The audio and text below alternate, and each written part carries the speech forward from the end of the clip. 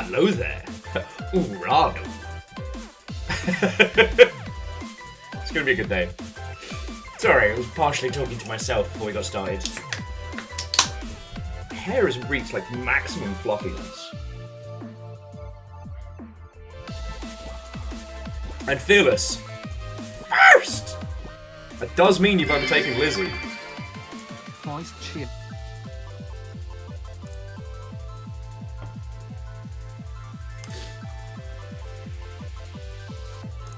Okay. Update that leaderboard.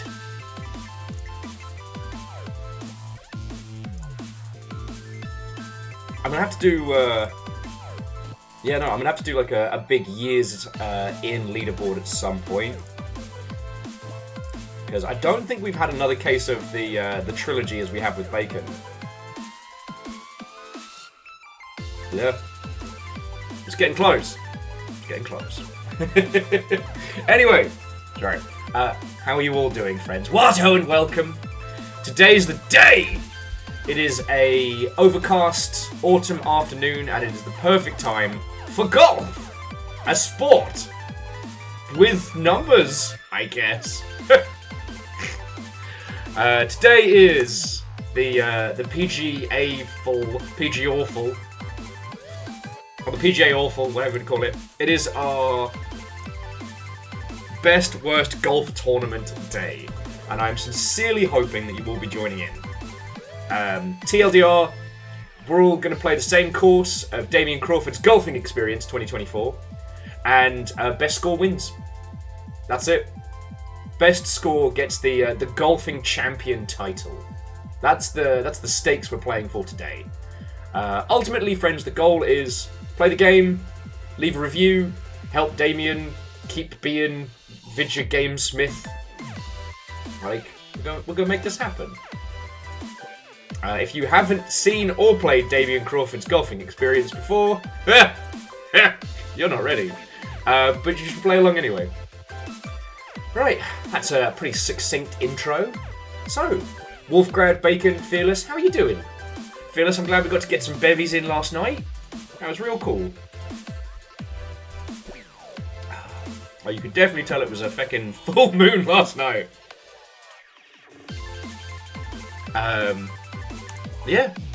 Friends, if you saw the Sea of Thieves stream yesterday, you've literally seen all the interesting stuff I've done since then. Kimball, Watto, and congratulations. How you doing? I still can't believe we managed to grab the biggest dickus again. Like, our team's getting pretty good at that. Yeah, Kimball, it's an actual weekend.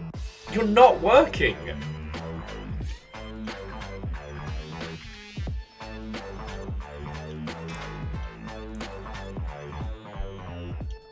It's freedom! Well, I'll tell you what, what if we took a good walk and spoiled it? You want to come play golf? We're playing golf.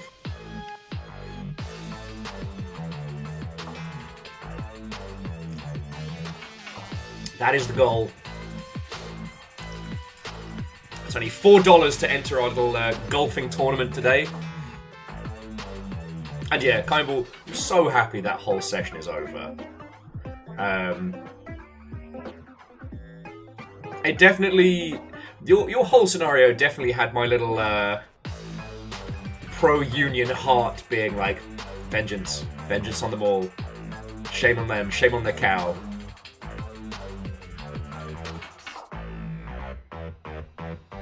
So, I'm glad you're out. I'm glad you're out. Sorry, I didn't have anything clever to add on the end of that one. Before I hit go live, I was just doing the State of GDC survey they do every year, and I was very honest. And Fred, I do still function. How are you? Even in death, I still serve.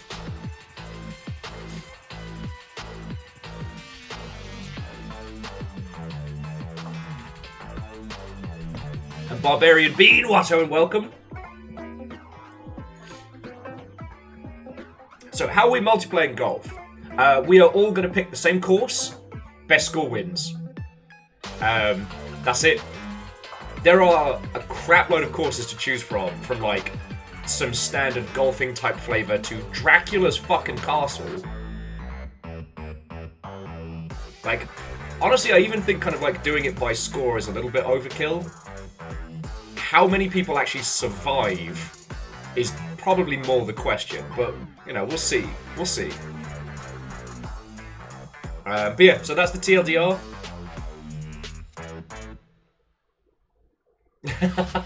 You did! I saw. Sorry, friends. Kimball entered like a t-shirt design contest. Won first place and $150. So cheers to you. That's a really good design. I'm hoping, touch wood, we're actually going to be able to restart the Longshipian store. Stooge Watto and welcome. Hello, hello. I found a little site called, what is it? Foursquare? No. Yes? I'm just checking the fourth wall, that was it. And merch stuff looks real good. So, might be able to get Longship Hoodie 2.0. God, our journey with merch has been an adventure. And dude, it is going. It has been... everything happened so much. Like, between finishing stream last night and sitting here has been a blur. But I'm doing good. Baby boy's snoozing behind. We're ready for a day of golf-flavoured nonsense. It's gonna be good. I will be bullying as many of you as I can into playing golf today. You know, the closest we'll ever get to sport. And yes, I am drinking a Red Bull. It's what sport people do, I've been told.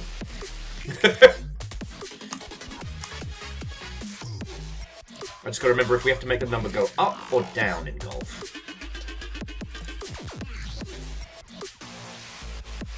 What's causing the blur? Well, I mean, it's the usual... it's the same thing that's been going on all year. It's like, you know, I do this and all the post.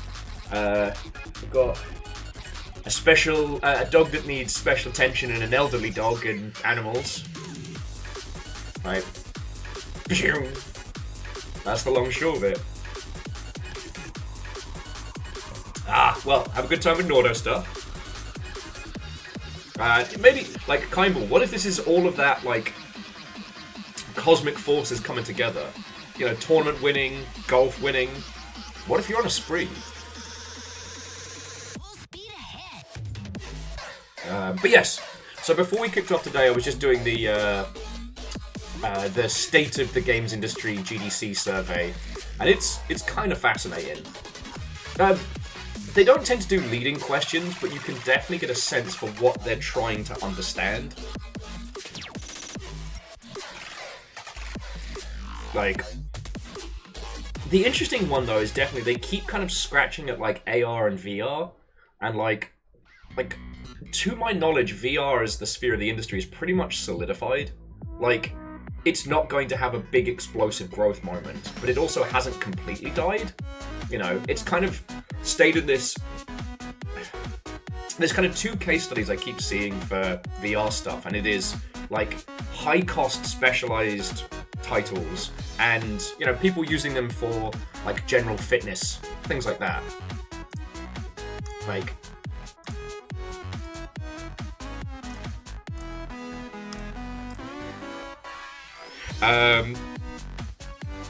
Sorry. Just, everything happens so much. So yes, Dinobot's finally doing its job, and I was nattering with an industry friend of mine about, like, okay, high-concept sci-fi nonsense, but basically, I really am starting to believe in the whole, humanity is basically the cosmos's favorite show. That it's not that there aren't any other big, you know, intergalactic civilizations out there. It's that they're keeping us on a closed set because we are infinitely entertaining. Reactor online. Sensors online. And Zoom, what? And welcome. Hello, hello. Systems nominal. Viking 64 down. Damn, 8 months already. It feels like you just got here.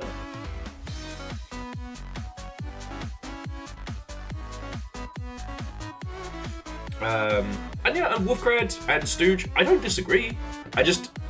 I think if we look at it from a business standpoint, you know, VR has carved out as much of a market as it's going to. I will say, if I get the chance over the winter, I might go and try the 40k experience, which is one of those like VR with a backpack kind of quasi arcadey sort of setups, which could be interesting.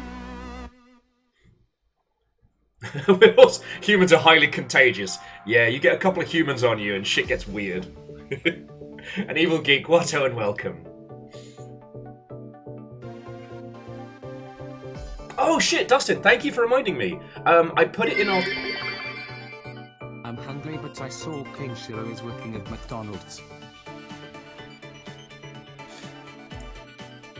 So Akira, thank you for the 500. You know that's keeping me alive.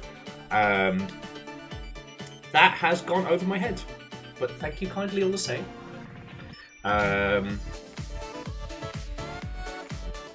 Oh, yeah, the feckin' you are well fed. Ah, yes. Sorry, like I said, everything happens so much. Everything happens so much. So yeah, let me just finish my thought on the state of the GDC stuff, being like, they didn't ask any questions about GDC being like stationed in San Francisco, and I do think it's going to be...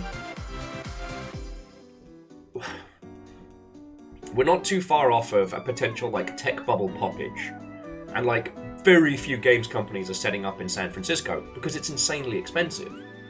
So see how that changes. But on the VR stuff, it's just every year there's like a little corner of GDC dedicated to like AR VR stuff, and like honestly, that stuff is kind of solidified.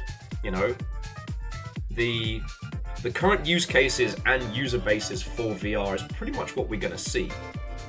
And that's fine. I think people with a high disposable income creating like really personalized VR experiences, it's probably going to continue.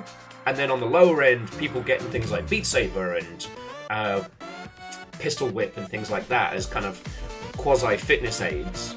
I can see that continuing, but I think if Half-Life Alyx proved anything, it's that the premium experience just isn't a strong enough pull to push the needle, you know? They literally put Half-Life 3 on VR, and we didn't see a huge bump in that space. So, yeah.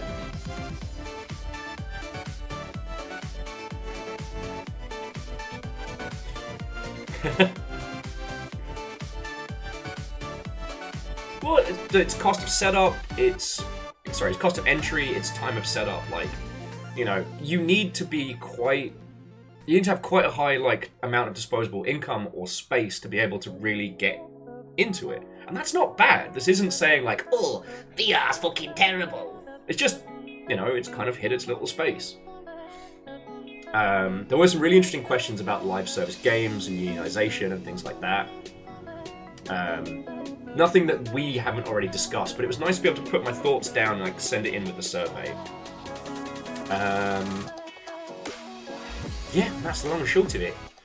So the next thing is what Dustin was talking about, and for those of you that like ARGs, so there is an SCP styly game coming out called, is it Karma? No, that's Resands. Let me see. Yeah, Karma, The Dark World. Alright, let me just show you a little bit of it, because you'll get the kind of vibe of it immediately. It's got Eastern European SCP type. Little bit shooty, little bit spooky. Like, taking the music out of it absolutely changes the vibe. I've had this on my wish list for donkey's years. Looks like something rad. It's gonna be awesome. But I got a little press email today from one of my good friends about an ARG that they're running alongside it, and it's really slick. Okay, enough blurry. Oh, shush you. Okay. Oh, shush you! Okay, this is a better example of, you know, gameplay. Kinda got that SCP Stranger Things traveling between dimensions vibe about it. Looks really fucking cool. But yeah, if you would like to give it a shot, this is the link to the site, and it's really slick. I don't know how deep the rabbit hole goes in terms of like ARG stuff, but this is what they're doing for marketing. And this is the password to get into the site. It's available over on the arcade on Discord as well. And Dustin's been scratching at it a little, because all I could really do was log in and have a look. And, but yeah, if you want to do some ARG puzzle shit this weekend, there you go. I got you. I don't know if it's known in the ARG circles or what. I've not had the opportunity to really stay active in those spaces, or really get active in those spaces since 1,000 years ago, but yeah, if you're looking for some fun puzzly shit to do this weekend, I got you. But that will have to happen after Damien Crawford's Golfing Experience 2024.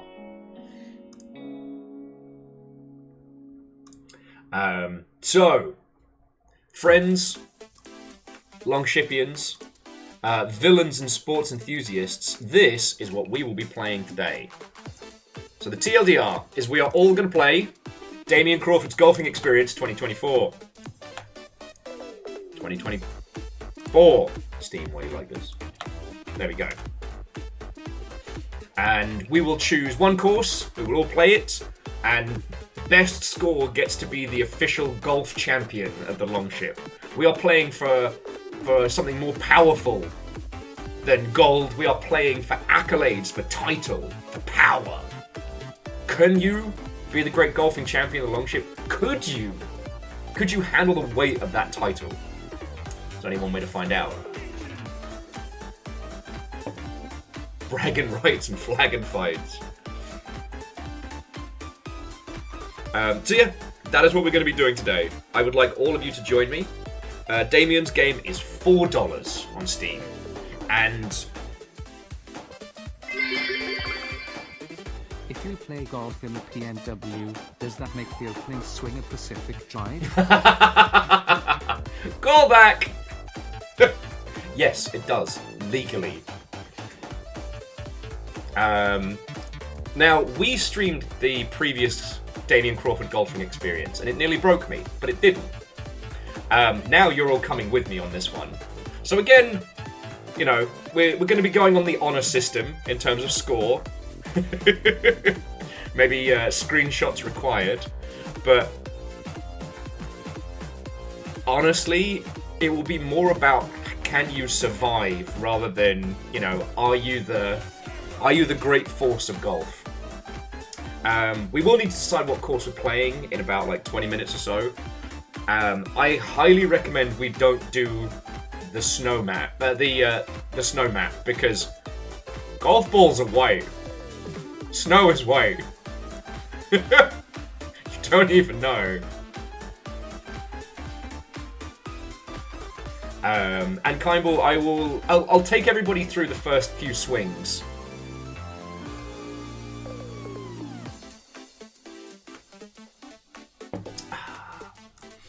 So yeah, it's gonna be fun. It's gonna be fun.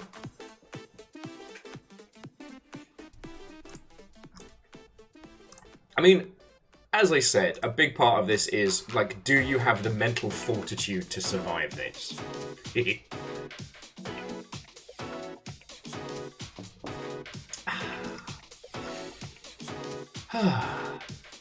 yeah, there hasn't been anything else going on that you weren't involved with. Like I said, Sea of Thieves last night was really good fun.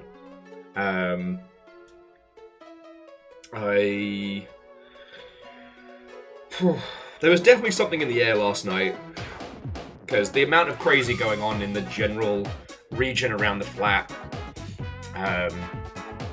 Some guy was kind of dressed like, I don't know, like Pastel Luigi, trying to fight anyone, and his mate pulling him back like a toddler on reins by his dungarees was wild.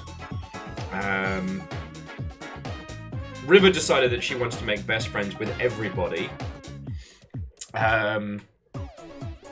While I was trying to take her for a walk. Very challenging. And honestly, that's it. I tried to watch a clever film last night, and I ended up being too drunk to pay attention to it, which is fine. I should feel like ass and death this morning, and I don't. And all I can say is the gods have been very kind to me. Very kind to me.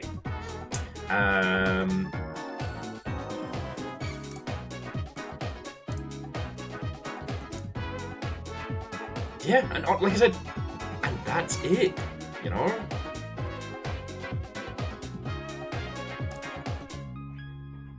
Blue Sky continues to be a joy with its whole new injection of people, and I kind of posted it, but like, Twitter feels dead. I don't know a better way to describe it, like, logging onto it today, because I check all my social media stuff. Twitter is not a nice place, but it's a place I have to keep an eye on because that's part of the job, right? And I logged onto it today, and it's so, I don't know, deflated? I don't know a better way to describe it. I couldn't point to one thing and say, this is, you know, this is where the change happened. But yeah, the last couple of days,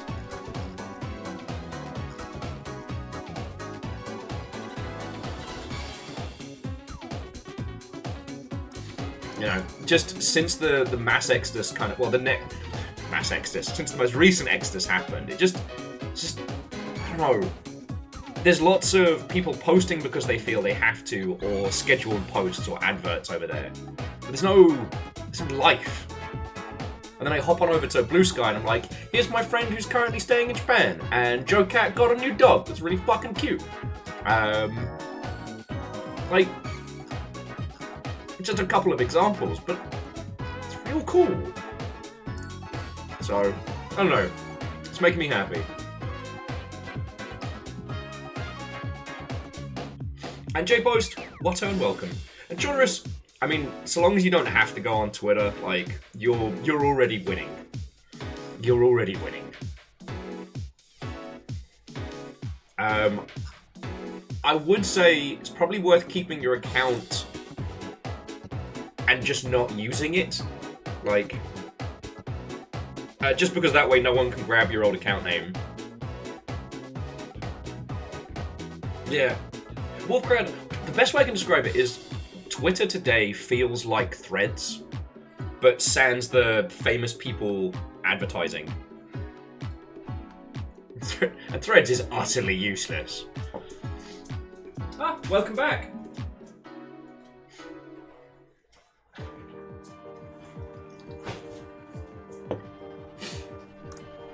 Ah.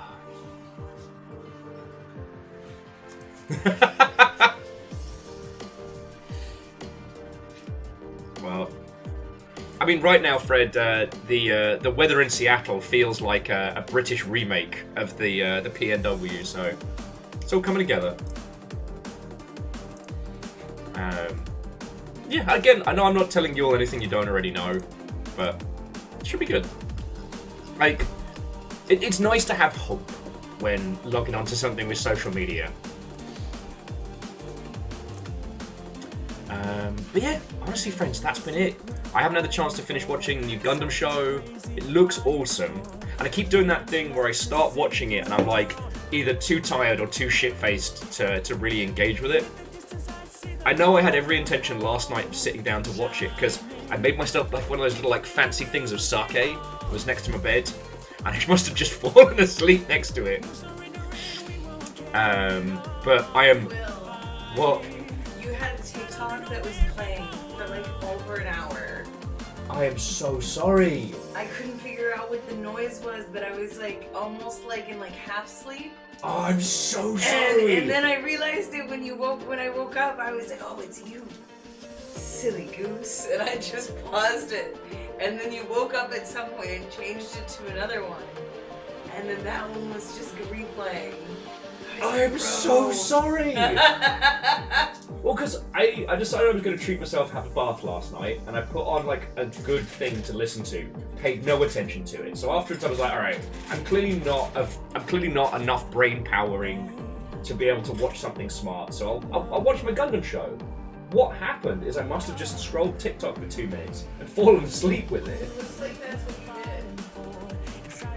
you did. That's me. I was silly goosing. Silly goose.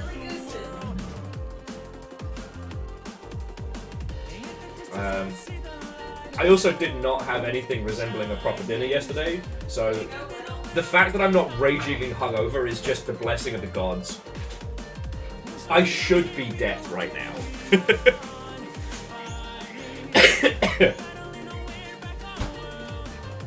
Oh, anyway, so yeah, that was my night. I'm still enamored with these new Gundam designs, and I don't know when they're dropping.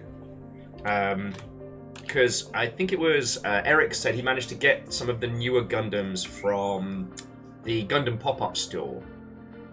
By new Gundams, what I mean is like the model kits from the newest series. Well, What's up? when did they go out last? 2:30.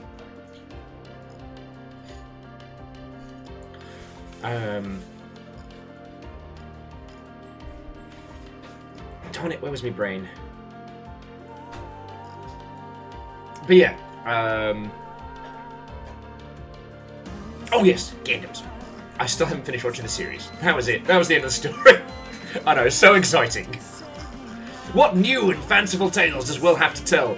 This is the story of how Will didn't finish watching a telly show. My word, how riveting.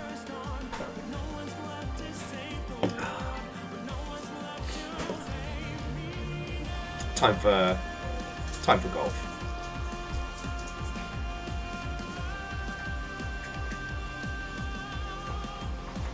What are you up to, baby boy? It's just being Amos.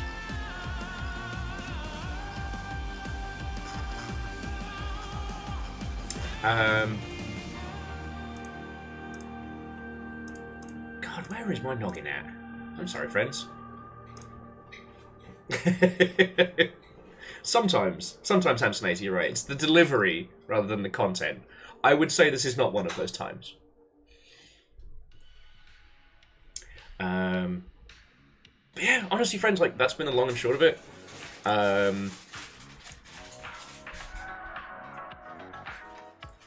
I'm still drowning under the weight of all of the just incredible games that we're getting inundated with.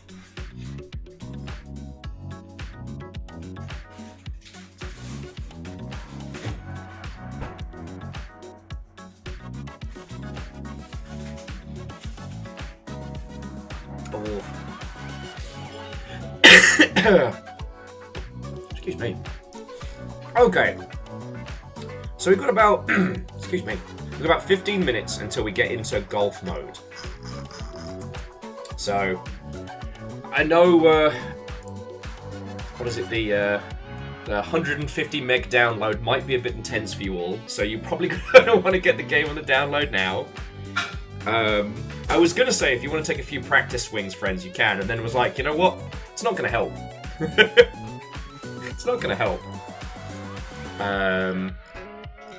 We may have Damien on the line a little bit to talk about the game, but he is not allowed to compete because he made it.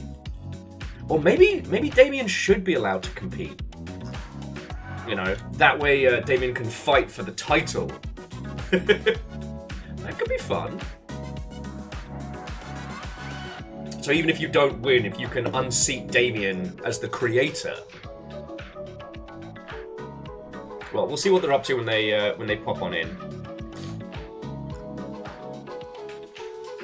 Give everyone a bar to be measured against. Yeah, like the par in Doom. Which is ironic, because Doom doesn't have golf.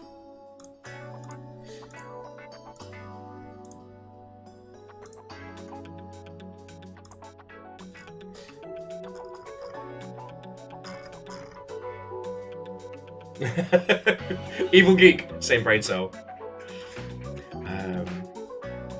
But yeah, like I said, friends, it was literally like Ended stream yesterday. Got the dogs out immediately. Gave... Reactor online. Sensors online. Weapons online. All systems nominal. So do we have to hold our good clubs upside down for this tournament? And how much longer will this really take if you were to do that? God. I haven't played golf in 1,000 years, and I have no interest in.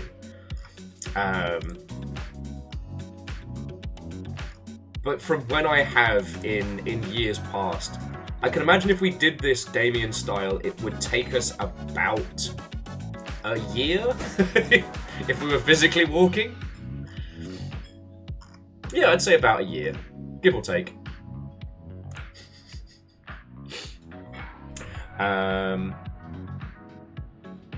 Right. God, I have no stories for you. I should try making some shit up.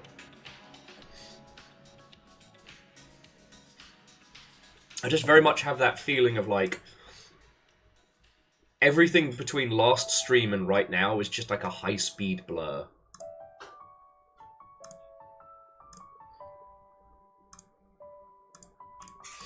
So yeah, and maybe it's because I'm just rearing to golf. What if this is my awakening? What if I've been a sports guy? I can't even say it with a straight face. What if I've been sports the entire time?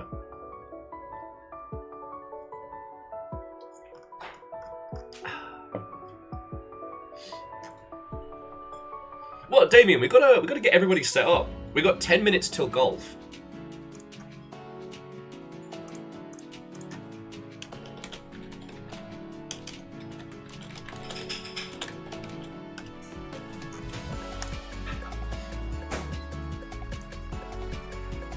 Welcome to Sports Brawl, population the long ship. You've all got tickets for the seat, but you'll only need the edge. It's for chipping, I guess. Oh, okay. So what have you been up to, you lovely Mother Hubbards? What have you been playing? What's been going down? As I desperately remember how to host a stream and be a good talk conversation person. And Damien, we were just discussing whether or not you should be allowed to compete in this golfing tournament. Because on the one hand, like, you obviously have an unfair advantage being golf master. But then maybe you should be the bar that we have to clear. You should be like the golf master we have to unseat. Yeah, Wolfgrad. Splorts. Oh, I'm fearless. Way cool. I'm glad it's been helping, friend, because Kind Words 2 has been helping me so much. So...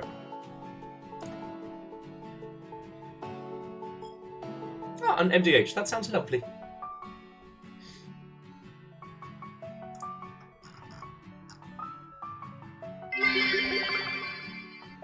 You sure need a lot of balls to show up at this golf tournament. You got a lot of balls to show up for this golf tournament. Probably because you're a terrible shot. Remember, the yellow ones go further. That's science.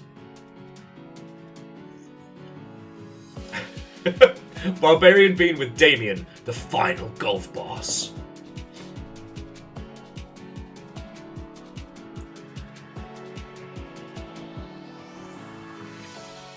Yes, Damien, I remember what a double bogey is. Totally, and you're right, it is unfair that you get double bogeys across the board. You should only be allowed a single bogey. Don't worry about it. Okay, so Damien will not be competing. Feels a bit unfair. But what if you got crushed? What if you got crushed by the longship at your own video game? Bogeys are bad, give him more bogeys. Okay, we shall increase the amount of bogeys.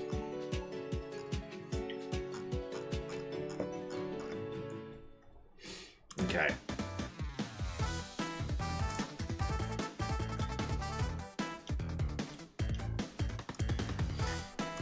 Okie dokie Lokis.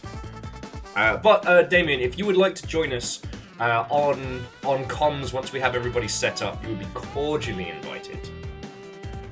Because apparently I've forgotten how to talk. I've forgotten what people words are. No, it's like I said, I feel like I never stopped.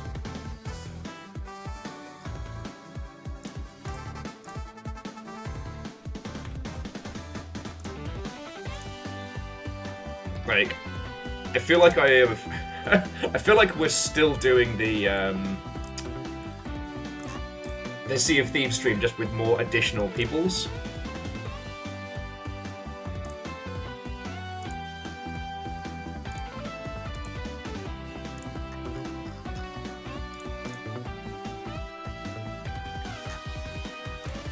Okay. Maybe the Red Bull was a poorly thought out idea. Don't worry about it. It takes another slug. Okay.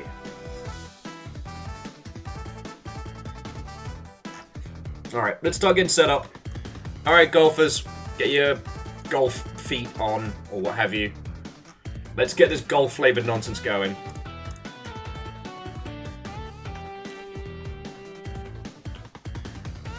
Damien Crawford's Golfing Experience 2024.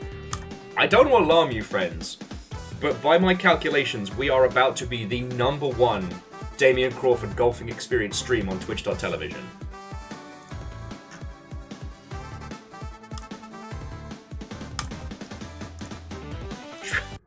Sonic. Okie dokie, Loki friends! So, what you will need to take part, as I hope all of you will be, you're going to need a pen and paper to keep track of your score. You are going to need a copy of Damien Crawford's Golfing Experience. Right. Alex Watto and welcome. Let's balance out our golf music.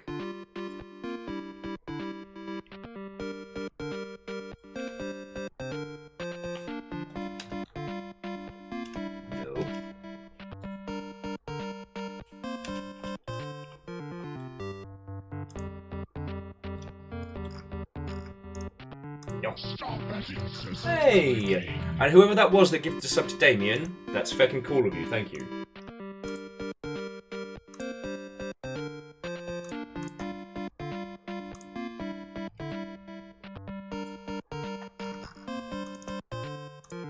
Excuse me. What do you mean specified window is not a game?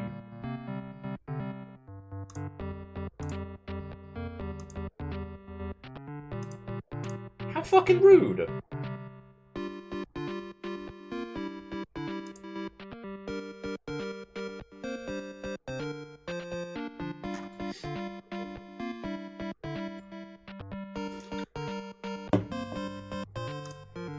Sorry about this, friend. I'm just having a little bit of technical problems. What the heck? Tell me it's not a game. It's literally a game.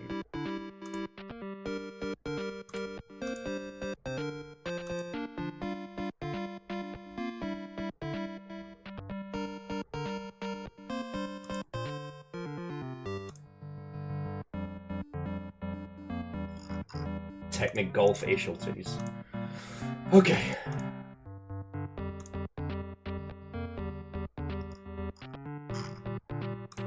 Alright, so we'll have to go for big screen. There we go.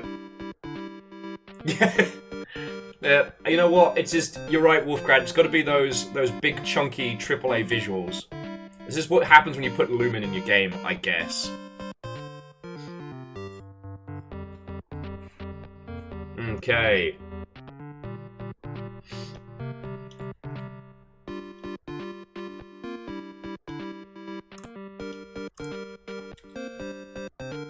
Alright, Lance, you in? Good.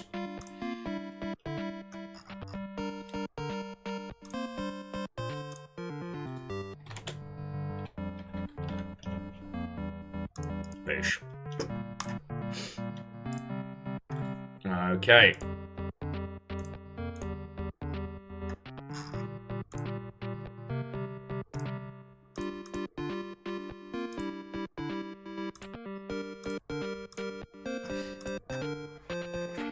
Oh yeah, no, absolute banger theme. And anything that's not moving houses, need more boxes, is totally okay with me. Alright, so whilst everybody's getting set up,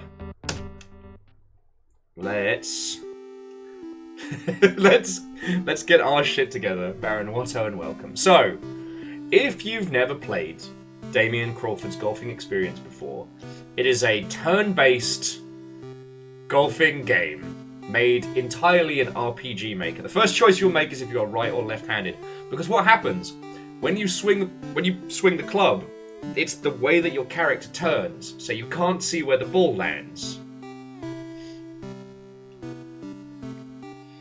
I'm right-handed, and here we have the mysterious golf master.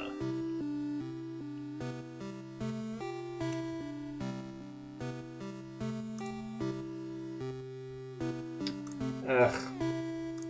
Silly bot. Silly bot, no. No.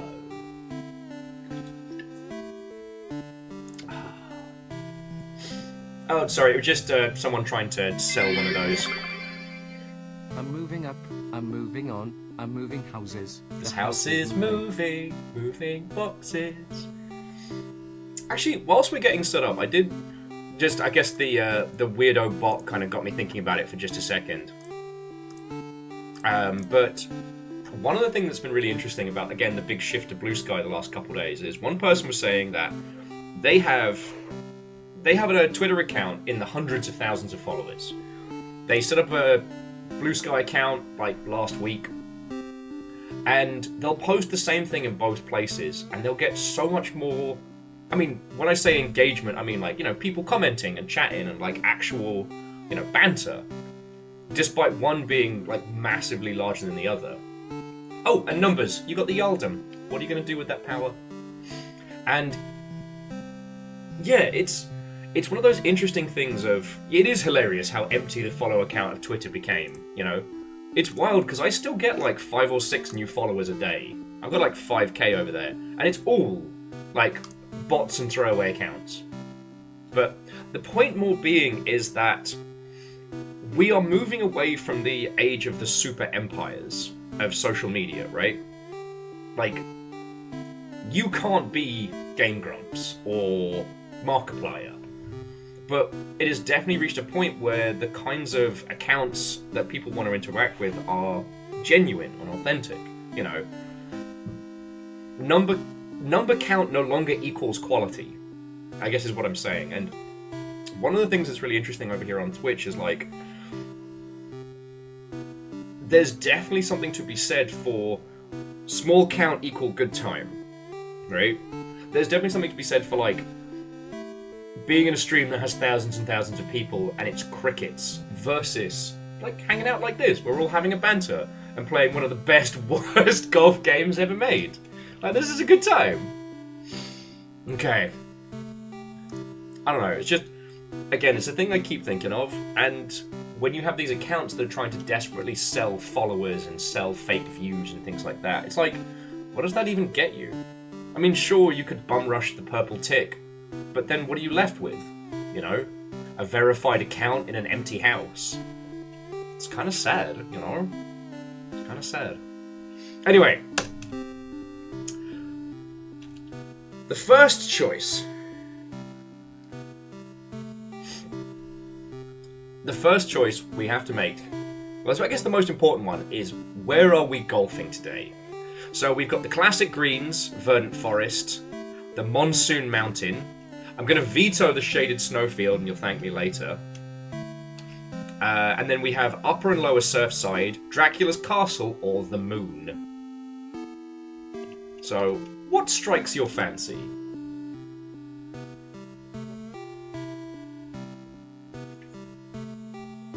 Yeah, Lance, absolutely. I mean, we've known that in community management for thousands of years. Like, reach is nothing compared to engagement. I.e., having a community of people that genuinely give a shit, while might be a lot smaller, as in terms of numbers, it's far more, I don't say valuable because it makes me sound like a right twat, but you know what I mean. Moose says, as it's October, it clearly has to be the castle. Alright, we'll... Just to give everybody a chance to get this downloaded... Oh, Damien's voting for Lower Seaside, though. Wolfcrad, classic greens as a starter. You don't want to commit to doing multiple courses, friend. Alright? Like, maybe we do, but don't sign yourself up for the chicken wing challenge before you've had your first nugget, you know what I'm saying?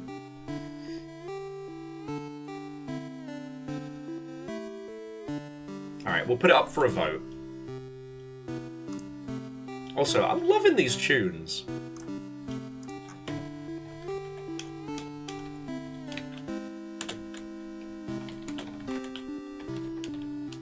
So we've got Dracula's Castle, the Moon, Verdant Forest, and Lower Seaside, which is underwater. And we'll do a quick little, like, 5-minute vote. Alright. Let the golf voting begin! As I'm competing, I'm also going to vote. I'm going to vote for Lower Seaside. I'm going to vote for Lower Seaside. Mix it up. I've only putzed about on Dracula's Castle just to make sure everything was working. And it's a trip. It's a trip.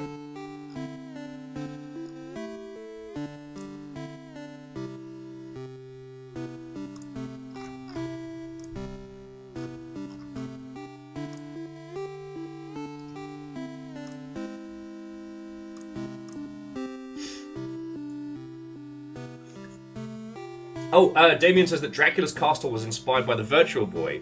Another event that can absolutely destroy you.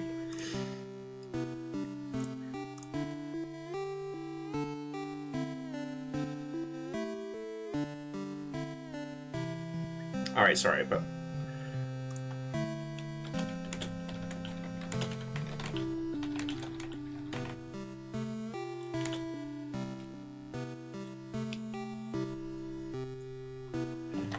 Sorry. No, leave it. Leave it alone. Gonna leave it.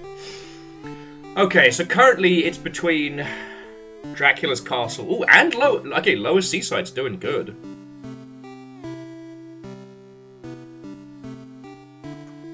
Get those mead points flexing.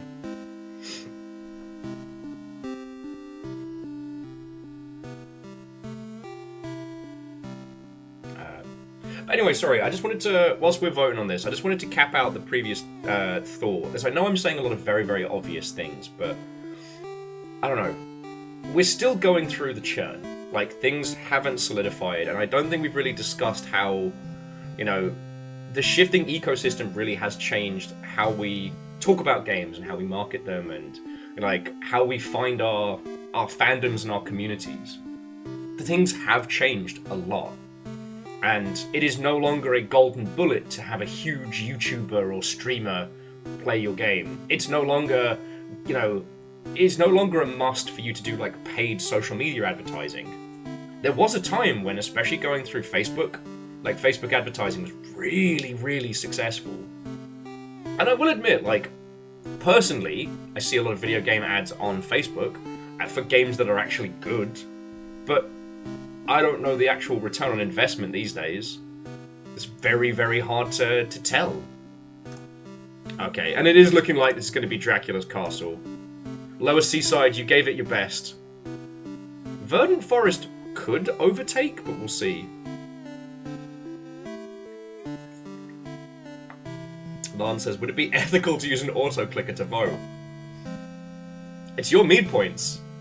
It's your mead points, not mine. I can't, because as the source of mead points, I have infinite. I get one vote.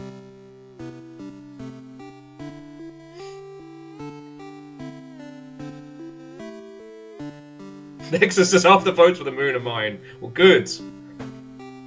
But it's looking like we're gonna be spooky golfing. But no, it's just. Re-enter online. Hey! All systems nominal. I was just talking about you. Greetings from Tokyo. So friends, when I said I've been enjoying Blue Sky and like, I've got a friend who's over in Japan right now, that's the friend. Star, how are you doing? Thank you for sending me all those lovely photos. I've not had the chance to respond. I'm so happy for you, friend. Virals! I haven't seen you in tens of minutes. You gonna come golf? You golfing? Are you... Virals, you golfing? We haven't started officially. We're voting on what our course is going to be. And once we're properly underway, I can steal Damien for Bants.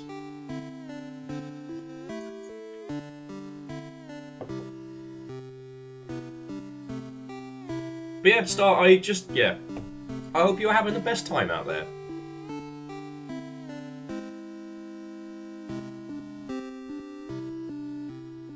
Okay, well, sorry. And also, Star, thank you for 40 months. That's a significantly larger amount of months than 20.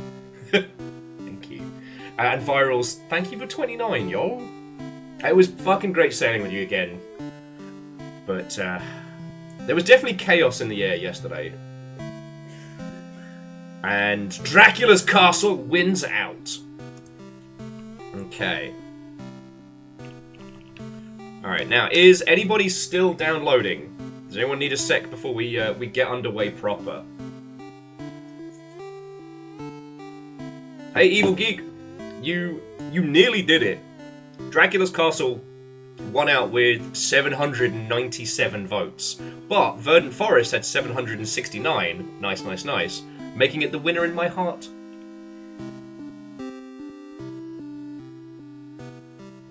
Evil Geek says, pro tip, you could just hold down enter. Damn.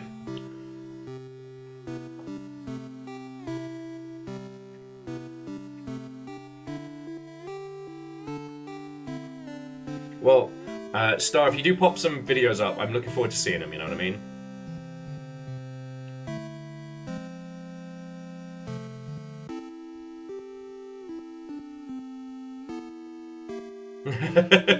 Mortland says, any tips for a first-time golfer? None at all. Alright, so let's get started. If you would like to join in, you still have plenty of time. All you need to do is download Damien Crawford's Golfing Experience 2024. And get yourself set up on Dracula's Castle. We're going off the honor system, but whoever gets the best score, which I think is the lowest score in golf, I totally know sports. Whoever gets the best score will be crowned as champion golfer of the Longship. You will have a title that you can hold on to forever, unless we have another tournament, and then you'll have to defend your title. Because yes, golf does work on Highlander rules. There can be only one. Okay.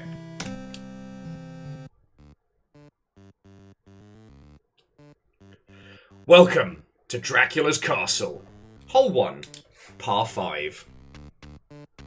So number 1, par 5.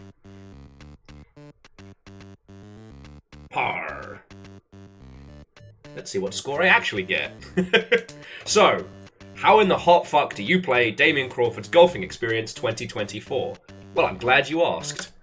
The premise is simple. That little blob there, that's your golf ball. Step on that sucker, hit enter. Now you've got to decide what kind of club to use. Wood, iron, putt. Oh, hold on. We're going to go for a big old chunky drive. So go for the wood. Which one? Now I forget what the numbers in mean, but fuck it. We'll go for 7 because that's more than 3. And then we, having hit enter each time, how do we choose our swing? The cautious, the moderate, or the full fucking send it? It is hilarious, Damien, that you think you need any other button than full send it. Once you have selected your attack... Oh! Right in the meat. Now let's go and try and find our fucking golf ball. Oh, you can use arrow keys or wasad. I was kind of tempted to do this like a speed race, but then realized how sadistic that would be. Then you hobble over.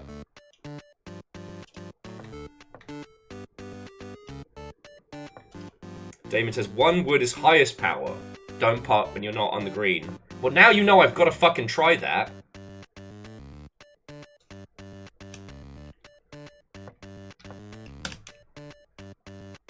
Ball is currently on the fairway. What club will you use? Putter. How will you swing? Full send it. Yeah! Damien trying to fucking psych me out. Dustin, better than that. It's not even tank controls. It's, like, turn-based dungeon crawler. Like, first-person dungeon crawler. To play Golf. properly, you need a practical hat, or as I like to call it, a handicap. 15 minutes in the sin bin for Wolfcran, that fucking joke. Okay, ball is currently on the fairway. What will we use? Let's get that wood going. Lol. Alright, 3. Full send it! Oh, my knees! And away we go.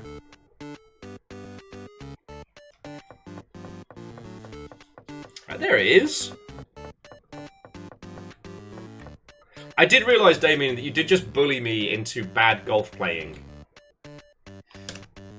Currently on the fairway. What club will I use? Okay, I guess we're still doing this. Full send it!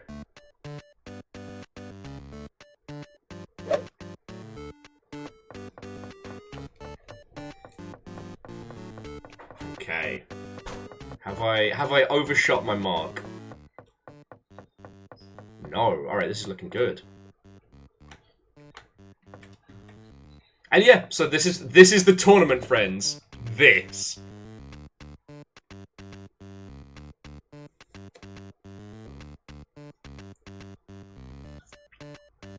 And yeah, again, friends, if any of you want to come join in, you've got time. Nexus says you can't see the edges of elevation changes. Why? Look, we've played sadistic games before. We've played twisted, challenging titles, but there's just something about Damien's style of fuckery that is completely unique. And none of it is better surmised than in this. Think you're gonna break me, Damien? You know I'm not gonna break. Haven't even found the fucking... We haven't even found the green yet. Alright, there it is. Okay, I see it.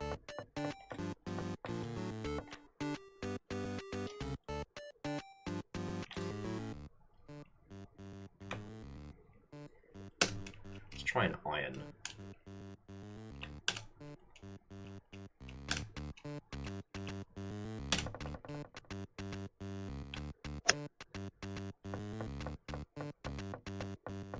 Yeah, let's fucking go! And there's the edge of Dracula's castle in all its horrifying glory.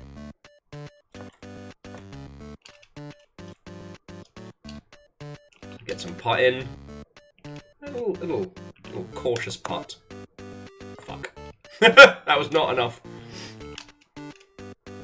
A moderate putt. Fuck! Damien! What the shit? Okay, in theory... So putt, full send it.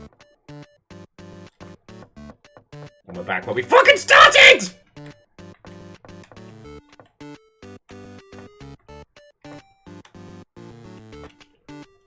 Just give it a little tap. Just a little tappy tap. Okay. Putter. Cautious. Yeah! Okay, I cleared this hole in 11 strokes. And I broke my pen. Come on! God damn it! You super just broke my pen. Okay, we're good. I found the pieces. Okay. So, just to recap, that took me 11 strokes. and I failed at every aspect of it. Welcome to golf, Mother Hubbards. Okay, so that is 11 for me. Alright. So, to those of you playing along, let me know your, let me know how you did. Because we are 1/18th of the way there! Fuck yeah! Kleinball got 19! I'm winning.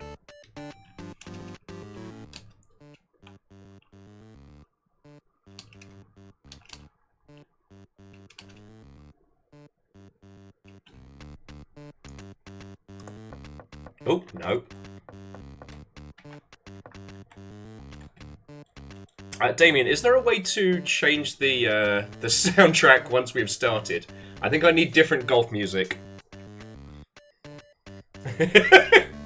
Fearless got 8. That's really good. Lance has lost the fairway. Evil Geek got 12. Alright, so I'm middle of the pack. Okay, that's fine. That's fine.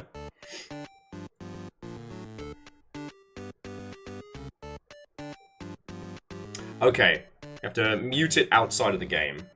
Because here's the thing, I could replay the first course and change it, but that feels like cheating.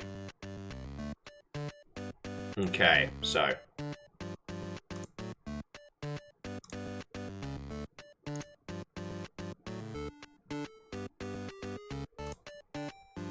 Bear with me just a second, friends. And yeah, as the...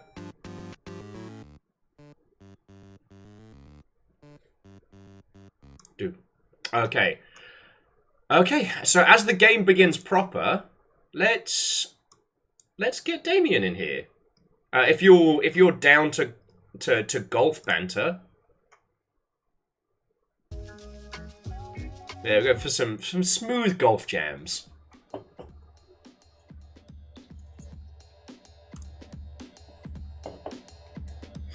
Okay. So, whenever you are ready, dear friend, Damien, if you just want to hop into the green room, and we'll talk about, you know, the process getting here, while I curse at you live on Twitch.television. I mean, what? Evil Geek, I also missed what par this one was, so fuck it. What sort of club? Wood. 1. Fucking send it! Alright, Damien, you're in no rush, friend. You're in no rush. Alright, let's find that golf.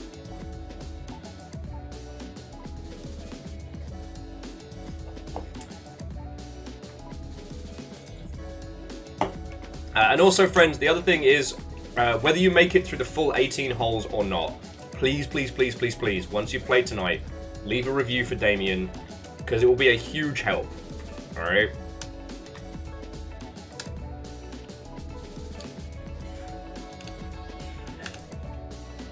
Send it!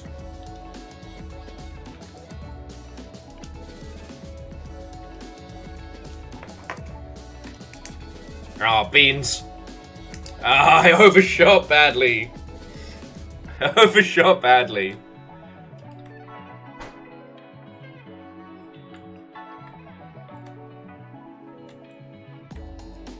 Star was saying, if anybody wants to try more of the trying to play golf without knowing it, check out Rising Impact Golf on anime. Is that the waifu golf anime about people, like, golfing their way out from the Yakuza? Or am I getting that mixed up? I have definitely fucked up here. Oh, and that's... I think this is... Alright, so I think I'm just gonna chip it that way, and then try and chip it back over. Oh, that's birdie wings. Okay. Iron 7. Swing with moderation. Oh yeah, birdie wings is the lesbian golf mafia. Okay, thank you. I just want to make sure I was quoting the right... I'm spoiled for good fucking shows right now, you know? Lance has cleared...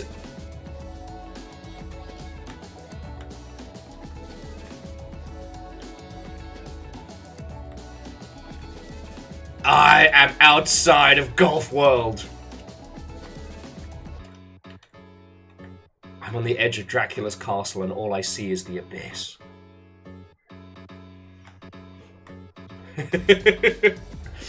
No, the amount of good anime at the moment is killing me. It's too much. It's too much.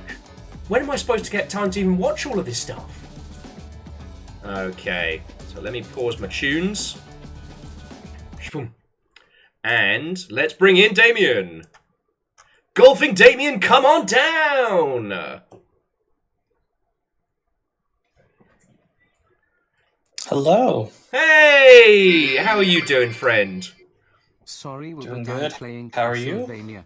I'm inside of Dracula's castle. Well, I just found the edge of Dracula's castle and the abyss that comes from it. And Akira Zero, thank you. So yeah, thank you for overseeing the first inaugural Damien Crawford's Golfing Experience 2024 tournament. Oh yeah, no, happy to be here. Happy to see all the people out here on the links today. It's impressive. Although their choice of course is a little bit to be desired to me. I mean, it's a good course. They're all good courses, mind you. They're just good courses, Brett. Yeah, absolutely. This one's just, a little too much blood. A little too much blood. Where'd it go? How did it go backwards? Damien! You put off the green, didn't you? That's you see, classic mistake.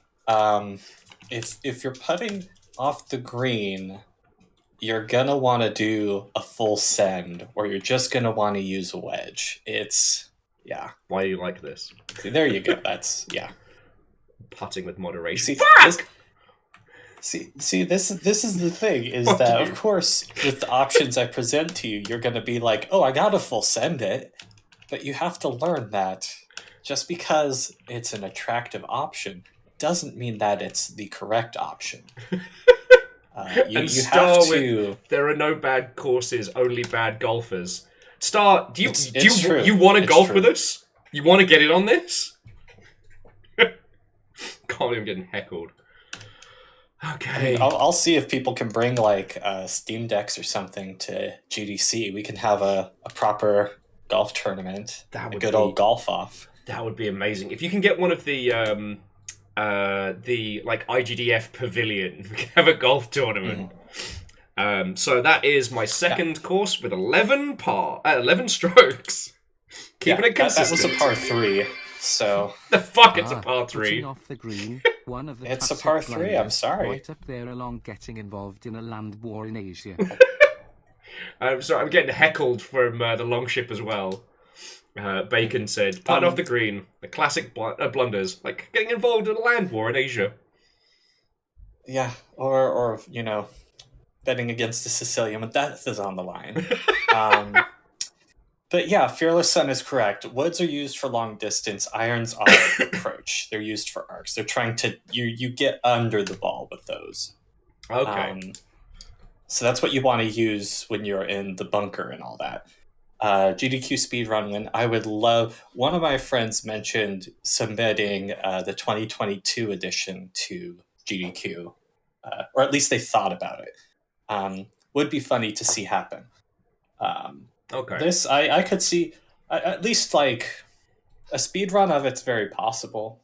I could see people trying to race in this. It would be funny. It would be terrible, but it would be funny. It would be extremely funny. I mean, that's kind of... we're not really racing today, but... also, I'd like to point out that Star conveniently only has their Mac available to them while they're traveling. How convenient! You can't golf. It's the smart play. Oh, God. Okay. So, as has been commented upon several times, I'm terrible at introductions, but I'm going to try. So, friends, the wonderful disembodied voice that's just joined us is the Damien Crawford of Damien Crawford's Golfing Experience 2024. Damien has been an indie dev friendo for many, many years now, and is predominantly known for a series of visual novel titled JRPG titles.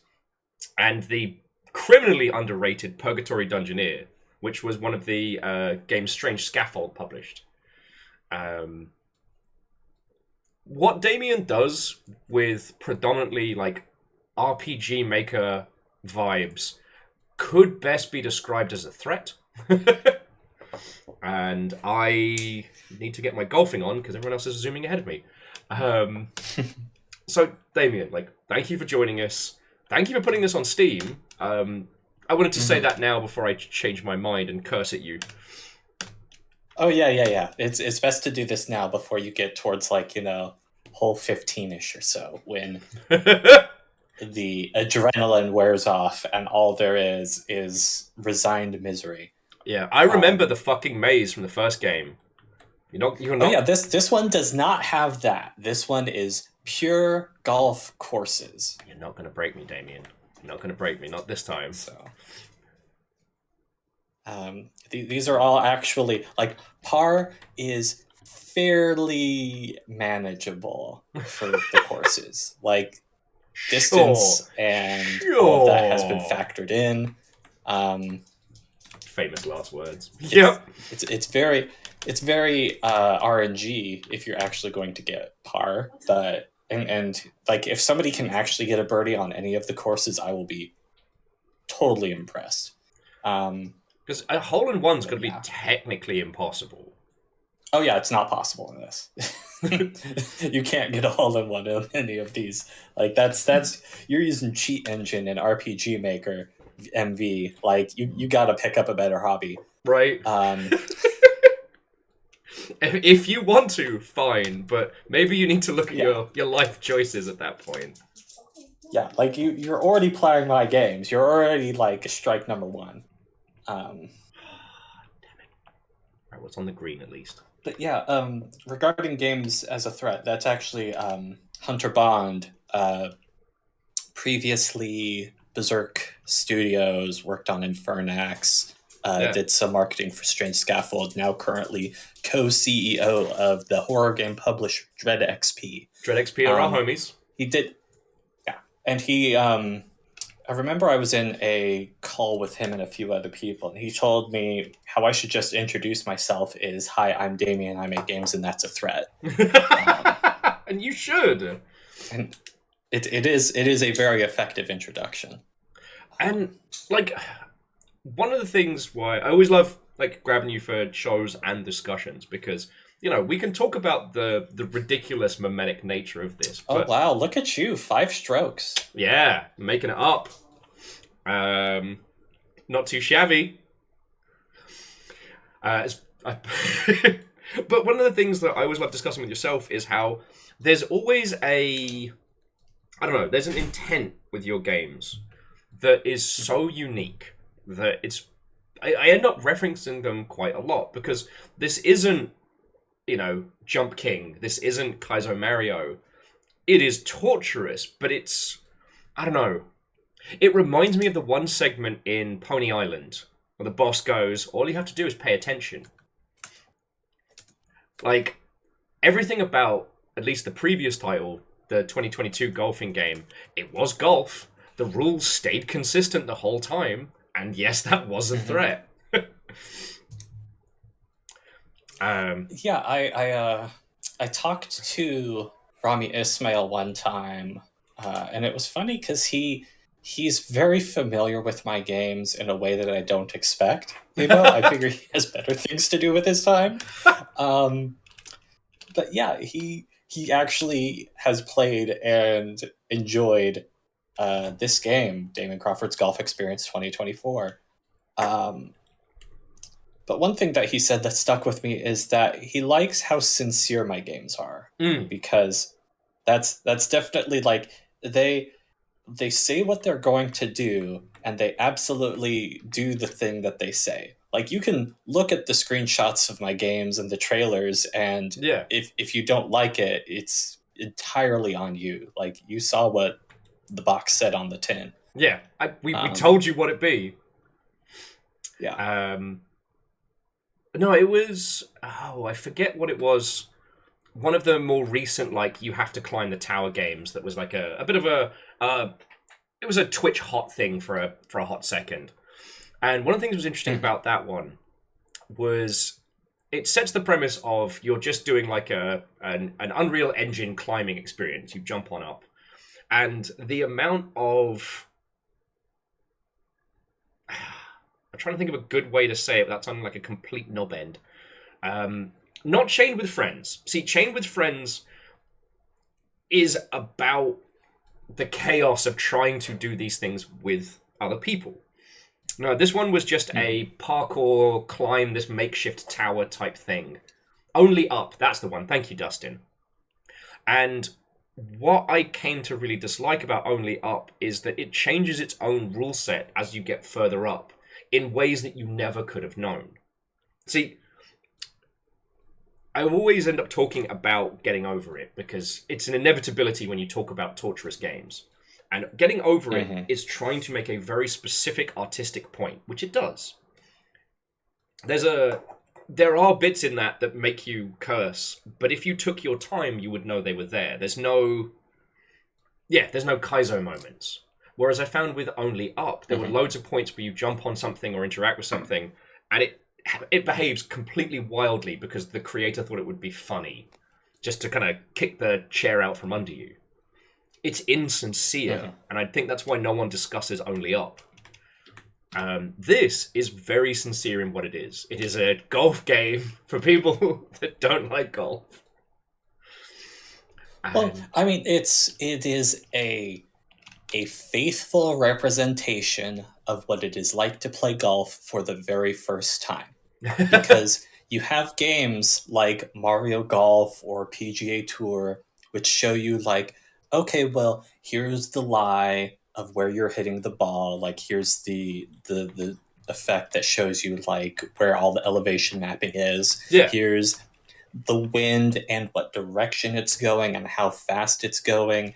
And, you know, here's like your power meter and, you know, the deviation that comes from that potentially. You can hook or slice or, you know, adjust your spin. In those games, you're given all care about that. Yeah, no. Those games give you all the knowledge as if you were a person who played lots of golf and understood it. This, what does the elevation mean? You don't know. What is the outcome of you swinging this particular club like this? I don't know. Try it. There's no measurement numbers. It's not like a graded meter where you're carefully aiming the right amount of like force. No, how do you hit it? A little, a bit, or just fucking go for it. Okay, I'm gonna try this. Yeah, as Star is saying, Damien is faithfully revealing the true experience of the sport. Because that's the thing about it is they all the rules adhere to themselves. You know, if you have the putter, the most obvious one is putting cautious approach on the green. It will always put you one tile forward. Yeah. And it's like that with every club. If you're hitting with a 1 wood off the rough, it's going to go a certain distance with some amount of nonsense that happens, but the numbers are always consistent. 8 strokes. Woo! It's just once you have to learn through experience what it is, and that's the only way to learn it. 8 strokes is good. That was hole 4? That was hole 4. Yeah, that's a par 4, so that's pretty good. That's only double par. Go me. Yeah, honestly, if you can only get double strokes on each hole, that's still very solid. Ah, shit, got another par 5. Why are you like this? Well, just be glad you didn't go to the moon, because that's technically the course with the highest total strokes. We nearly ended up on the moon. Yeah. Evil Geek says, update, I found my ball. It was hidden behind a hill. That's a very authentic golfing thing to happen. Where the fuck is your ball gone? You don't know. It went into the hedges. You just gotta fucking find it. Fearless says, is there any way to continue from where the game froze? They were on hole 5. Do they have to play those holes again? I tell you what, Fearless, you can keep your original scores if you want to just play catch up. But that does mean if you do better when playing catch-up, that you're not allowed to have the cool new scores. And Yeah, there is no autosave in this. Yeah, and it is... You're writing this down, right? Because I'm not keeping track of your scores as well. But yeah, so... Also, as a tip for anybody who's playing, if the flag is directly in front of you and the golf ball is not beneath you, you can either quit out the course that way or save your progress. So that might be something that you want to do now and again. Okay. But yeah. I'm all or nothing on this. Let's fucking go! But yeah, so... I guess, like, I definitely agree with Rami, and, like, there is such an authenticity, there's a clear through line in all of your titles, which is why I end up talking about them so much. You know, the other titles that you've done tends to use JRPG mechanics as either, like, expression, metaphor, or as puzzle challenge. Oh, no, what are you doing? What are you doing, Golfman? Sorry, sometimes Golf Guy decides he's a little confused. And so to date, my older sister left the PC on, and now I have to coordinate a raid and I don't play MMOs. That's your most successful title so far, right? Well, I mean, if we're talking about expense to profit ratio, then yes. Because that was a game I spent a week on and it made $4,000 in a day. And it went down, like, I mean, sales absolutely died off after that, and so it's only made like $5.5 grand total. But, like, you know, it's a game that absolutely committed to the bit. But if we're talking about actual, like, success in terms of wider visibility, like how many total sales and such, that would be Purgatory Dungeoneer. Okay, that's good to hear. That's good to hear. I know I had a follow-up point on that one, but it dropped right out of my head as the golf has taken over. I don't even remember who I was before golf. Yeah. Well, you are Will, one of the many that have entered Dracula's castle in the name of golf. No! Fuck.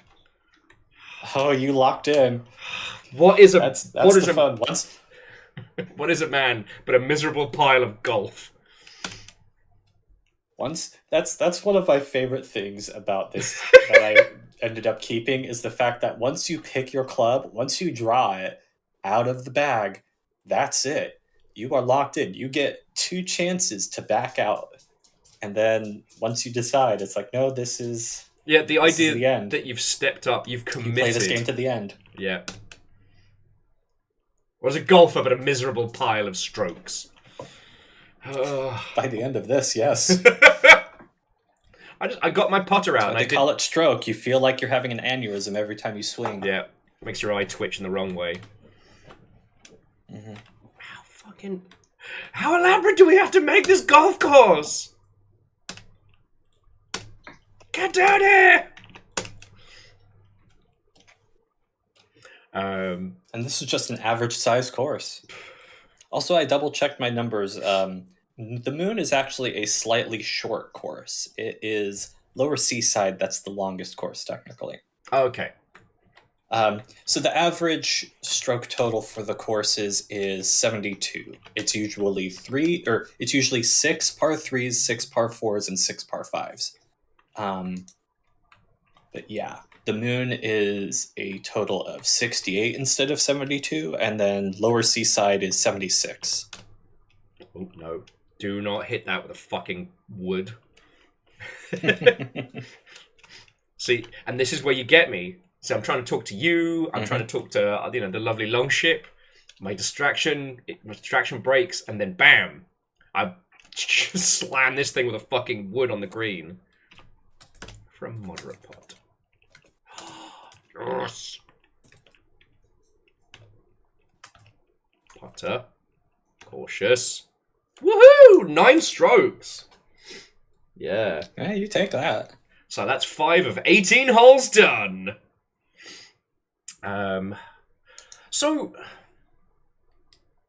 I do apologize, Damien, because I guess what I'm trying to get at is, what is it that keeps you making games this way? What's your process? What's your through line? As the person quasi interviewing you whilst raging at your golf game, I guess that's what I'm trying to ask. Like, let's get to the fucking meat of it. Yeah. You didn't think I was going to give you an easy time, did you? Well, no. I mean, like, if we're talking about... Want to come play golf? I'm trying to think of, like, how much context do I give? Where do I...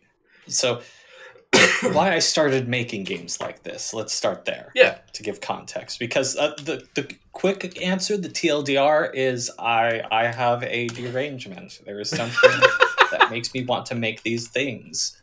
But there was my very first game, Legend of Moros, which was a very classic JRPG. I wanted to make a 40-hour-long, traditional, turn-based role-playing game. Okay. And I got it up to about 30 hours long after 2.5 years. And I said, this is as close as I can do it. I'm fucking tired.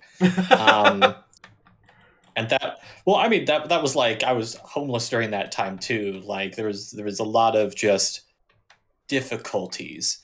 And the game did not sell well. It did not get very many sales day one. I just looked at chat. Question for Damien: who hurt you, and when will the revenge be enough? Who hurt you? It's a long list, and the revenge will be enough. Never. Yeah. So the game didn't do well. It sort of just didn't get noticed by anybody. It was very much a labor of love. It was something that I cared about very much. I was really hoping that if I made something that, was good quality, like even though the art, it's not good art, but the mechanics were there. The combat was there. It was an interesting take on things, but it didn't get any manner of visibility, right? You make the thing, but that doesn't mean people will show up. Yeah. That was hold on. That was I managed to do that one in 6. 6 strokes. Yeah, that's why I said fuck yeah. I wasn't celebrating the. I wasn't hole 6. Yeah. Yeah, that's my record on. You're getting there. That is a double bogey, my friend. We're getting into terms that we can actually say instead of just plus whatever. I totally understood what that meant, and I totally got it. Sorry, I wasn't celebrating double bogeys plus 2 strokes. I wasn't celebrating the failure of your first title. That was what was important. No. Like it's because there's also the stream delay too. So I'm just like, I'm half paying attention, half trying to discuss. Okay, so I'm also. So you have your labor of love RPG, and it just doesn't get picked up. So yeah, and so you vowed revenge, like Batman. Well, okay, so it was my biggest project. It was my first personal thing outside of I did a jam game, and while I was developing that, but it was I had said I was going to make this game, and very few people actually finished the very first thing that I made. It just took me many years longer than I was expecting, but I made it.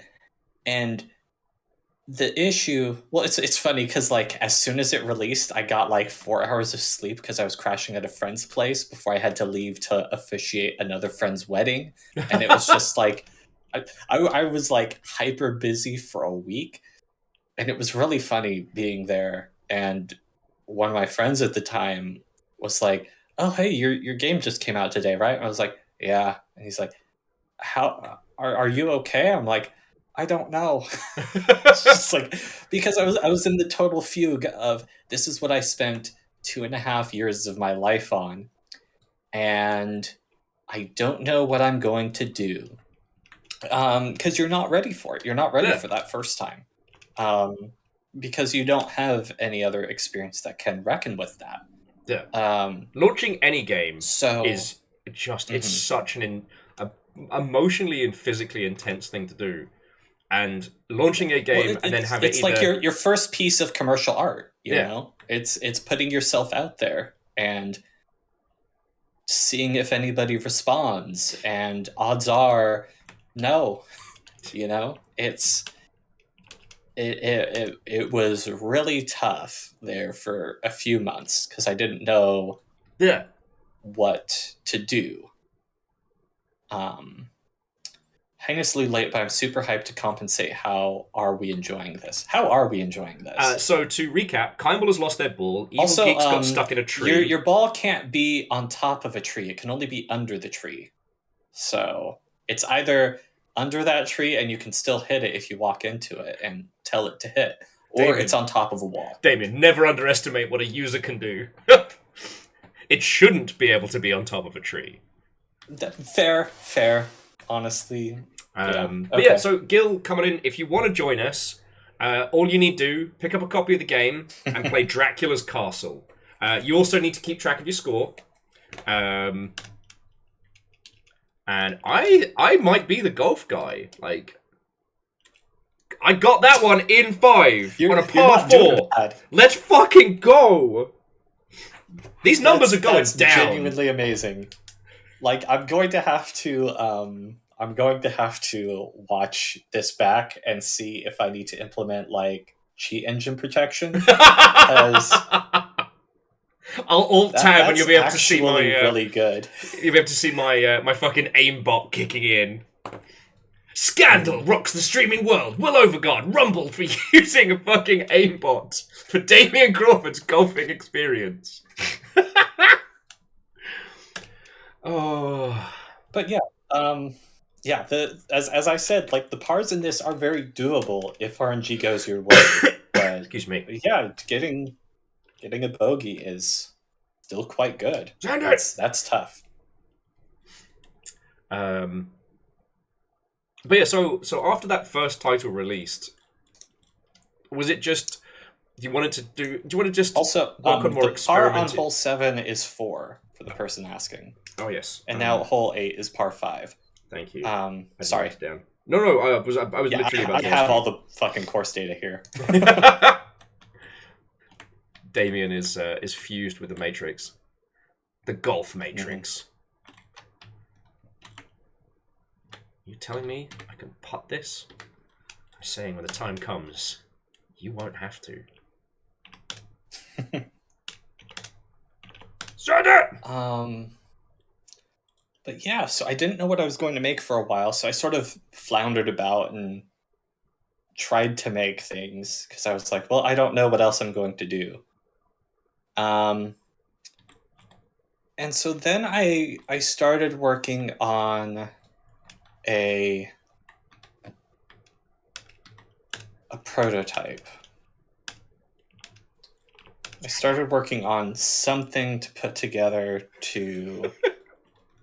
I apologize for. I'm not laughing at you. Kindball's right. Look, my ball's gone forever. I am retiring and going to bed. It is 2:00 in the morning. We have our first victim of Damien Crawford's golfing experience. Yep. That, to be honest, that's victory. That's winning right there. The part of the point of golf is knowing when to say, I'm done. Fuck this. Knowing when to say, my patience has been tested. Enough.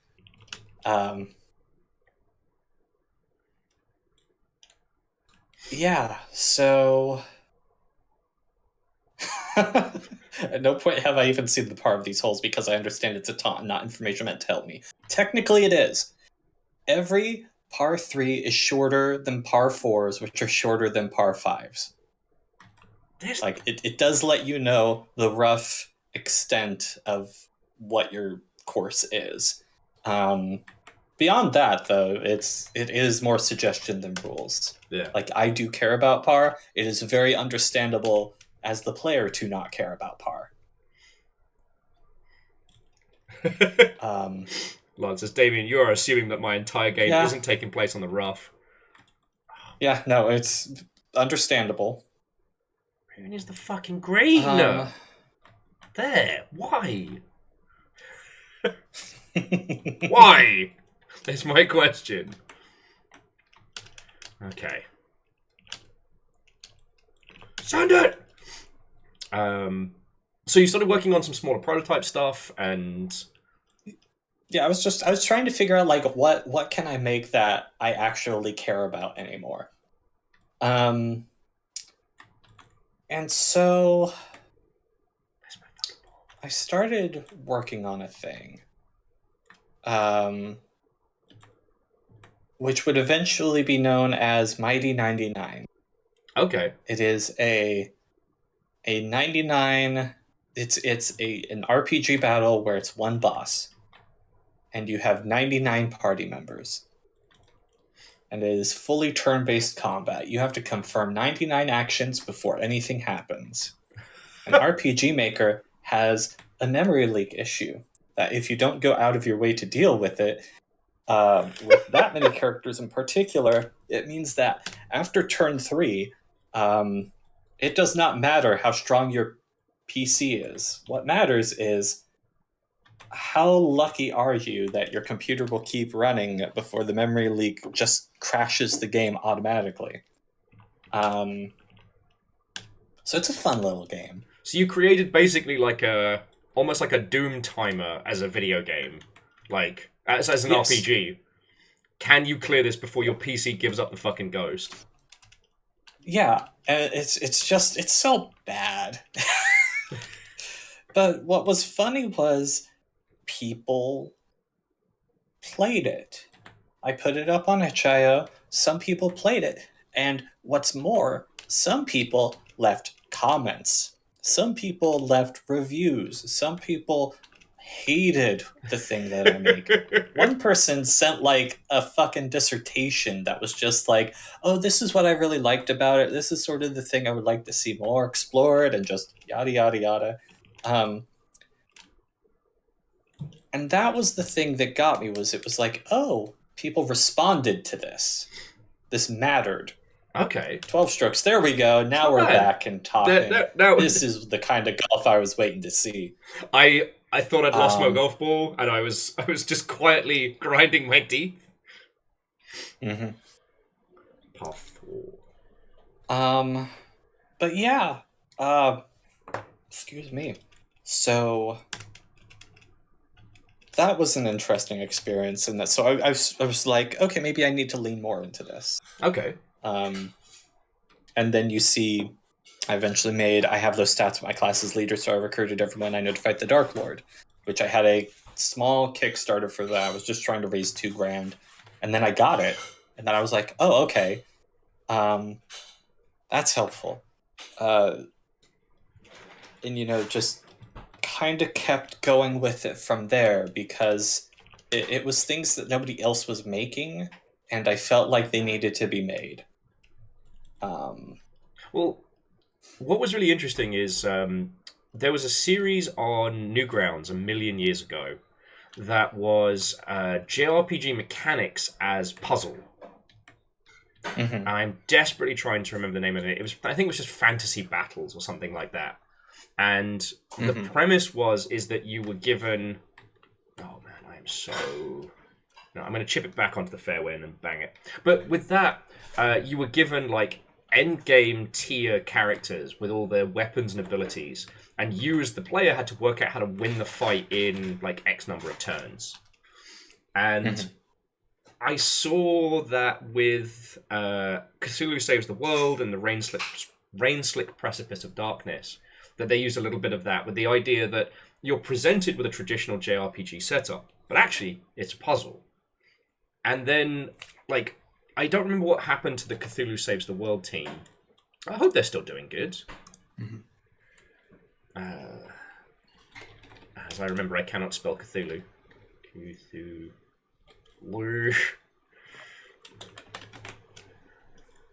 Cthulhu Saves Christmas. So that was Xenobod Digital. So what have they been doing? They released a game in 2022, so I hope they're still doing good. But what I realized is we didn't see that explosion of like exploration of mechanics as puzzles. You know, we saw things like Slay the Spire, which used CCG mechanics in similar ways.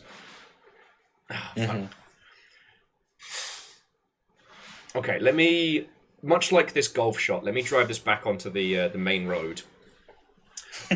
What I'm trying to say is that I felt that we were set up for this whole, like, JRPG as metaphor and JRPG as puzzle and experience type situation that never really happened. You know, I think that the fall in popularity of JRPGs in English language territories meant that people were less keen to parody them or use them as like a communication. And so there's not many titles I can think of between those Newground eras and now. And then I came across your stuff, and it felt like a natural evolution of those early concepts. And when combined with the visual novel title system... Okay, Amos, you're fine, buddy. Okay. I don't know why I'm trying to make clever points about video games whilst your fucking golf game breaks my psyche. Like, why am I doing this? I'm trying to say is, it's interesting to me that there aren't more titles doing what you do. That's the thing that I find so strange, is because it's not like we didn't have them. And Biggs, what ho and welcome. You want to come play golf? I'm almost at the halfway mark of our first golf tournament. So petting being the bane of existence, yeah, it's very much. Just like putting is atrocious intentionally. Just like real golf. As somebody who has played golf twice, both times with my stepdad, who is both a sore loser and a sore winner. So about halfway through the second time we played, I ended up, well, because I played as a teenager, and so I just like I straight up broke a golf club. And then he never asked me to go with him again, and I was fine with that. That's the secret.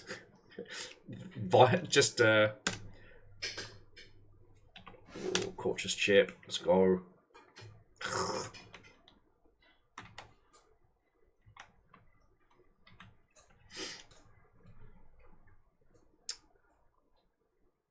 Yeah, this is a tricky green, to be fair.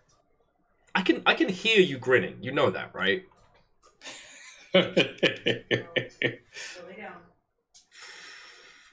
No, I'm gonna do the... Yes! RNG be with me!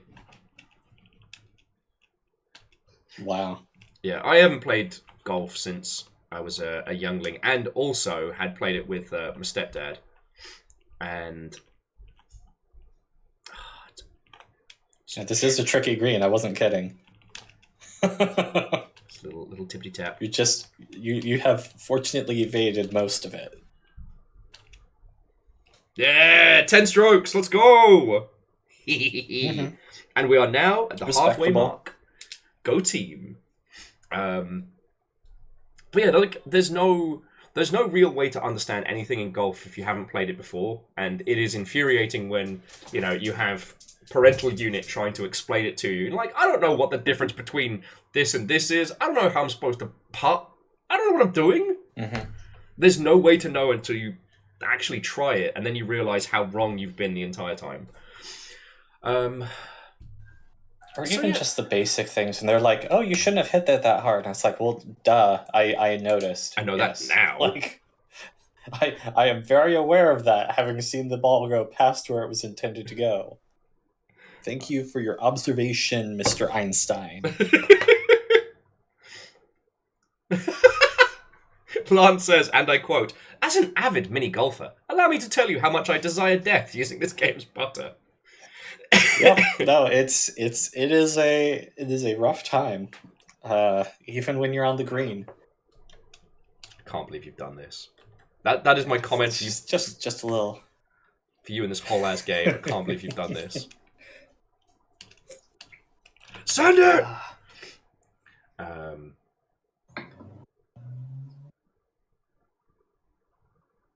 So yeah, I keep wanting to make this point of it's fascinating that you have found this niche, and that is where you have carved out your little kingdom. Not just for sadistic golf games, but with this intent of, you know, I'm trying to think of a good way to describe it, but your philosophy with your titles is almost like malicious compliance.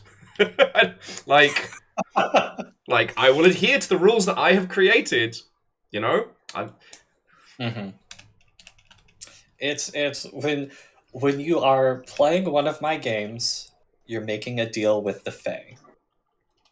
You don't know exactly what the rules are, but you understand that there are rules, and both sides are going to keep to those rules, and you have to learn what the rules are as you go. And so, yeah, some people enjoy that. All right, Dracula, you big fucking nerd. Where's my money? Where's my golf ball? Where's my money? Tell me. It's on the I wonder fuck. if you actually hit it on top of the wall. Damien. How am I supposed to work out where the fuck to hit this golf ball? Why are you like this? Hey, not my fucking problem. It's your ball. Like, and this is the beauty of Dracula's castle. Oh, what was the par for hole 10? 3. It is 3. It is a par 3, you bastard. Delicious par 3.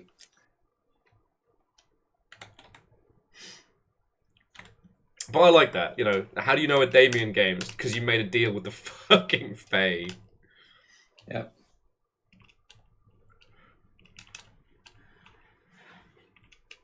Like, okay. Putter. Moderation. Fuck you! Fucking horse you rode in on. I was like, I'll just tip it. You know what? I'll chance it with a moderate tap. Why? No. That's bad call. Putter. Oh my, that was very funny. Why is it going left? You're not on the green. I just... Alright, just a little chip. Just get on the green. Just get it on the... Fuck you! This is what I'm here for. This is peak golf, my friends. Oh, love it. Just get it on the fucking green. Just get it on the fucking green. No! How? Go immediately to the Shadow Realm.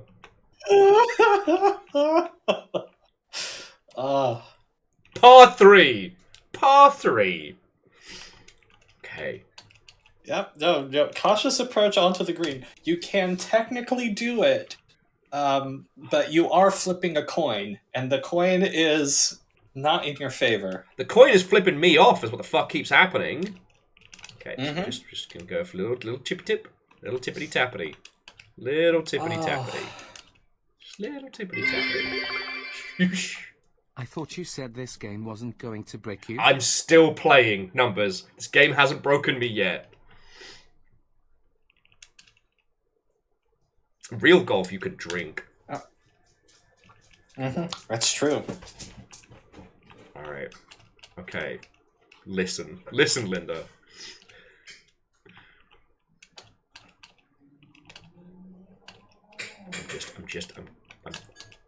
I don't even want to see the score at the end of this.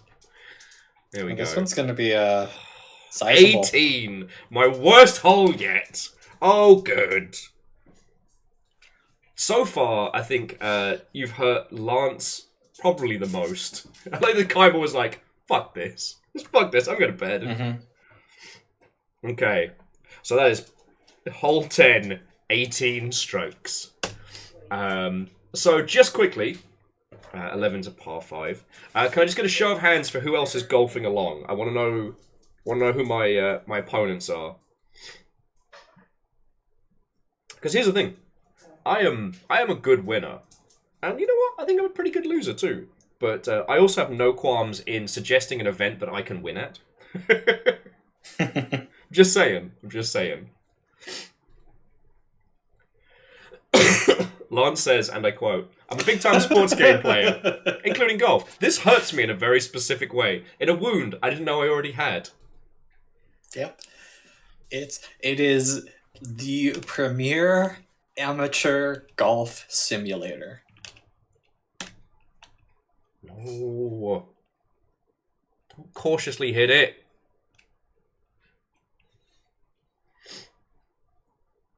I need you to full send it. Evil Geek says, "I'm not sure I can be called an opponent. I'm just the jester of the court with this course." And yes, DJ Coil, they did update Discord. They keep adding things that nobody wants, and they did change the alert noise. But honestly, I muted Discord like 1,000 years ago, and I have not looked back. Mm-hmm. It is the right play. Lance says, "I think I'm learning your fey-ass rule set." And you know what's so authentic? It's the rules are there. What's so authentic about this is the fact that, you know, there's always a point the first time you play golf where you think you're getting it. And you're not. It's just dumb luck. But you think you're starting to understand it. And that's your mistake. It's thinking that you can control this. Thinking that you have any control in golf. Well, no, I mean, the very... So, Golf Experience 2022, you played that one. Yes, I finished it. It was very... That nearly broke me, but it didn't.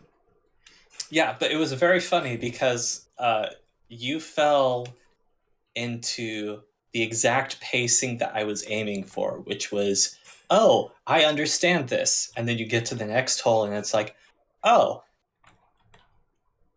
okay.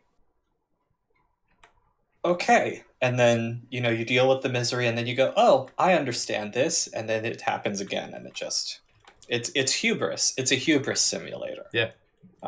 Also, where's my fucking golf ball, Damien? Damien, what the fuck is my golf ball? You did this time. Where's my fucking golf ball, Damien? Well, good news is that it exists. The bad news is, did you hit it on a wall again? I didn't see how hard you swung or where you swung from. I was on the fairway. I did a full send it. It should be roughly in front of me. Well, we might want to check the trees. Okay, found it. It's behind a little mound. Okay, wood. 1. Full fucking send it. So Gil, Damien has made 2 golfing games and a plethora of other titles. Hang on. I can just... Let me get you the full link to all of the titles that Damien currently has on Steam. There's more on itch, but these are the current ones available on Steam. Mm-hmm. I do like that you're doing a remix of Labyrinth of Wild Abyss, because that one's gonna... Mm-hmm. I mean, that one's gonna hurt me, but I'm gonna do it.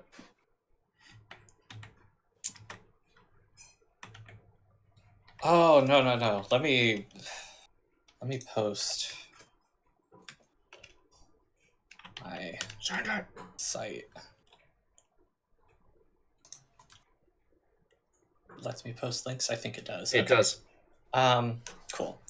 But yeah, you can scroll that and you can see just how many awful things I've made. And some of them are good. Well, at least I like them. That's what matters. I don't care if they're good. I care if I like making them. That's all that matters to me. Well, admittedly, I was Other people are like, oh yeah. I was very drunk when I wrote it, but I was definitely thinking about yourself of like there is not a single person in any C-suite environment that is worth as much as someone whose coping mechanism is make games about it. Yeah. Gil was just saying they love your naming convention. Oh yeah. I have made games with very particular namings. 6 random characters in a single floor dungeon. That's the whole game. It's interesting the reviews I've gotten on that, because all of them say the same thing, whether they're positive or negative. They're like, well, that is the whole game. And some people like it and some people don't. There's somebody who there's been a couple people that have actually speed ran that game, and have gotten the time down to like 4.5 minutes, which is ridiculous. Wow.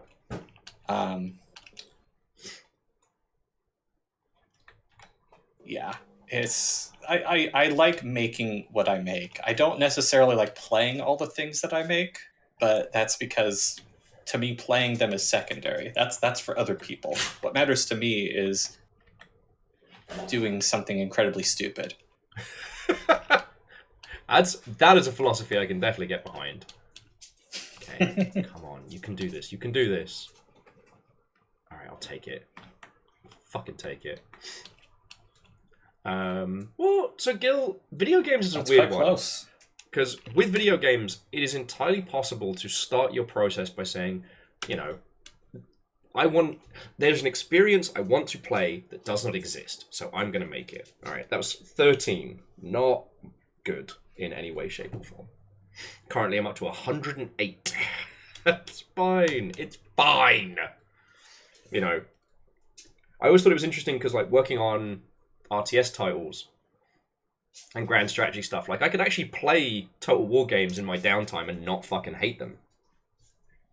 I know there are certain titles that people do not enjoy playing after. Oh, Damien, very quickly, what was Hole 2? What was the par on that one? Par on Hole 2? Yeah. 3. Okay. Thank you. Because I've been writing them down just so I can compare them later to what I should have done. Right. Well, so Gil, and there's the irony, is I know people who worked on the Sonic racing games, and they can't play those games again. Those games did them a damage. Where are you, Dracula, you fucking nerd? I want my money. The fact they didn't put that quote in the Moon Knight show was a huge, huge misstep, but that's another story. Oh, no, I fucked this one completely. Why is... God damn it, Damien. Why is the green so close, Damien? Because it's a par 3. Fuck. God. Fucking damn it! Oh, yeah, hole 12. Hold on. I forgot about that. No, that one is actually pretty messed up. Such a dick. Oh, it looks like a long fairway, so I was like, yep, give it the old full send it opening. No, I crammed it halfway. Yeah. Dracula's fucking semi-detached bastard. I forgot that there's a couple. I can't say any more because you still have more of this course to play. But yeah, that one is one of the more messed up ones. Yeah. Oh. Believe me. Man. Believe me, I know, Damien. I'm fucking on it. I'm so glad I put this treat here just for me.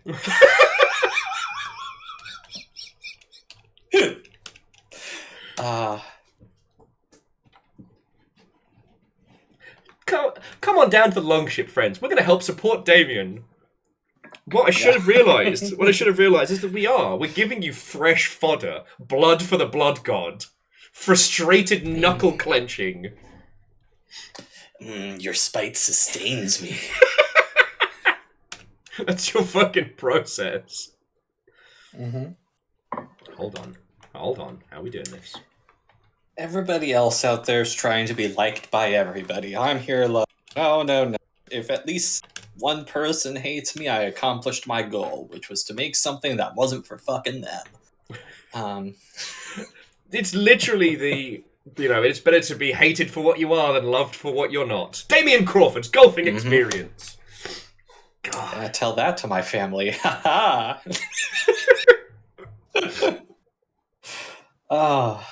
Lance says, I am sorry, this game is bringing out a terrible side of me. That's what it does. You can't let it break you, Lance. Yeah, it's bringing a terrible side out in me. You got real, like, fucked up Dungeon Master vibes right now. It's so good. Klein was saying I really enjoy.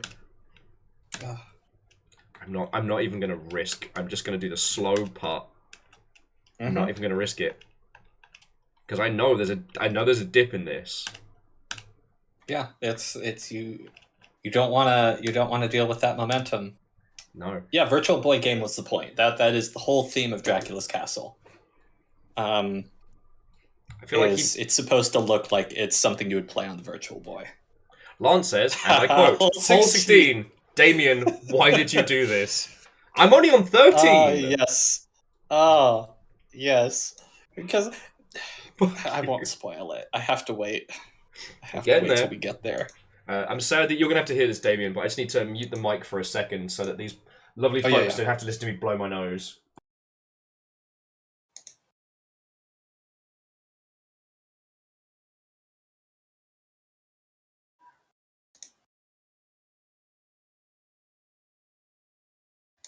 I mean, the good thing about getting through hole 16 is that you've only got 2 holes left.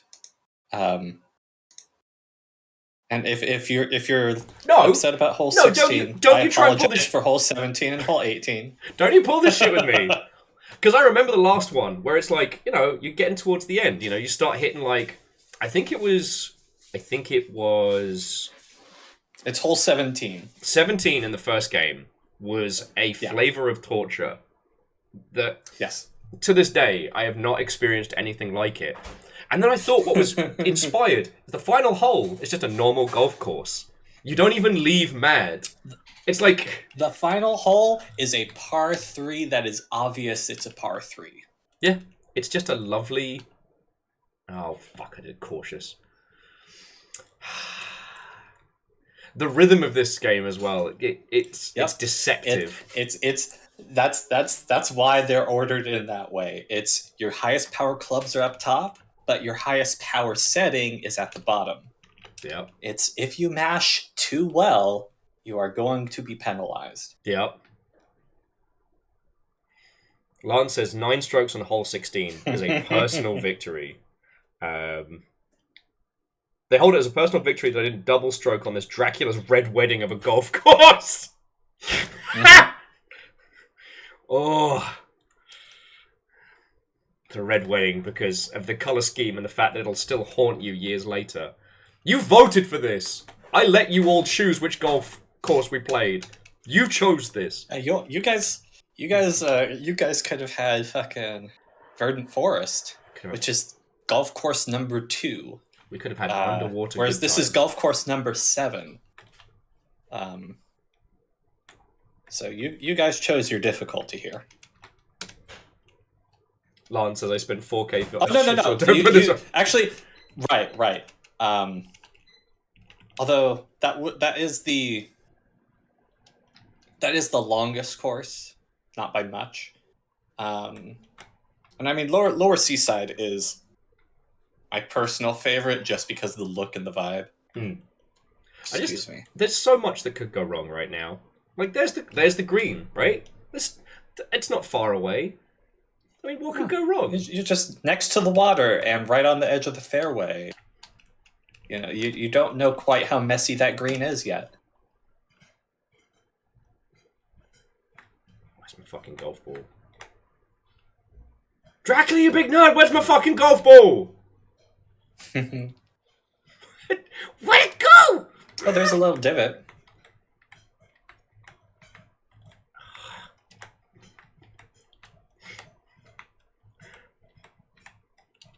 Some fucking saw type shit right here. Want to play a game? Fuck! Pixel hunt my own fucking golf ball, Damien.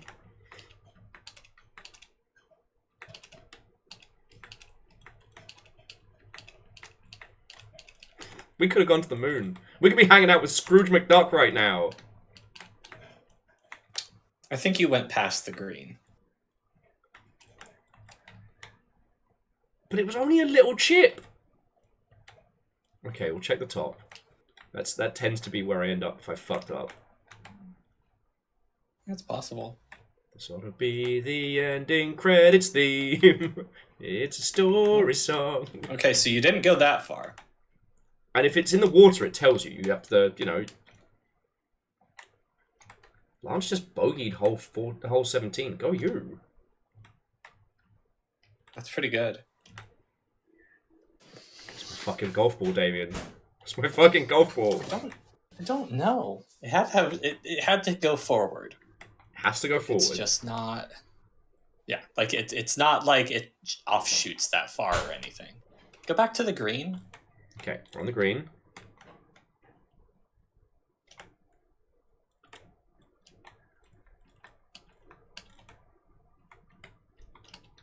I soloed So Melania. go I've done my time, Damien. I've Further. done my time. I don't have to do this. Because I think it's past the green, but there's a divot that's hard to spot that it ended up in. Okay, saved. I saved my golf. I'm feeling my way around this fucking green. If it's stuck in a divot, I'm just gonna keep mashing enter until we find it.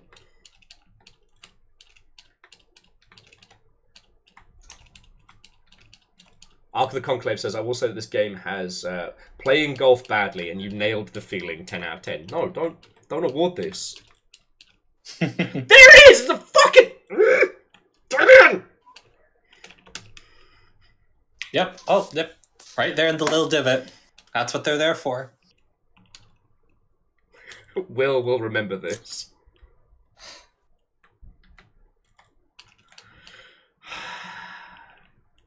Sick son of a bitch. Yep. Second divot. Oh. Yay! I did it! I cleared that one in 10 strokes, I think. I was clicking very... No, it was more than 10 strokes, wasn't it? Fuck. I was just clicking through it out of frustration. 14. I love it. This is exactly what I hoped for.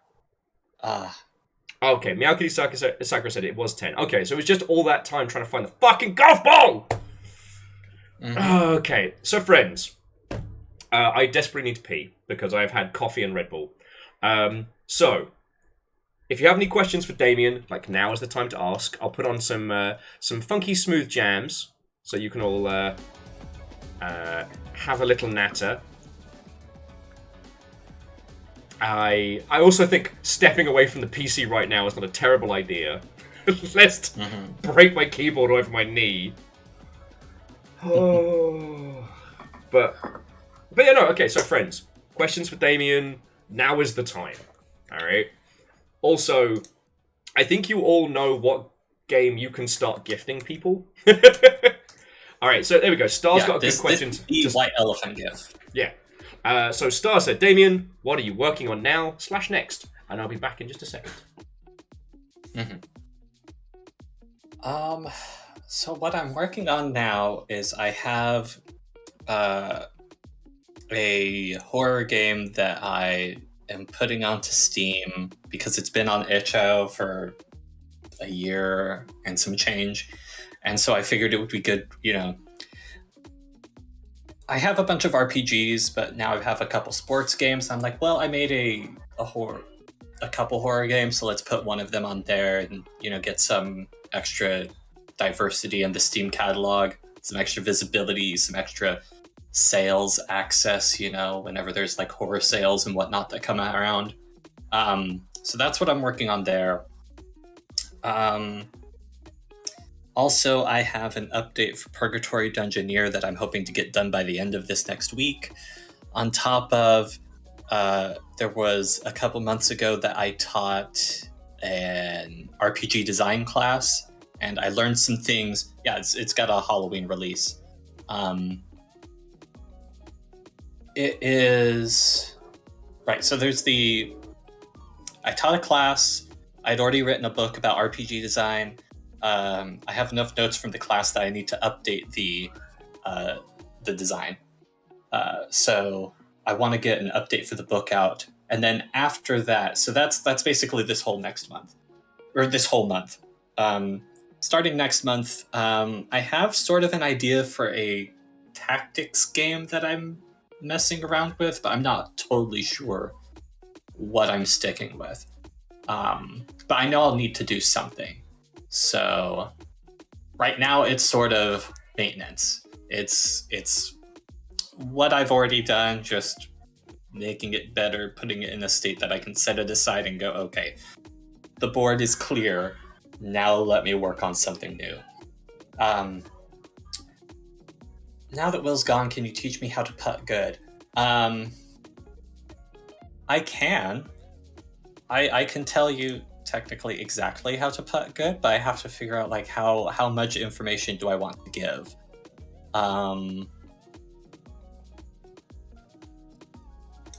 So if you're putting, if you're off the green, how do I explain this?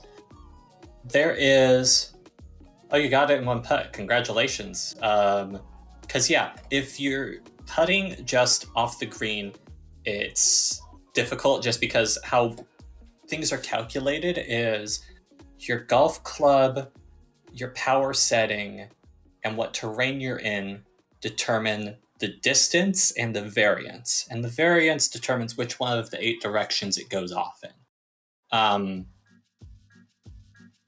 So the worse the situation is, or the harder that you're hitting it, the more variance is applied.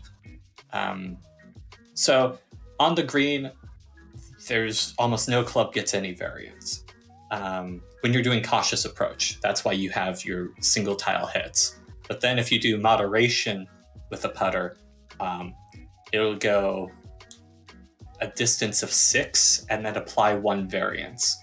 I will say, if your ball does not stop on the hole, on the same tile that the hole is, it will not go in. So you might think that, oh yeah, if I hit it hard enough, it's just not going to work out. Sorry, I have returned. That cackling laughter you There you heard, are. Damien, was I opened the fridge to get a cheese stick, and I looked Fiona in the eyes and went, "This game's not going to break me." So Fiona just casually responds with, "You keep telling yourself that." That totally sounds like the comments of a person who is not being broken at all. Right. Lance has completed hole 18. Their golf hell has ended. All right. 177 strokes total. Okay, so that's what I got to beat. It's doable. It's doable. It's just a game about golf. It's just a game about golf. We're just normal golfers. Just normal men.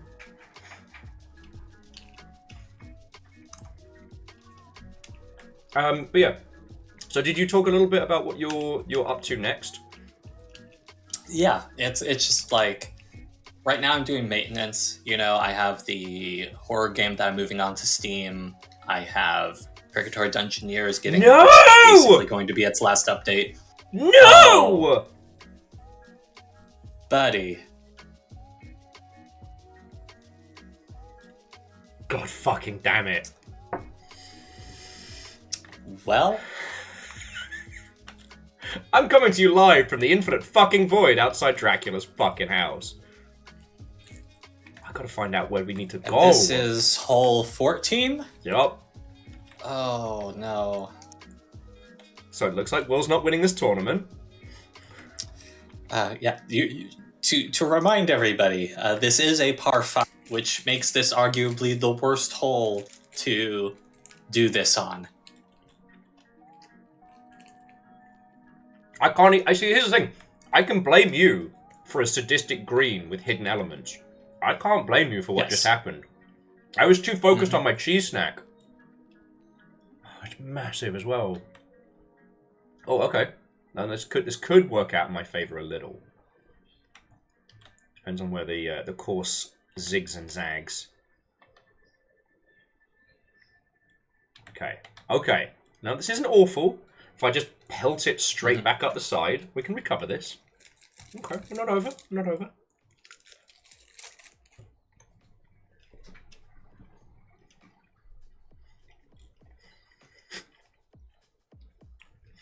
Oh, I just saw Evil Geek's request of teaching you how to putt good now that I'm gone.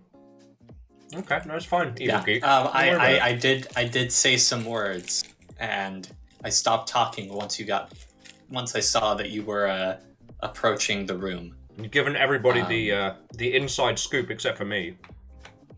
Yes. Deep rough. Wood. Send it! No, it was like on the... Oh, it's just going to take forever.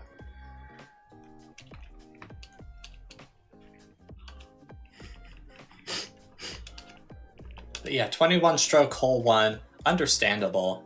Like the first hole is tricky because you're just trying to figure out how things work at all.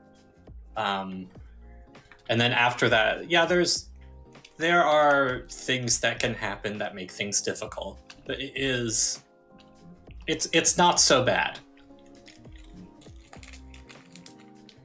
There's definitely design decisions that have shifted between 2022 and 2024.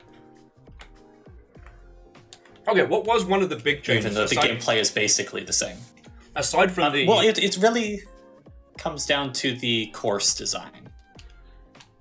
Like, hole 17 from the first one is a great example. There are 0 holes like that in this game. Okay. It is it's just golf courses. I remember from the first one, there was somebody that commented like, oh, I was expecting more, variety in video game elements. And I was like, I really don't like what that person said. I'm not going to have any of that bullshit in this next game. This is just golf. I'm not going to have like lava or any of that, Certain courses will have different water graphics, like Lower Seaside, because you're already taking place in water, its water areas look more like oil, it's got like dark black water vats, and stuff like that is basically how that goes. I do think the idea of adding a season pass to this was really inspired. I think people are really... Have you ever been tempted to just go full parody and add like a, faux DLC shop and all of that good stuff? I know it's a very well-trodden ground, but... So, the answer is once, and here's why. Because one of my most well-known games, and the one that I mentioned very early on in this, when we were talking about like most profitable games. So my older sister left the computer, so I got on and had to coordinate over in the game, and I don't play MMOs. Yeah. That is a game that I made for April Fools of 2021. It was, Nintendo had, a bunch of games and studios were doing like this limited time exclusivity nonsense. Yes. Nintendo had done their 3D All-Stars, which for whatever reason was limited time exclusivity, which then there was just like the discs were everywhere. And so I was really annoyed by that. And I was like, well, why don't us indies do something like that? So the week before April Fools was a game jam I ran, which was, we take this week, we make something, we sell it for April Fool's Day for whatever price we want, but at least for a price. Can't just be a pay what you want, it has to be at least $1. Yeah. And then after that 24 hours, it's gone. You can't do anything with it anymore. And so some people got in on that. And there were a few of them that actually did decently well. But mine did really well. Somebody bought, it was funny because somebody bought it right at midnight, and then by the time I went to bed, it had already gotten a fair few sales and was near $100, which was about what I was expecting to get from the game anyway. Yeah. And so I was like, okay, cool. So I go to bed, I wake up, and I'm like, oh, it's gotten a few $100 sales. Cool. Excuse me. So then I start promoting the game a bit more because it's out. So the irony then, being, the thing you created that was supposed to be a critique, a parody of like the timed exclusivity. That's... Yes. And it got worse because, well, I mean, worse in a sense. Like, I'm glad I made money off of it because I also extremely needed the money. I was like I was like sub $200 bank account. Like, times were going to be tough. So sorry, apologies for interrupting. I saw Oh, Lance yeah. saying that they're going to go AFK for a bit so their wife can tell them that they love them, because they need to know something other than playing this game. Yeah, no, it very understandable. I should have warned people to make sure that you have a support system set up for once you're done playing this game. A lot of my games, I really should add an aftercare warning. But yes, thank you for playing and condolences that you played.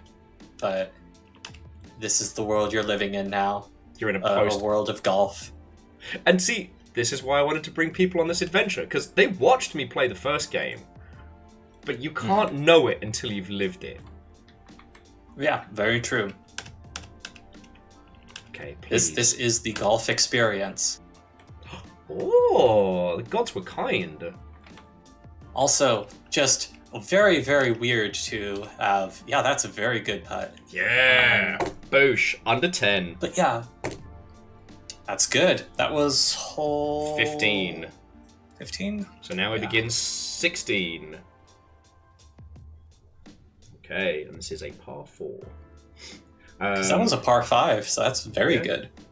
Okay, so jumping back. So you release this game that's supposed to be a critique of timed exclusives, and it does good.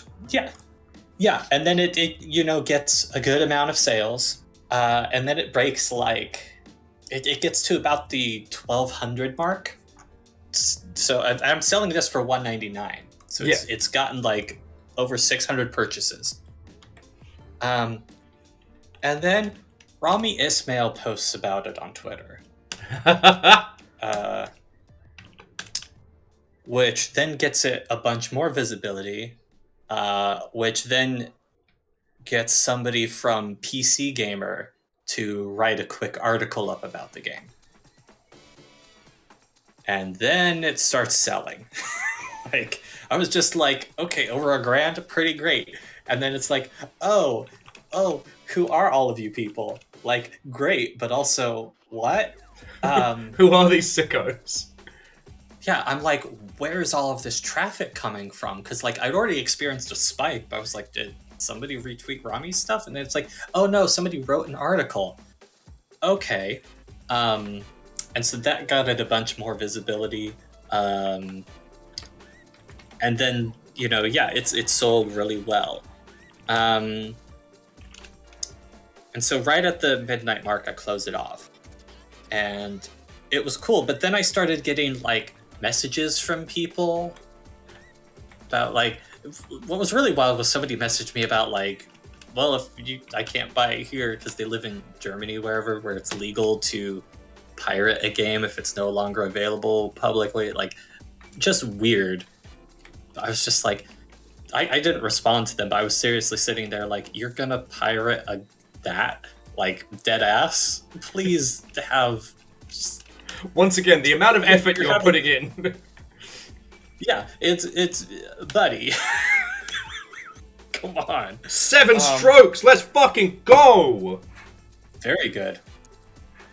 Okay, but now comes 7 strokes, par 4. Yeah, now comes 17. This was the one that 17 and 18. This is the one that broke Lance. Par 3. See, that means it's super small. Piece of cake. Okay, fish and chips. Well, 16 was the one that did. It's 17 Lance Bogey. So, not too bad. So actually, I had a much better time on 16 than Lance. Mm-hmm. Kind of feel a bit jammy, not gonna lie. I forget what I was talking about. Beans. It's another short one. Damien. Oh, right. Damien's Yep, not yep. a sure one. I can't believe you fucking It's a done par that. 3. It's your own fault. It's a par 3, and it's your own fault. I did this to me. Yeah. Fucking. Where's my money, Dracula, you okay. big fucking nerd? Okay. Oh, it's in the chuffing water.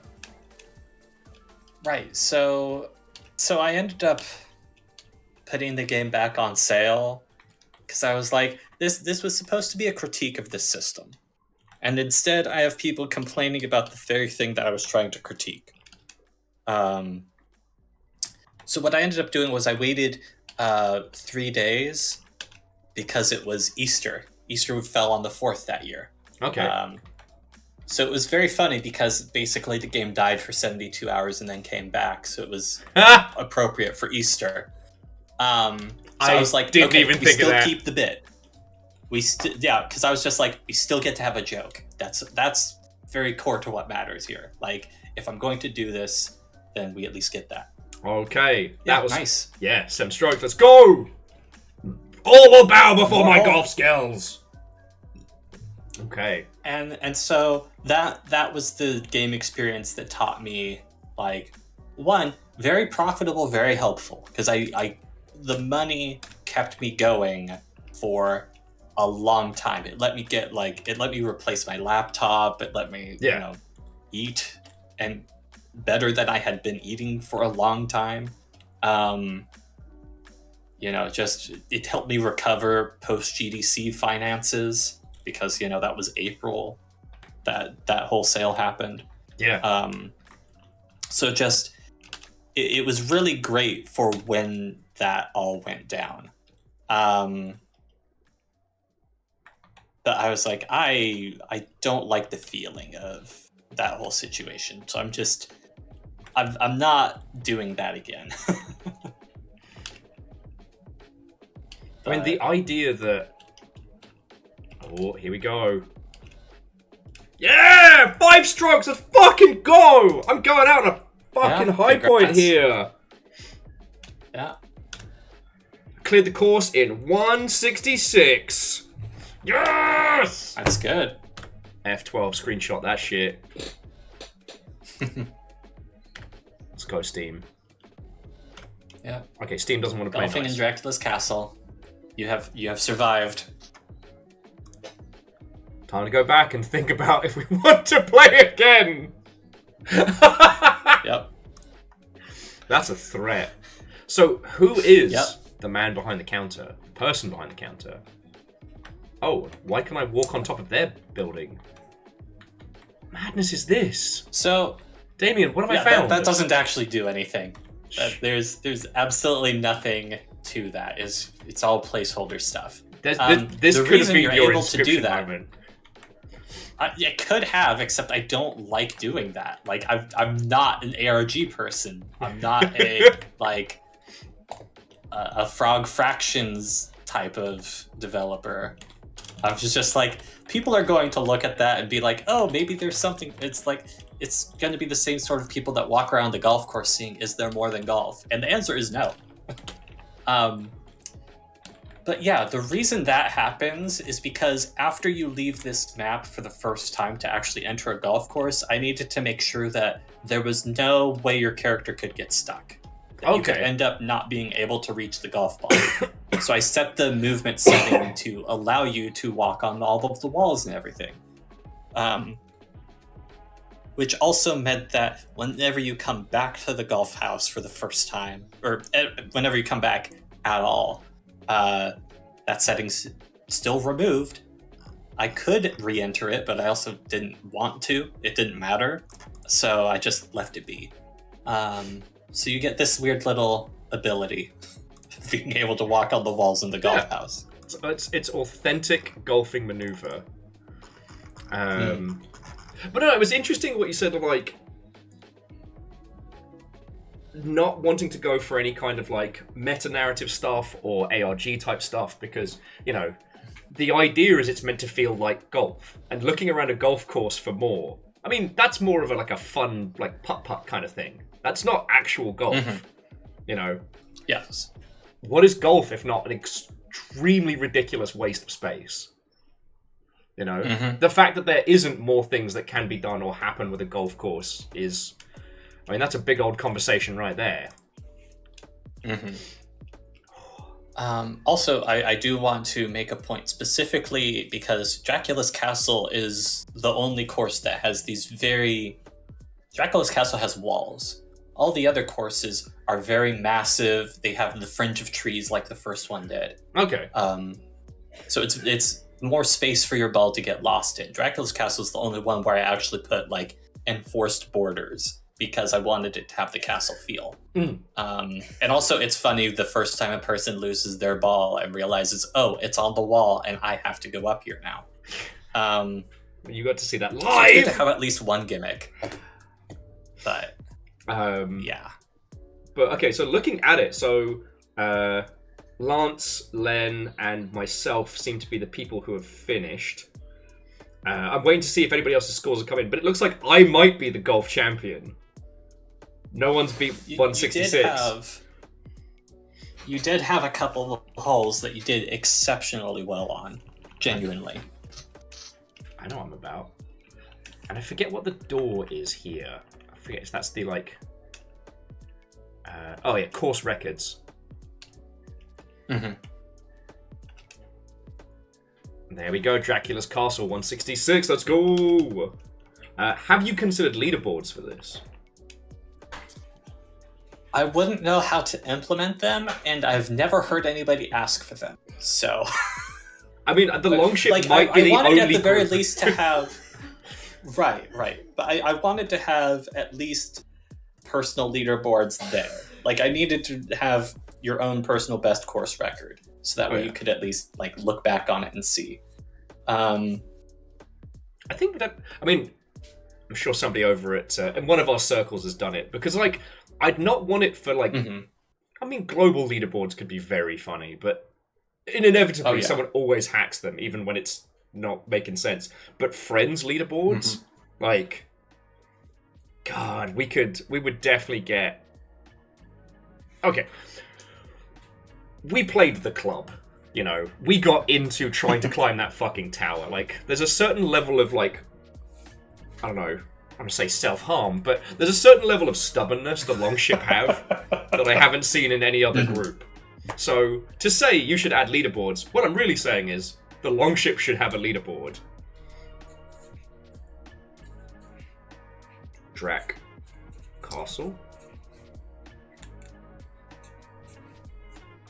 Yeah, 166!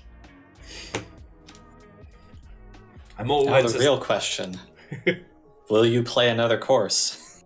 Well, here's the thing. I might give people a little, like, a break and a breather, but I'm feeling like I could do it. I don't know if... I think Lance might need a little bit of therapy between now and then. Because it seems to be, me, Lance, Evil Geek, and Len who are playing this. I think Fearless went, fuck this noise. Kybal went to bed. But again, friends, so Immortal Len, Geek, Lance, please, friends, leave a review on Steam for this. You know, it's unfortunate that is the metric by which these titles need to... That's your fucking review! Lance, copy-paste that. That's your review. Lance says, and I quote, I'm checking out for the night. It's dinner time. I'm worried the next game might put my marriage at risk. Why is Lance sleeping on Will's couch? So we were playing Damien's game. Oh, lordy. It is a cursed creation, as are all of my games / children. Yeah, but I just wanted to say again that it's not a rage game, right? It's not trying to bait me into doing stuff, and then when the thing it's baiting you into doing turns out to be a trap, and the game turns and laughs at you. Like, I'm not saying those games are all bad, but the majority of them, it just feels mean-spirited, you know? Right. When Kaizo Mario first dropped, it worked because we'd never had anything like it. But if you play those now, it feels mean. you feel like you're being laughed at for doing the thing the game has taught you to do. Like if you played a Valve game and you got insta-killed every time you followed the light, it's like, don't get mad at me, fucko. You taught me how to do this. Like, and I guess that's the thing with this. The deal with the Fae, as you said, the rules stay consistently the same the whole time. Okay, Lance, well done. Hell yeah. Thank you for your service. Yeah. Condolences that it came to this. But I think I've got it in the tank to do another course. I don't know if Geek and Len have the mental fortitude, or if any of you would like to challenge me, the current fucking golf ruler of Damien Crawford's Golfing Experience 2024, adjudicated by Damien Crawford of Damien Crawford's Golfing Experience 2024. Like, if you didn't play the first course, who wants to challenge me? Who wants to throw down? I am undefeated.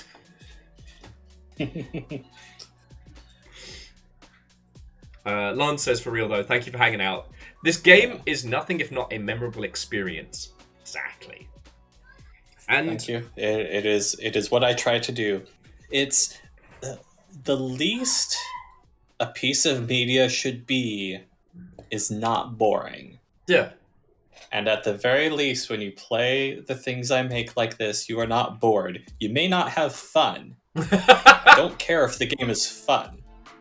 You talk to Nintendo if you want a fun game. Enjoy Metroids, Castlevanias, Marios. They're great. They're great if you're having fun. But yeah, we're here for a different time. But you will remember it.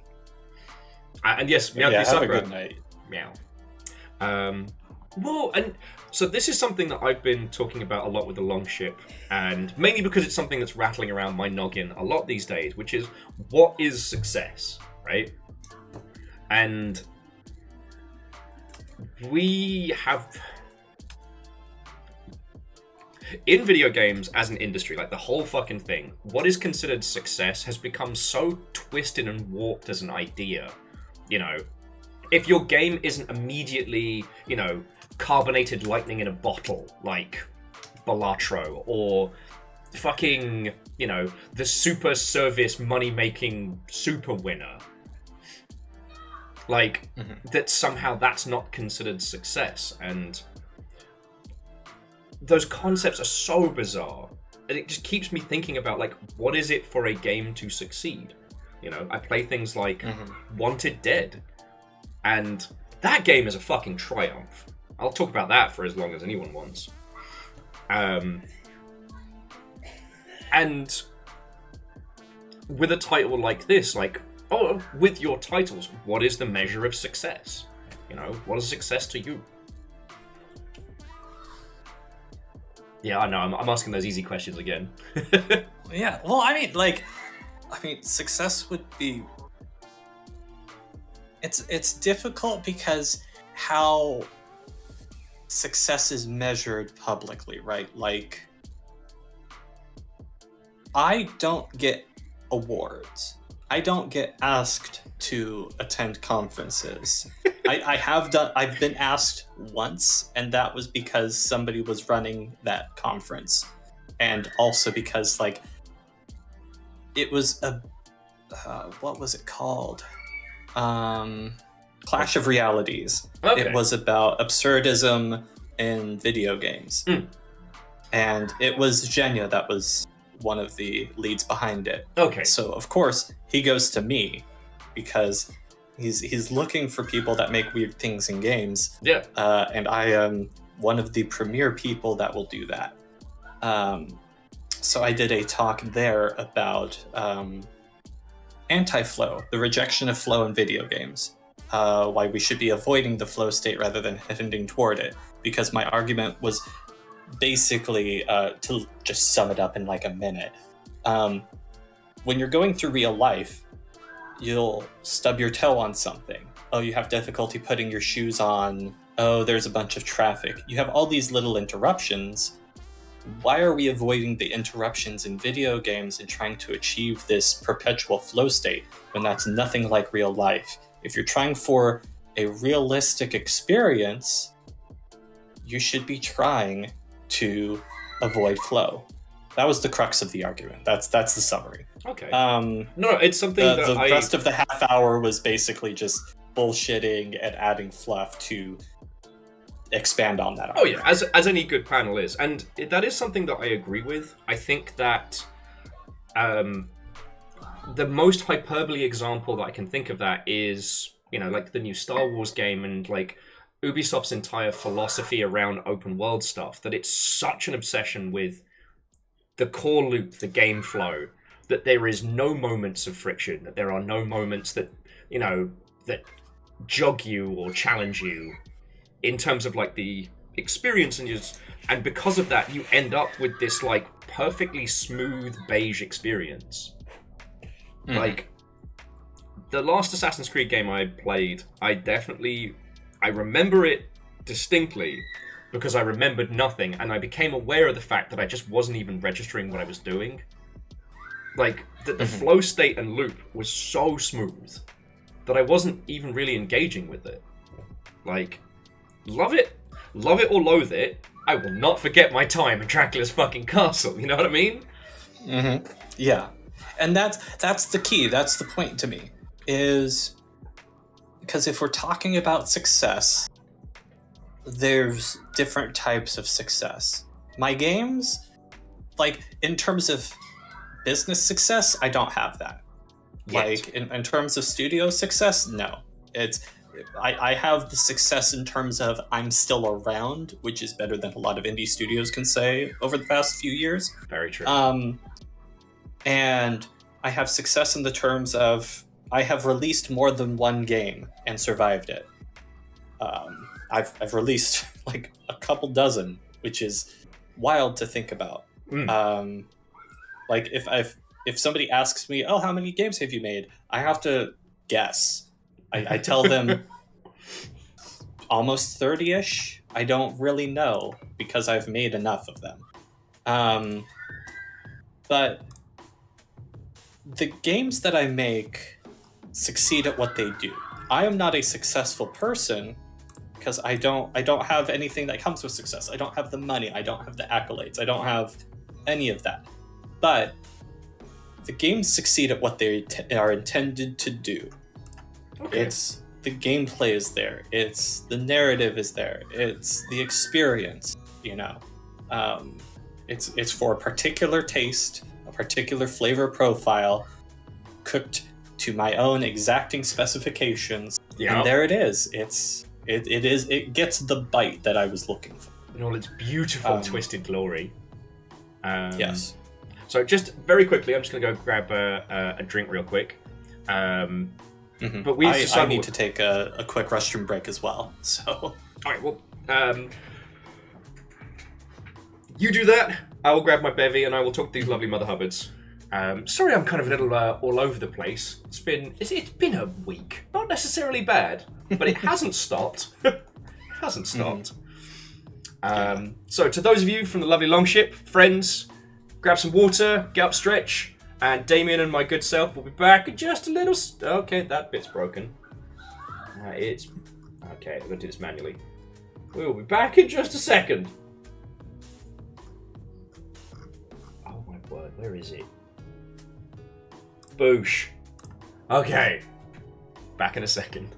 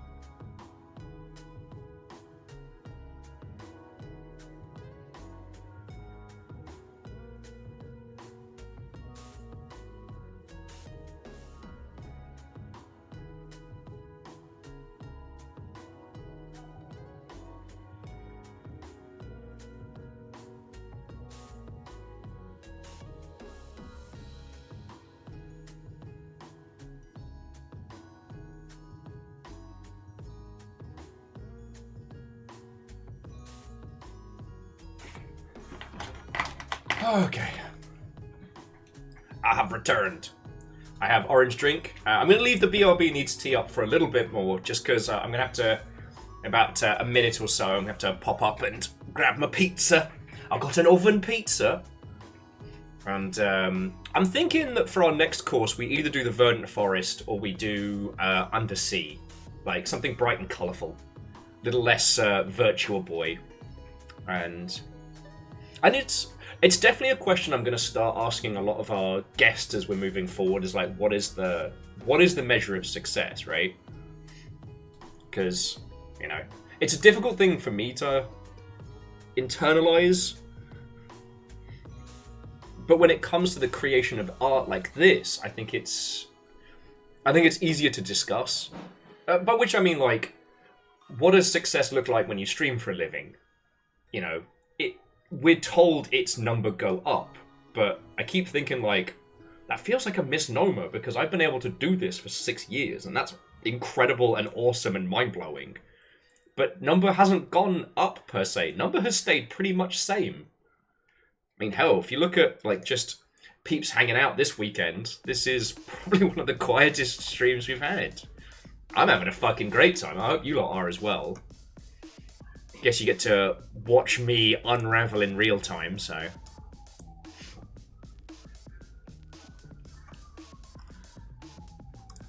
Like I said, it's just... So much of the discussion around video games has gotten completely out of whack, right? So... I think I never got over Square Enix describing Tomb Raider as a failure. I think I never got over that. Yeah. Just got back, and that's so much money that they expected to make back, which is wild. But critically, it was a huge success, and it was a brilliant reboot of, an old beloved franchise. I remember how many people tried to take a run at the Uncharted, lunch table and failed.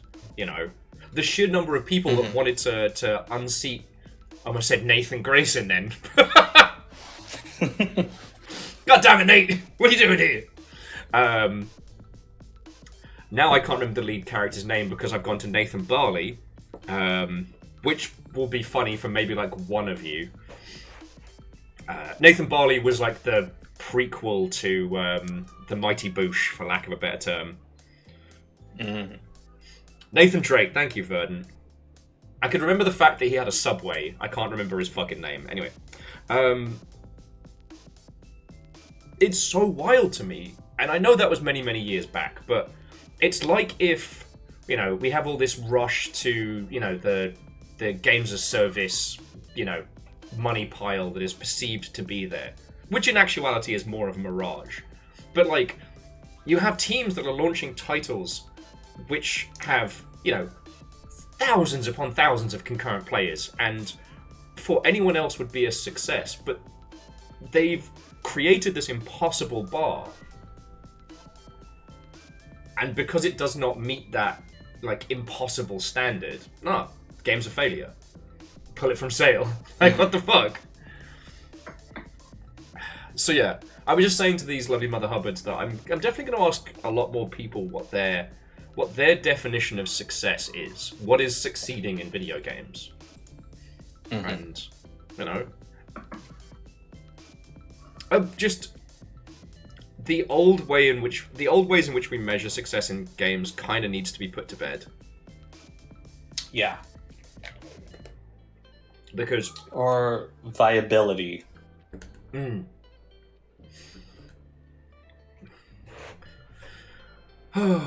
There's a lot of different paths and ways to get things done, and there's a lot of focus on make big number bigger.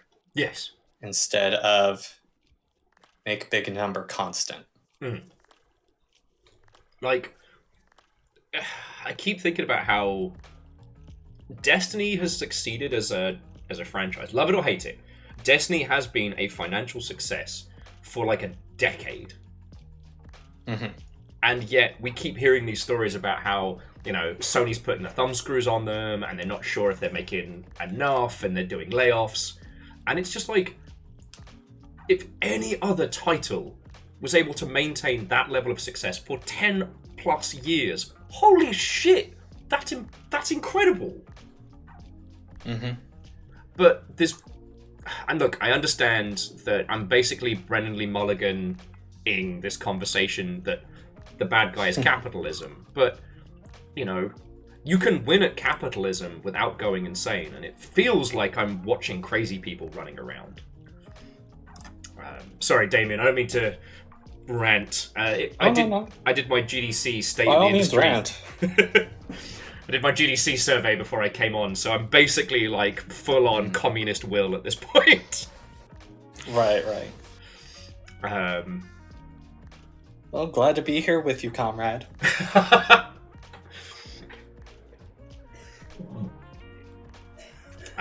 And also, I got to make a Nathan Barley reference, so.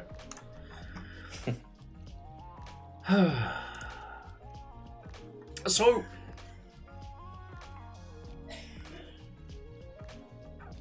I was trying to think how to segue this into. So, like, for yourself, if we were looking at like the next steps, it's just for you, it would just be reliable income, right? You're able to make the games that you want to make. So now it's just like sustainability. Being able to constantly make the games that I want to make. Or anything that I want to make. If I want to try at writing, I'd like to try at writing. If I want to put together a fucking album where it's me doing it's a automaton kazoo duet album.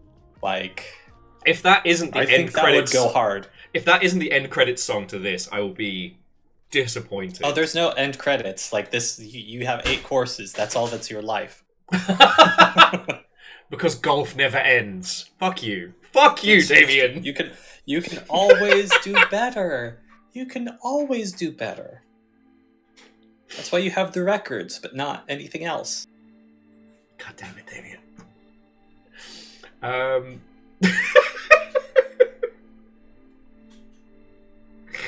Oh.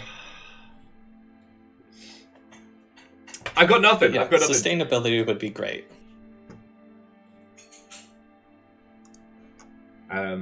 Because like that is the unfortunate biting point of commercial art is balancing the art part and the commercial part.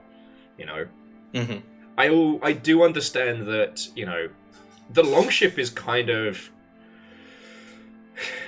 we're like the weird art house dining crowd. Like we'd travel 5 hours uphill to sample a near inedible dish because of its artistic intent. Like, we're not a barometer of normality when it comes to game choices. Oh, thank you. I completely forgot about the pizza. In my defense, I was talking about communism. Let's have a little pizza break in the caddy shack before we hit our next course. So, like, have you considered playing with the biting point between like things that you make that you enjoy and things that would be commercially successful?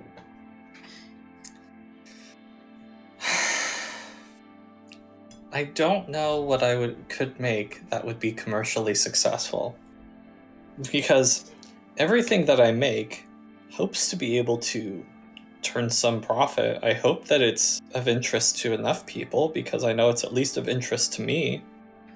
Okay. Sorry, I didn't mean that to sound like it was a detractor, but...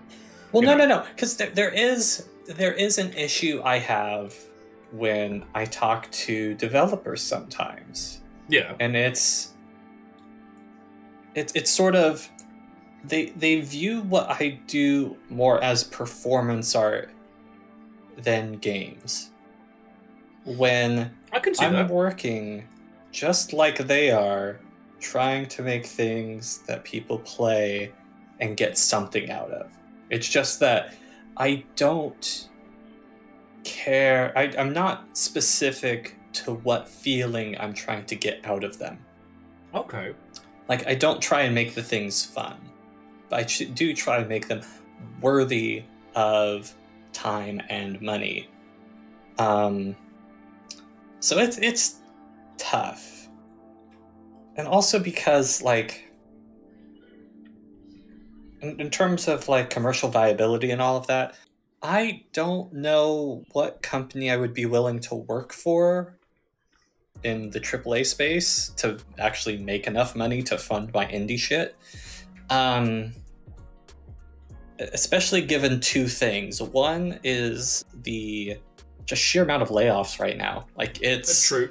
Like where would I go that I would actually have even the lie of stability? Like it's if I moved to Japan and worked at Nintendo, basically. Like the layoffs happen so rarely there that I could at least say, okay, well, I'm pretty secure where I am. Okay, not saying this to be a pedant, but Japan is having its own problems, but they're doing the Japanese thing where they put people in a no-work environment till they quit. Yes. Which I had no idea. That sounds glorious. I guess I didn't grow up in a Japanese business culture. Right. But, I mean, being in that situation would actually drive me up the wall. I would eventually quit because I am very much like if I'm here not doing something, I need to be somewhere where I am doing something. Like that would get me, but also I understand that being like a great scenario for most people. But no, I mean I know what you mean with like I do think the situation's going to start to shift in terms of stability, but that being said, I didn't think we'd see mass layoffs this late in the year. I thought we'd be done.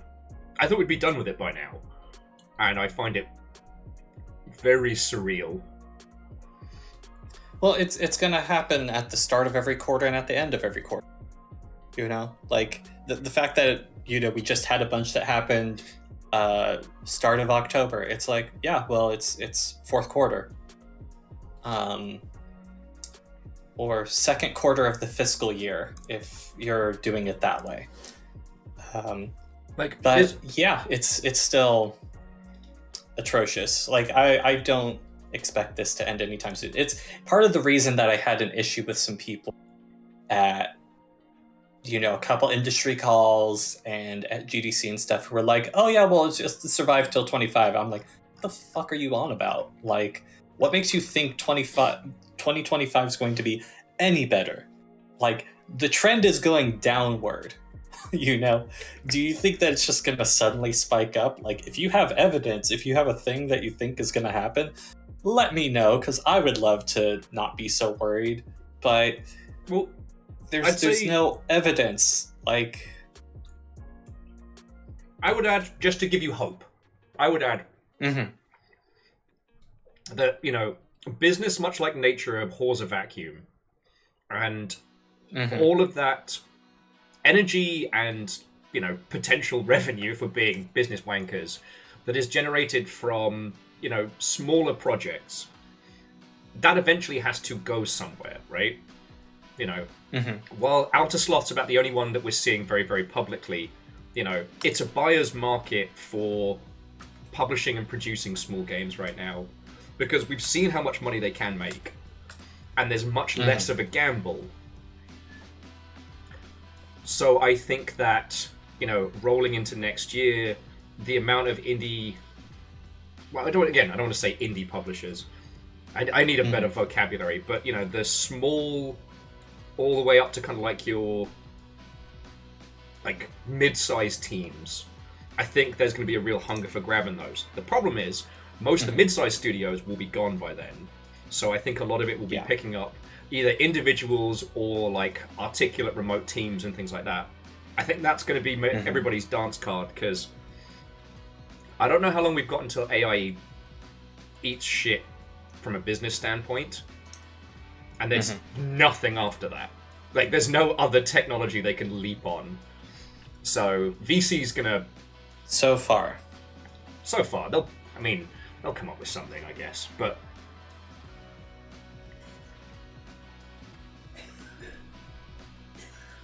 And yes, as Moose says, the people who buy video games haven't gone anywhere. You know, we're not seeing a market shift due to user purchasing. They're still buying fuckloads of video games. It's great. Mm-hmm. So, yeah, that's why I'm believing that next year is going to be better, because there's money on the table. And the money is to be made with, you know, signing affordable projects that can make... They can make a large return on investment from a little bit of money. They can't make you Fortnite squillions, but enough of them together, you can build a little empire. You know? Mm-hmm. So that's my survive till 25 philosophy. And I hope that gives you some hope, because, you know,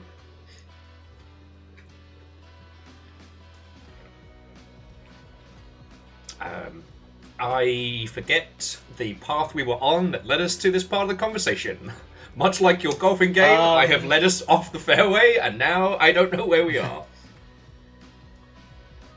But right, the other thing that, because I was talking about,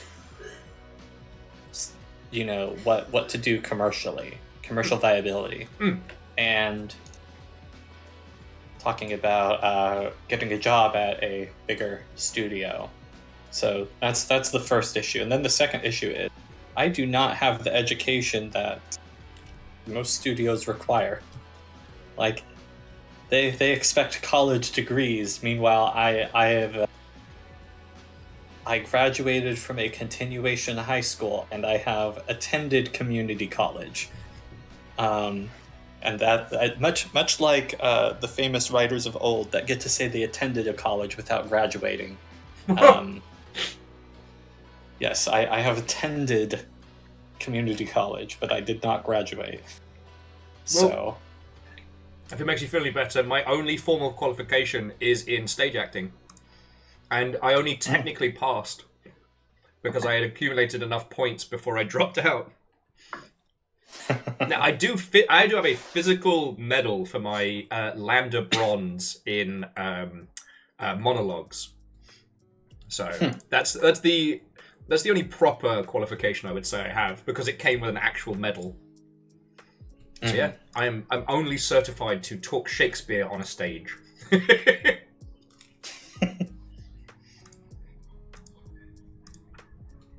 Fun certification at the least. Yeah. I think priorities for hiring are going to change drastically next year as well. I don't quite know into what, but I know that we're in a churn, and the recruitment side of the games industry has been going insane. Like, I almost clipped it to share with you all, but I decided that, you know, we're not in the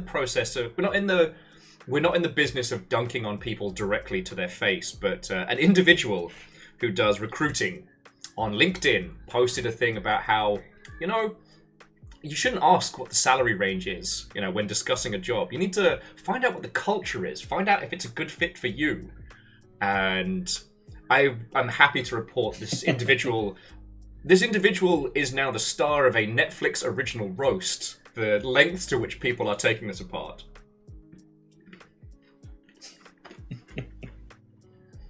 Like, I have no sympathy for recruiters, but they have gotten fucked up as well. Like, because you'd think with everybody out of work, but nobody's hiring. But they are recruitment agencies that are supposed to recruit people, but no one's hiring. Like, they're basically been locked in the basement Lord of the Flies style, you know what I mean? This time next year, like 2 recruiters are going to emerge covered in blood and teeth. But they will be strong. They will be strong. Oh, and Star is also a theatre school dropout. Yeah! But I still technically passed.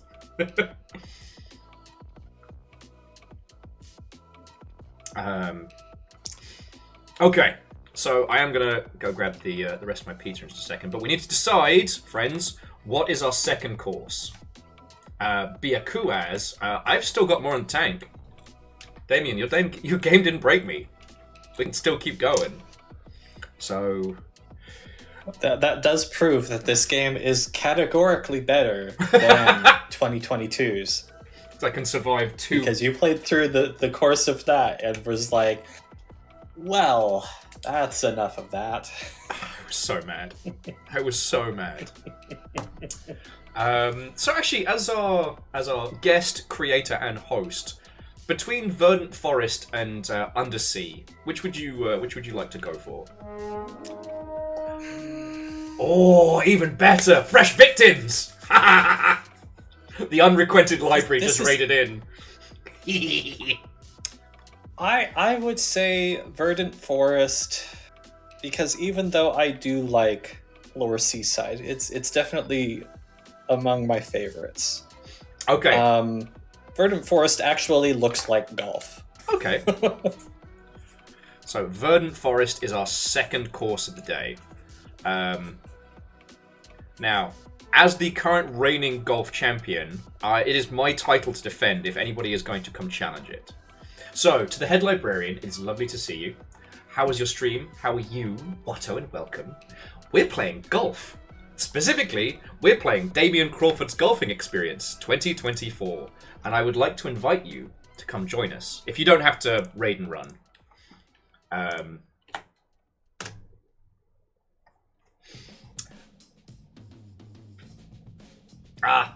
The teammate, they were killed with explosions and T-Rexes in Lethal Company. Well, this couldn't be further from Lethal Company. And the lovely disembodied voice that we have on the line is actually Damien themselves, the creator of this game. So, I'm pretty sure you've both met at GDCs and whatnot. Probably. See, that's why I'm so grateful you put your full name in your games, because I've remembered it. Yeah, it was still weird for me to try and put my name into this, because I was like, it sounds too weird because it's my own name, but also it's funny. It's a good bit, so we accept it. It works. Make myself seem like I have more ego than I do. So to those of you who've just joined us, we are basically doing a Damien Crawford's golf tournament. I won the first one. All you need to do is pick up a copy of the game and play along. We're doing this on the honor system, and I'm just writing down our scores golf style. I am currently the reigning champion, but if you defeat me, then the title will pass to you. So, to the head librarian, go, eat, snack, be well. To any of your lot, join me. It's just golf. It's just a game about golf. Lance had to leave to save a marriage. That's how good this golf game is. Are you gaslighting the longship? Sounds like you're gaslighting the longship. Lance did actually write, I can't play another course of this because my marriage won't survive. I think one of the courses broke Lance. They haven't come back. We miss you. Gone but never forgotten. Oh, Star says, hi, Fee. St. Germain Star. Hi. I mean, regardless, I just needed to know who was saying hi. Yeah. It wasn't like, ooh, who is it? Which one? I realized the way I said it sounded very judgy, and I was like, wait, no, I didn't mean it that we. Immortal Len says I'm not gaslighting us this time. See? Thank you, Len. This time. Wait, hang on. No, that's worse.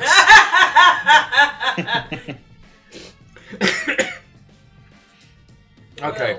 Well. What's over there? Got you. Oh, fuck off. Let me get my pizza. Okay, so the other reason that we are doing this little adventure today, friends, is just trying to get Damien's reviews up to 10. Because as you well know, friends, like once it hits that first little tipping point, Steam will show the game to more people, and this is gloriously Someone torturous. clip that, by the way. Or don't. I just needed to put that out there in the ether that maybe you should clip that. Or don't clip it was that. Funny. Maybe don't clip No, that. no. I want it saved forever. You need these memories. Why are you like this? It's Friday, bitch. It's your Friday. Yes. Okay, friendos, let me just go get my my pizza slices. I'll just be 2 seconds, Damien. Mm-hmm. This is just chaos. Oh my legs. I got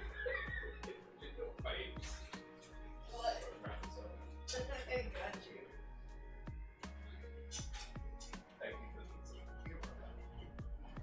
We have so much. If anybody has any questions about golf, now is the time. Okay. All right. Moose says it's not gaslighting if we're into it. If we're on the bit. No, Okay. that's just consensual gaslighting. I misread that and made it worse. Again. Alright, so who's in for Verdant Forest? Longshipians, come golf with me.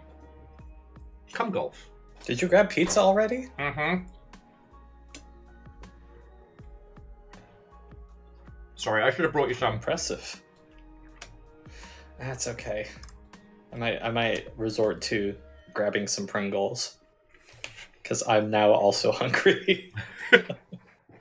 Yeah, I have. Ah, damn it. Len clipped it. Okay.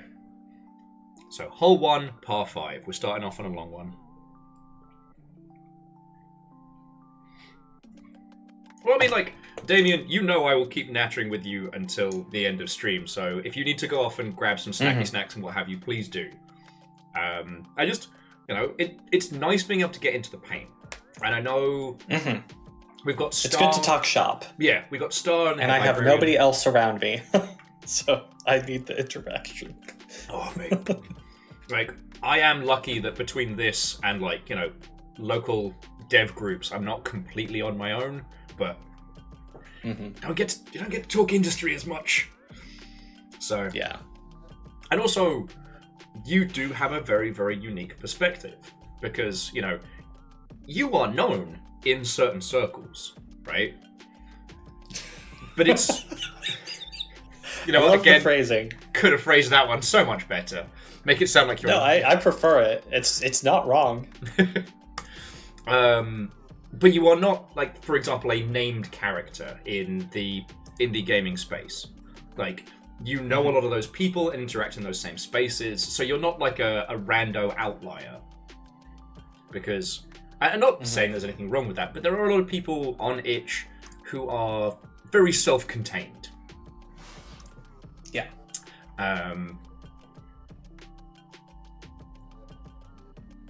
And like you were saying earlier, one of your one of your personal marks of success definitely is that you've released more than one game and been able to continue doing it. It's too fucking real.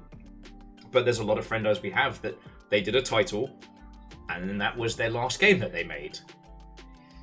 And for projects both big and small. And yeah, I mean, I live actually. I'll give a quick story. Because I live in Sacramento, so Sacramento, California. For those that don't know, I live in California.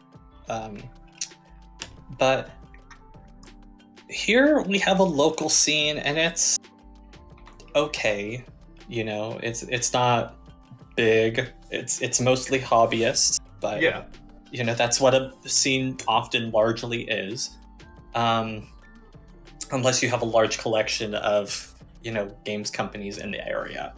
Here we have one of EA's mobile studios, and that's basically it. But yeah, so there's Sac Indie Arcade, which happens once a year, and it went away for a while, but I want to say 2018 or so. I think 2017 and 2018. Yeah. They did it, and I was there, and it was funny because a couple people knew me, and I remember that first time because I was showing one of my games off. I think it was Hero Run because that one does well at shows, and it's a very simple arcade style game. Yeah. But it was funny because I saw a few developers talking to each other and kind of looking at me, and I was like, who the fuck are those guys? And then eventually one of them comes over to me and is like, so I hear you're working on an RPG. And that was the 99 character one. I was like, oh, yes, I am indeed the black market purveyor here. Let me show you my wares. And so I showed them like the secret shit. So it was very, Resident Evil shopkeeper, because I was also the only person that was there that like wears long coats and stuff. Yeah. So it's just very fitting. What are you buying, stranger? What are you selling? Yeah, it's people are coming to me for the secret shop, which was very funny. But it was also, there was somebody that was like, there was sort of a judging thing that was going on, and I was like, I don't give a shit. Like, I'm not here for that. And I could tell who the person was because they worked in games media. They were like a person that worked at a mag, and I didn't really care about them anyway. So we didn't pretend to talk to each other. We just sort of looked at each other. We understood what was up. They moved along. But yeah, so both years, I remember the games that won the sort of judging thing. And what you got for winning was tickets up to something in Seattle. I don't think it was PAX. I think it was smaller than that, but it was, some games event that you would get to showcase at.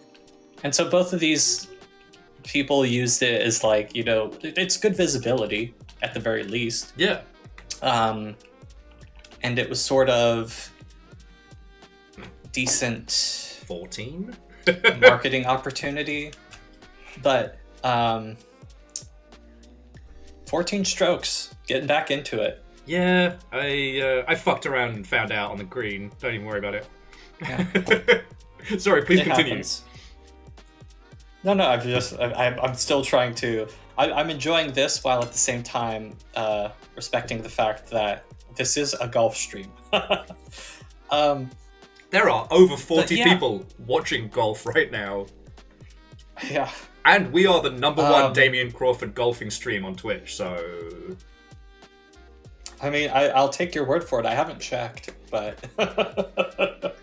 There's a point where some, Korean VTuber is, fucking beasts us or something. I mean, that would be great. I would, I'm sorry that it would tank your visibility, this particular subsection, but that would be fantastic. I'd love to see GDQ just stomp your numbers for this game. Let's go! But, yeah. So both these games, these studios put out, it was their first titles. And once the games finally released, the first one was this sort of, first person roguelike dungeon crawler, sort of FPS type of deal. Okay. Which there were already a dozen games that were doing that. And now there's 100 plus. So there was that one. And then the other one was actually, I think it was called the Rabbit and the Owl or something. It was you had two animals, and it was this puzzle game where you sort of alternated between being able to move on black and being able to move on white, and this sort of movement around the space platforming, shifting gravity thing. It was interesting concept. It's just that the scope, it was two people working on it, and it's very much a thing where you have to figure out it was their first game. The issue was that it was their first game. It was their first project. It was getting visibility, and they didn't know how to deal with that. So both of these games, I remember them launching, and then that was kind of the end of it, because they launched, they got some reviews, they got bug reports, and if you look on their Steam forums, those bug reports are still standing with no responses and no updates, and they just kind of petered out because they weren't ready for post-launch support. They didn't understand that once the game is done, that doesn't mean the game is done. So Yeah, I have no idea what has happened to any of the people that worked on those games, because that you have to figure out what to do after your first, and a lot of people don't, and that's the difficulty. That's why I'm like, I've made more than one game. It's in the double digits by a wide margin. So even if it's not, the sort that wins awards even at tiny little local events, I'm still going. I'm still in it. I'm still fighting. So I'm happy about that. And because then there's these moments where a person plays golf. Plays golf for many, many hours. And I don't know. I do feel such empathy when it comes to those tiny teams. And it's hard because you never want to be the patronizing dickhole that's like, oh, so what's your post-launch support? I don't go into those conversations in those spaces to kind of, be the genius mentor of all.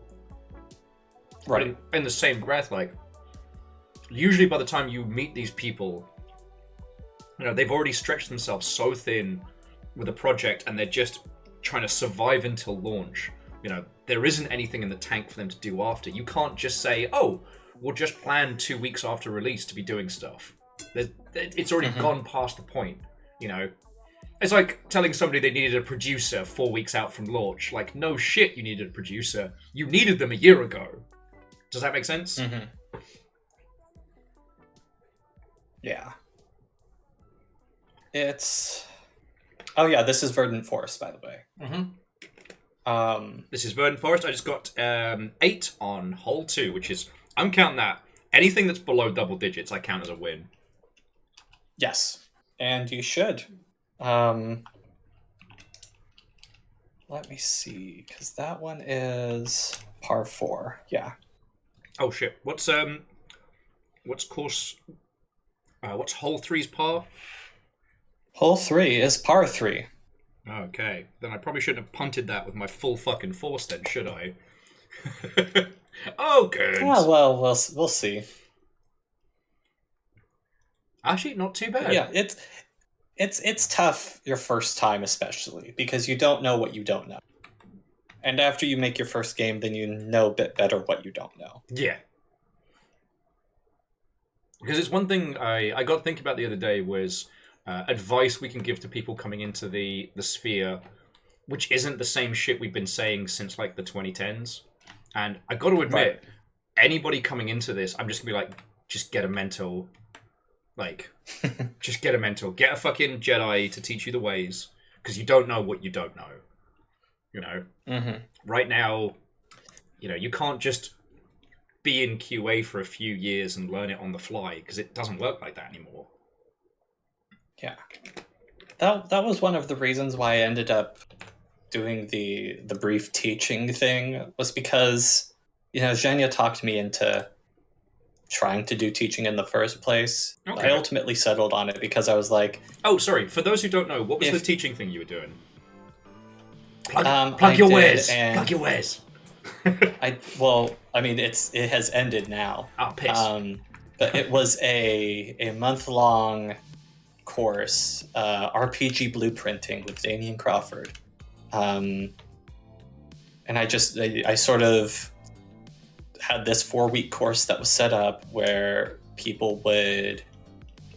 Well, I would teach a lesson, and then, you do assignments, and it ends up building out into a brief one-shot tabletop RPG. Okay. And so it was just like the basics, like how do you do character design? What's the difference between a character-focused RPG and a class-focused RPG? Then dungeon and town design and what the symbiosis is between the two. One is a place where you have characters that give you stuff. The other is a place where you have characters that you kill for stuff. And also like the sort of discussion about adventuring and which place is it that your characters feel more at home in? Do they feel more at home in town, or do they feel more at home in the dungeon? And, sort of opening up that design choice space. as well as actually getting people to commit shit to paper. Very nice putt. Thank you. Um, 8 strokes but, again? yeah, Fuck yeah.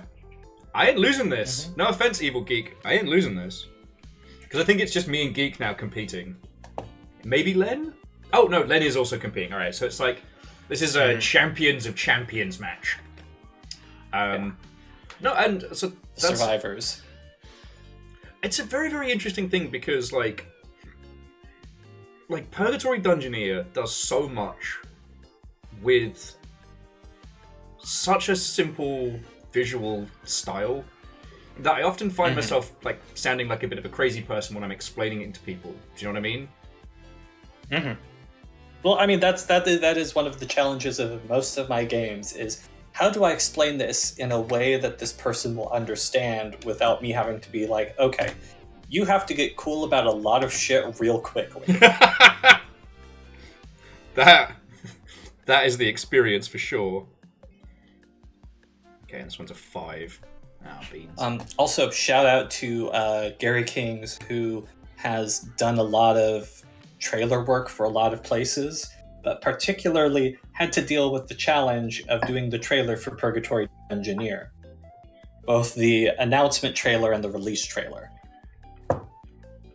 Because that's visually difficult. That's why it's a job. Dude earned his paycheck on that one. Yeah.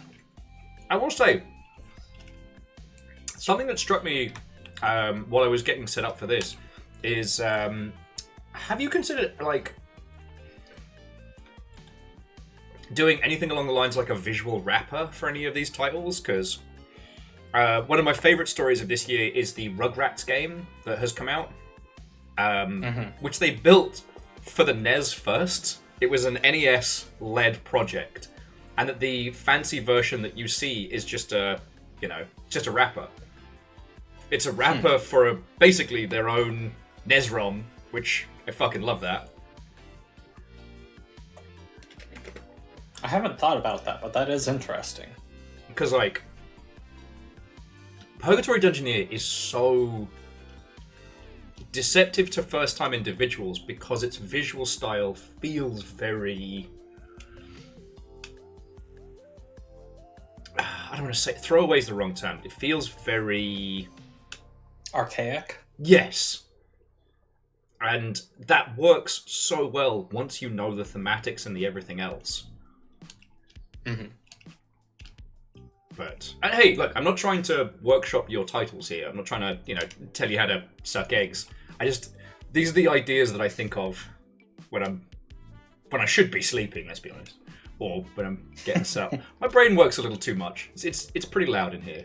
I won't lie. Because, I don't know.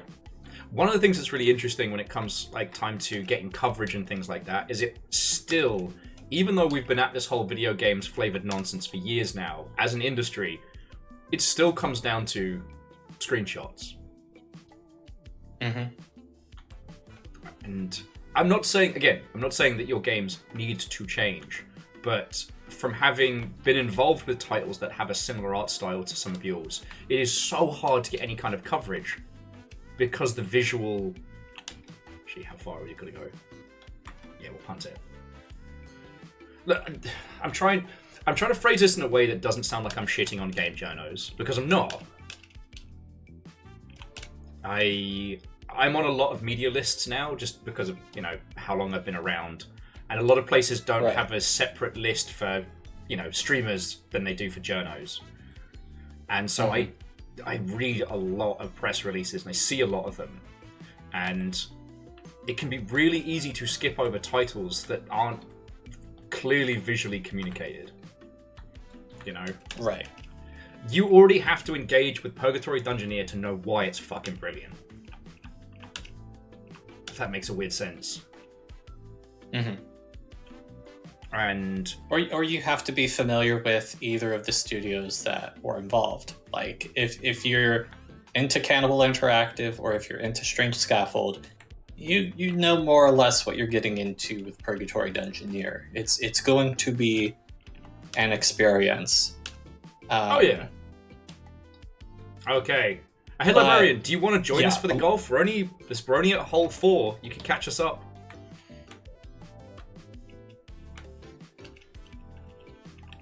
Right. Sorry, you were saying. And so, I agree with you, but I will say that for a lot of the Strange Scaffold games, they have usually a visually mimetic part of them, which is definitely what's,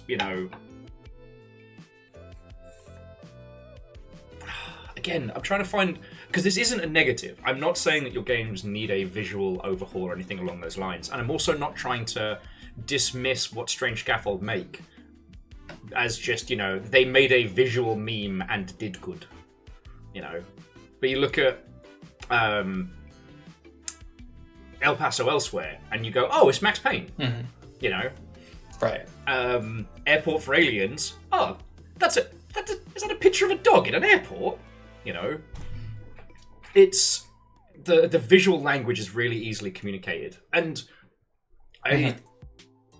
I'd say the only weak one they have in their lineup is I Am Your Beast, but that's already been communicated through gameplay and demo, which is how they managed to, in my humble opinion, is how they threw that one through. Once again, much like this golf, I've lost the point that I was trying to make. I guess what's been fascinating is the 2 RPGs that I personally wish I had time to play right now are Metaphor and, when it finally drops, Expedition 33. And I love them, well, conceptually, but they're almost the exact opposite of Purgatory Dungeoneer, which is its all visual style. But once you get under the hood, it's really simple. It's really simple. Right. I mean, okay, Expedition 33 hasn't come out yet, and it may have more complex systems, but, they're closer to Eternal Sonata than, I don't know, I'm trying to think which the complicated Shin Megami Tensei game was. The really complicated one. Like SMT5? Well, actually, SMT3 was complicated, and SMT5 has dual and triple text and stuff. Yes. They've also added passives, which I thought was interesting. And some of them just have the rawest names. Metatron's passive is something like Continuous Crucifixion, which I'm just like, oh, that's nasty. I love it. But I did the thing where I pulled out the wrong fucking golf club. So Gil is going to head off and go do chores like a responsible adult, and says, it was good to hear you and our esteemed guest, Mr. Crawford, talk shop and industry and play this beautifully strange golf game. Well, Gil, gift it to some people. Curse them with the infinite golf. Yes, please give this to anybody that you think deserves a proper white elephant gift. And Michael Monty Dev says Continuous Crucifixion is nasty work. Yeah, you gotta keep that going. But it's such a fantastic name of a thing. Knowing nothing about it, it is so incredibly evocative. What's your passive ability? Continuous Crucifixion. The mind Also boggles. because it increases almighty damage the more hits that they take, and then he's got a skill Fires of Sinai, which he is the voice of God. He is Metatron, and so he is a mechanical angel that opens his laser eyes and shoots them at the ground, which then turns it to holy lava that then shoots columns of fire upward. It's sick. That's metal as fuck. But especially because it's interesting because the SMT5, the voice work it's nice. The SMT3, it's just so much more menacing, and because the fight that you have against him is him gigantic, so it's still cool when you use it as a teammate. But it's especially cool during the boss fight because it's just so awful. And yeah, it's very, very torture. It's given Itachi Naruto maneuver. Kind of feels that way, yeah. Yeah. But it's just, I don't know. I talked about this a little bit before you got on about how, like, I can't say it was the death, but, you know, the saturation of JRPGs in English language market definitely, we didn't get the weird shit for a long time. And Yes. the movement in English language territories was definitely moving towards action RPG rather than turn-based. And hey, I love me my good hack and slashes, but I kind of feel that if the mechanics are supposed to be part of the experience, then they should also be expressive of flavor. We had a huge discussion about this the other day about how Doom in Final Fantasy is fucking garbage. We were also talking about like design by edition and stuff like that, but it was Doom is garbage because I mean it's essentially a hangover from previous titles, and Yeah. it's not fun or good. If you win, cool, you cast a spell, they die. The fight part, the part you should be enjoying as part of the experience, is just done for you, alright? And it's almost impossible to get it to work on any of the larger fights where, you know, being able to instant kill would be a game changer. So, because all bosses are immune to Doom, because otherwise you'd just be able to fucking kill him in one move. So why is it in there? Sorry, I'm definitely once again driving this conversation off the fairway into the rough. But Oh no. I mean, I of course, a person who primarily designs RPGs, has opinions about status effects in RPGs. all right, then let's fucking go, because you might be one of the few people I can get spicy with on this. Because I don't like instant death skills. I don't like things where you got a bad roll, that's it. The only thing that I'm fine with that in is, ironically, SMT3 Nocturne.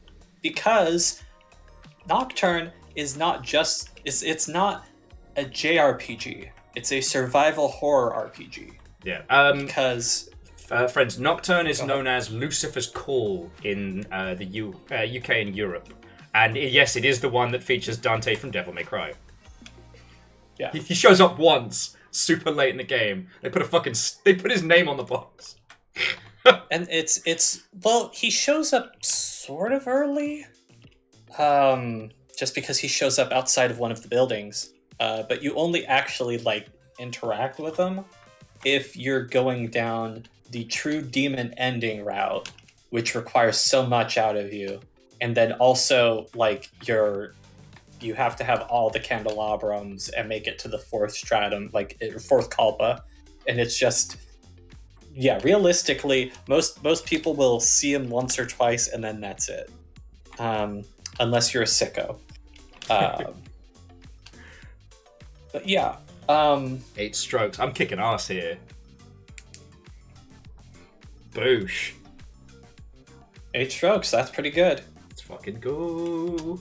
Sorry, you were saying. That was that hole 4? That was hole 5. We're now on to hole 6. 5. Okay. Sorry, so you were saying Dante Don't Make Cry, Nocturne.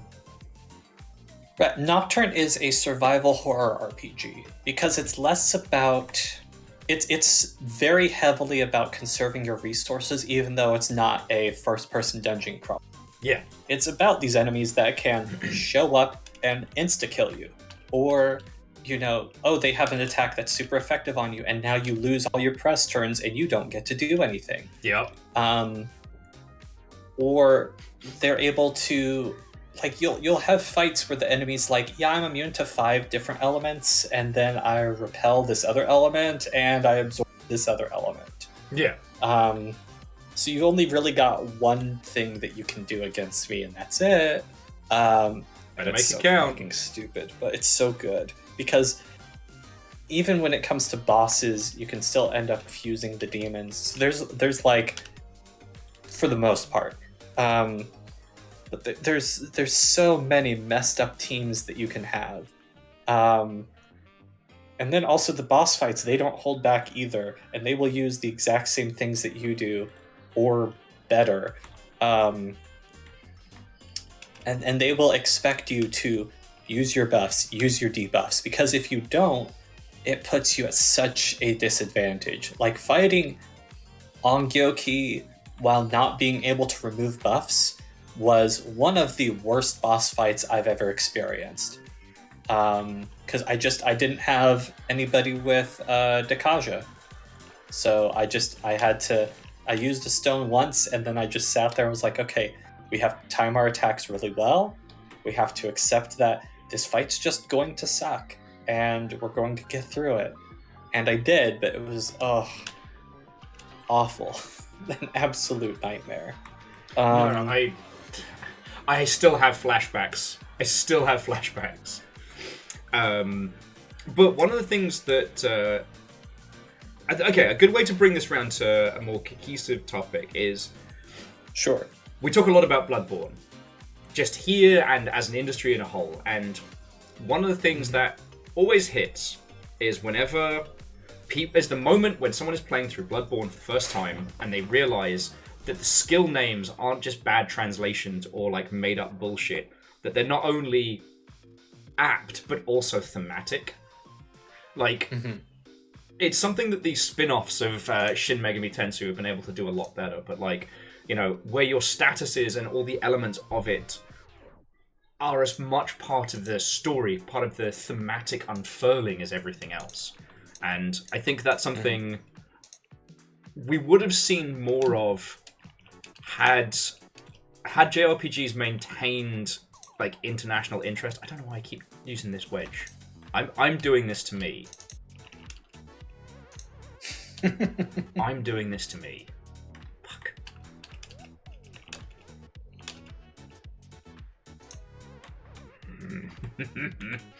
Not gonna break me. Not gonna break me. Oh, we'll get you there.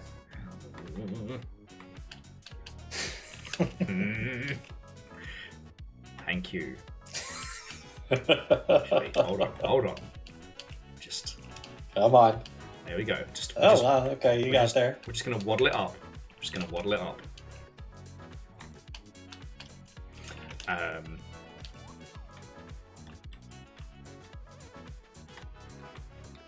Oh, there we go. Bring it on home. Boosh. Right, 14 strokes. Not amazing. Could have been better. Got a little spicy towards the end. That's what's important.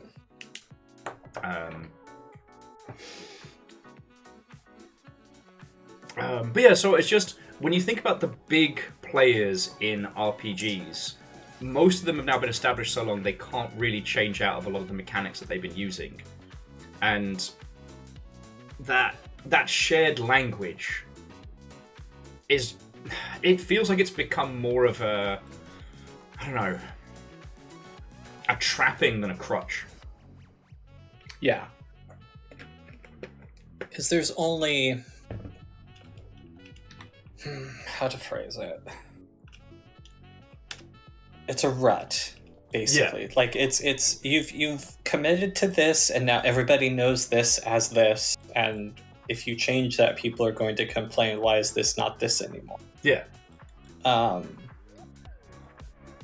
Like Final Fantasy, they do change up the combat, but you're still gonna have Ifrit and Shiva up to their shenanigans. You're still gonna have, you know, Firaga, Blizzaga. Yeah. You might have Jaws. If you go high enough in the tier system. And fucking Doom. Yep. You've got Doom, you've got Death, you've got Petrify. All of which basically do the same thing. And like, it's just what item cures them. Yeah. Oh, and or so what spell removes the status. Sorry to interrupt, but to Michael Monty Dev, what and welcome. It was lovely chatting with you. And again, please pick up a copy of Damien Crawford's Golfing Experience 2024 online. Leave a review. But also, hello. Michael actually has left a review, so Nice. yes. And yeah, hopefully we get to natter with you some more in the future.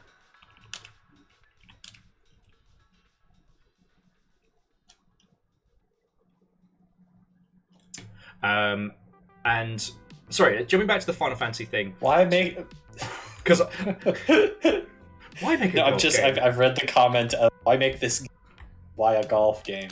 Why a golf game? You could have done anything Well, else. yeah. I could have done anything else with my life. And instead, I'm making these things. I mean, I make bad decisions. That's number one. Partly, I wanted to see if I could. There's a quote about that. A first-person 3D golf game in RPG Maker. Nobody said it couldn't be done, but people do ask, how can you do this once it's been done? No one said you couldn't, but no one said you should either. I can't believe how many dice rolls are fucking winning. Yeah, I'm trying not to draw attention to it lest I fuck my luck. Well, that's why I had to, because you can't keep getting away with it. 9 strokes. Oh, Anything? do you remember what the par was for that? For 7. For hole 7? Yeah, I forgot to write down the par. Hole 7 is a par 4. Okay.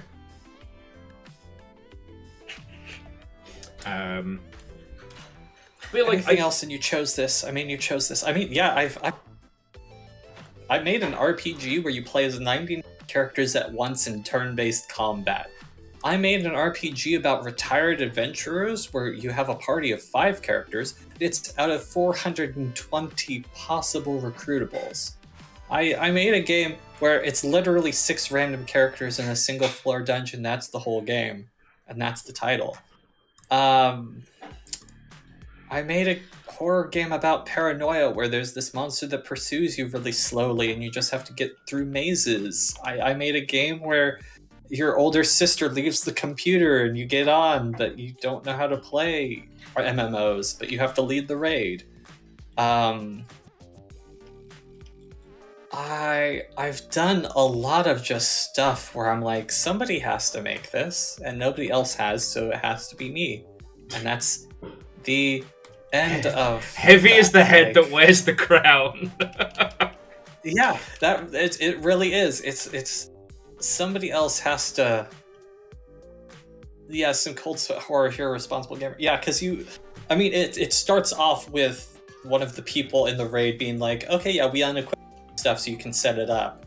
And then you go to the menu and you realize equipment doesn't pop up as an option. And you realize, oh, your player really does not know how this game operates.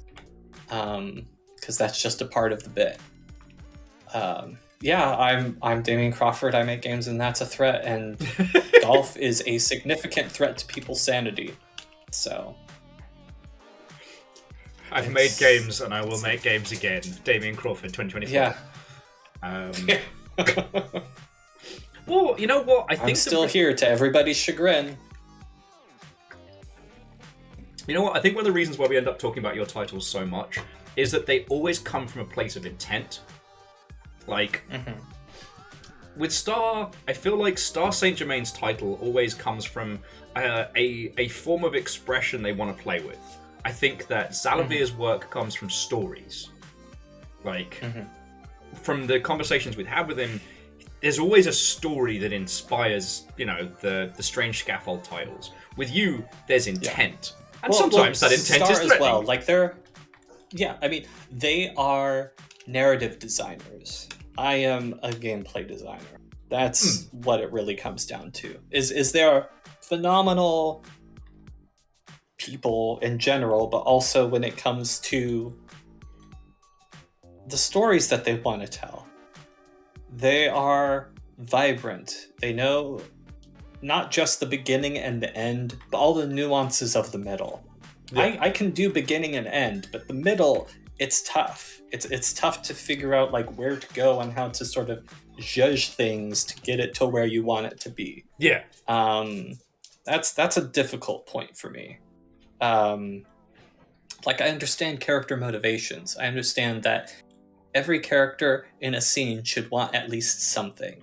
Whether or not it's an important thing, whether or not it's significant or really matters to the story doesn't matter, because everybody wants something. And that's the most basic element of character writing. But they can do whole stories and do them well. That's what the fuck was that? Yeah! 7. And I forgot to write down the par again, but honestly, it doesn't fucking matter. I assume that last one was par 5, What hole right? was that? 8. Yeah, par 5 for 8. That's why I'm like, that was amazing. And now my luck will turn. Right. And see, yeah, that's the thing is, for Star, it starts from theme or emotional experience, and then gameplay comes out of it. Whereas I care the most about the gameplay, and then figuring out how to rig everything around that. Okay. I will say, yeah, it's I care. I'm system mechanics. I am spreadsheet person. I am an engineer that did not graduate college. Like, I was just going to add that everybody else is theater, whereas I am engineering. That's what it comes to. Sorry, all I was trying to add was just it is intimidating being friends with all of you lot. I'm just going to say that. No, I experienced that the same way. Okay, cool. Because it's in a good way. Well, it's good. I don't dislike the situation. It's just that it can be difficult at times because what am I trying to say? Aww. Well, whilst you're pondering Star says, grateful to count you all I'm on surrounded by giants, is how it feels. I am often the least educated person in any room I walk into, and that's always a scary thing.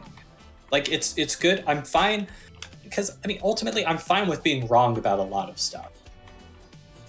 I don't care if somebody corrects me on something, but it's still, there's times where I feel like I'm not bringing as everybody else is bringing. It's difficult. But am I just what? Oh man! I might not have made this game, but Damien is my game now. It's my game now. Oh, you shut the fuck up! No, you do not. You do not understand the demon you are awakening.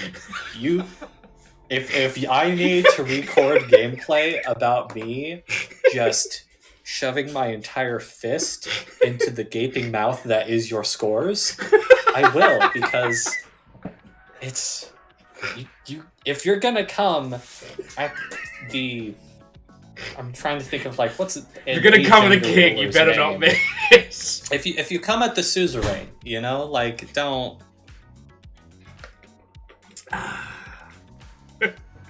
I looked up and saw that Evil Geek did 15 on 8, and I'm like, oh, how was hole 8 for me? Oh, 7. Yeah, that's hole 8. This on hole 8 means that you got a bogey. That's only +1 stroke. That is a strong play. I'm actually crying laughing. Well, actually, no, that was hole 9. That was hole 9, which was par 3. So actually, you're shit at this game, Will. You got double par? Come on, man. Get fucked. It's 10 next. That's on a 4. I'm doing the thing that I used to do now, which I'm scoping out the shot before I take it. That's my secret. Yeah. Watch me now pelt this sideways by mistake or something. Mm-hmm. Oh, actually, Star, big same to you all. Lockdown would have been. I wouldn't have made it without you all. Yeah. No, that it was. That's one of the things I'm finding tough about the current gig situation and all that, is just because that's my main reliable socialization. And especially like at the end of this month, my friend that I have known since middle school, the person I've known the longest that I wasn't related to, is moving away. Yeah. And so there's just going to be, like, my social network is down to almost nobody. So now it's like, okay, I'm currently living where I am because it's horribly cheap. But if I can get any amount of money together, I am vanishing. I'm going somewhere where there's actual people. Because SAC ain't it for me. Like, Seattle, yo, I'm saying. I mean, I will also say that if it wasn't for being able to stream with people, I wouldn't have much of a social life these days. But that's of my own creation. You know, there are, we've got the Seattle Indies, we've got the streamers, we've got like a multitude of different like spots and squads to be a part of. It's real cool. Just the reason why I was cackling was Moose said, and someone said my game was theirs, so now I made this game entirely to troll them, by Damien Crawford. that is appropriate levels of spite for me, yes. I mean, I'm currently the #1 Damien Crawford golfing streamer, and I'm putting that on my fucking LinkedIn, my blue sky. But no, it's just so, and I promise this isn't just and Will toots everybody's ego, but it's. But if we go back to like the discussions of success, a commercially successful game isn't necessarily a good one, and a good game isn't necessarily commercially successful. That's unfortunately one of the realities. And what's so interesting about the titles that you and Star and Zalavir and so many of our peers put together is that even when they're not hugely successful, like financially, you can still see that through line, that intent. Like the art is fucking good. Which sometimes turns me into a bit of a lunatic when I start raving about them because people don't get it. But that's definitely the through line that I see in all of your titles, And yeah, with Gig, I don't know, Friday nights are my busy nights, and which I tend, which, half the people who join me on Sea of Thieves are Gig people now, so, Right. But,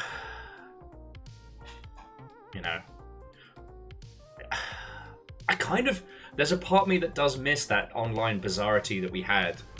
I still remember the night in Gig when it was Zalavir and the Blazeball crew were jumping between different rooms on Discord, like the hyperactive kids at a house party. Like, that is one of my fond memories. And I miss those moments a little. But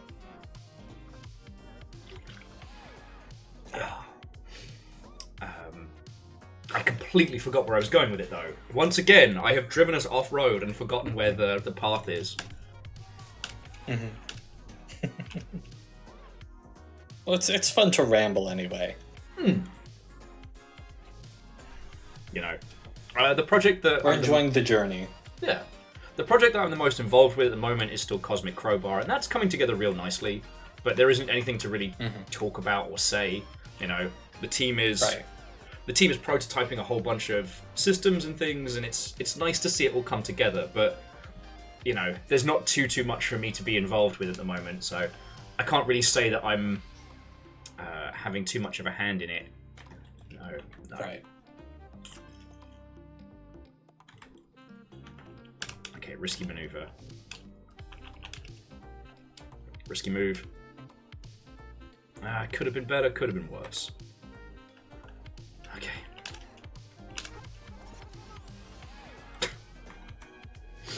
Sorry, now I'm kind of in the zone. Yes! There we go. That's more the cuts I'm looking for. Fuck! Damien's got the fucking console up. Just clicked the get fucked Will button. I would love to be able to do that with one of my games. But it's not worth the time. I've seen a few titles that have done it, but yeah, it's no small feat. And again, friendly leaderboards. Oh, it was like a game where you were racing forward, jumping off of the backs of semi-trucks. Yes, Cluster Truck. Cluster Truck, thank you. Yeah, because I remember seeing that, where the developers would just, like, actively be able to mess with people's gameplay, which was fun to watch during... there were compilation videos of it, which were funny, but also, like, GDQs and stuff, where they would just mess with things. They were like, Yeah. oh, you want to speedrun this? Okay, and then they'd, like, triple the speed. The only time I felt bad was is it Rat Party? It's not Bad Rats. Darn it! There was a game on Steam where you're kind of like an underground rat detective, and they put that feature in, and it was right as I was trying to make a particularly difficult jump, and I said a lot of swear words at once, and then it popped up with the message from the dev, and I think they took it very personally. As I think they thought I was saying it to them.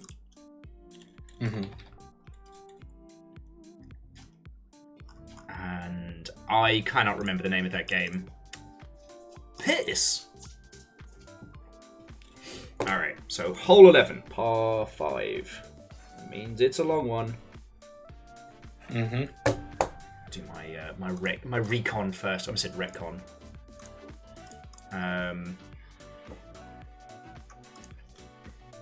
Oh, okay. No. 4 strokes on hole 12 is quite good. Okay. Once I get there, I can let you know. Sorry, Lizzie was saying they love the get fucked will button. Usually involves sharks. It's a thankfully shark-free game. Star says, wait till you see this whale game I'm working on. Oh, good. And I guess touching on something we were talking about earlier, just to put it into the positive category, is like people are hungry for weird and different. Like, I think there's a certain level of palatability when it comes to control scheme, but I was this week alone choosing what games to play has been so difficult because there's so much brilliant stuff. And on the subject, what got me thinking about that one is there's a hex grid city builder, like a Civ-like 4X type game, which is set on the back of a gigantic space whale. Like, one of the other titles from this week that I haven't had the chance to play and I might stream next week, schedule willing, touch wood, is called Sniper Killer. And it is David Cage without David Cage. You play both a sniper assassin on a killing spree and the detective bringing him to justice. And it's got this whole, chunky PS1 VHS vibe going on that I'm just living for.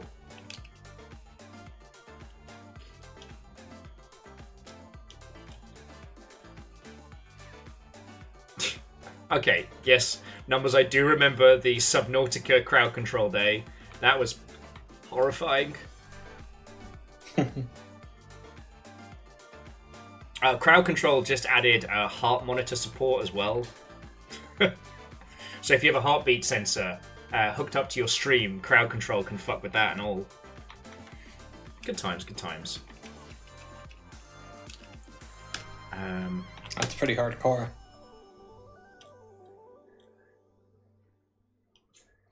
Apparently there's some cheap ways to do it with smartwatches and stuff like that.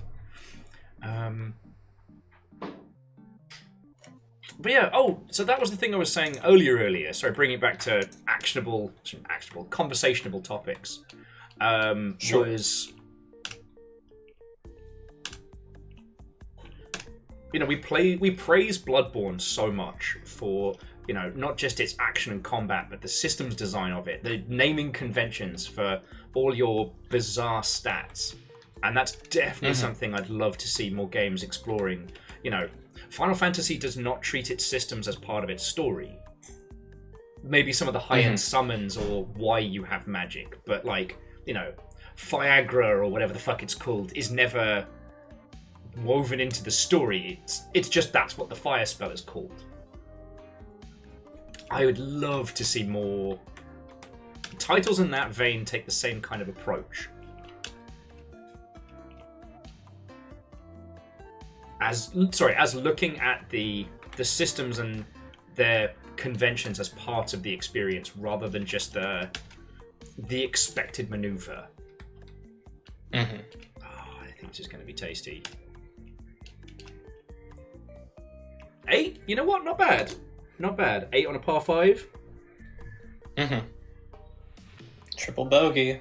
It's still a term. Once you get past that, it's +4.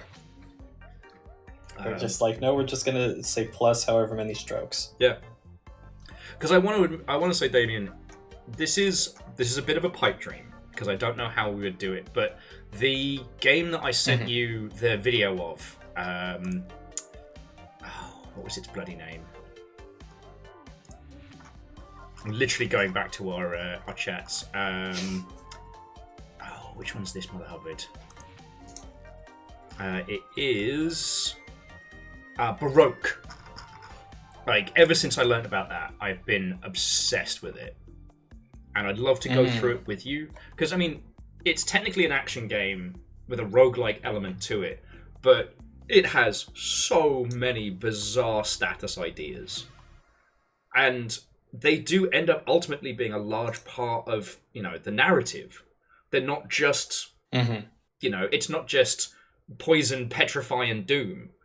And it seems like it's completely random and asinine to start with. And by the end of it, you're like, oh, fuck. So yeah, I'd love to do a stream of that at some point with your good self. Because you're also one of the few people I know that sort of finished Lucifer's Call as well, or Nocturne. But,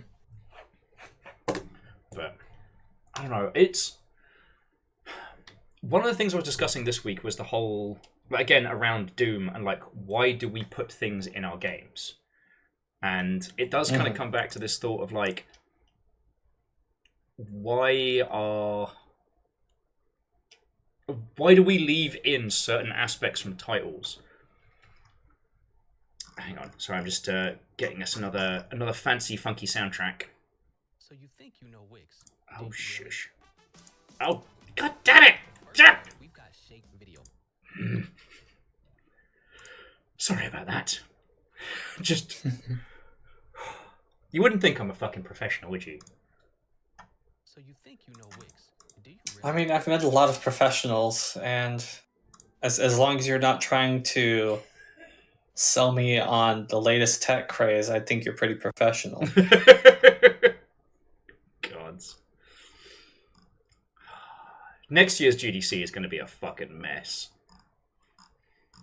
I would just like for half the booths to not be a libertarian's wet dream. Like, I don't... Like, I didn't even enter the expo hall this past year. Because there was nothing that was of interest to me. I was in also it because I had a talk I had to do, so I was just, yeah, internally bouncing off the walls. Okay.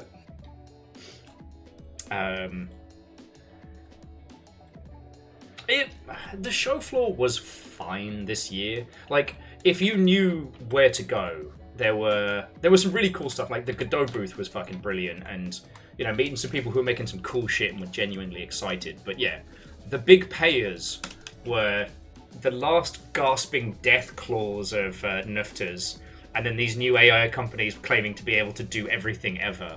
And like I said, I wonder if the AI shit's got a year left in it, or if it's going to implode before then. But it can't have long left, because they're burning so much cash. So I wonder what next year is going to look like.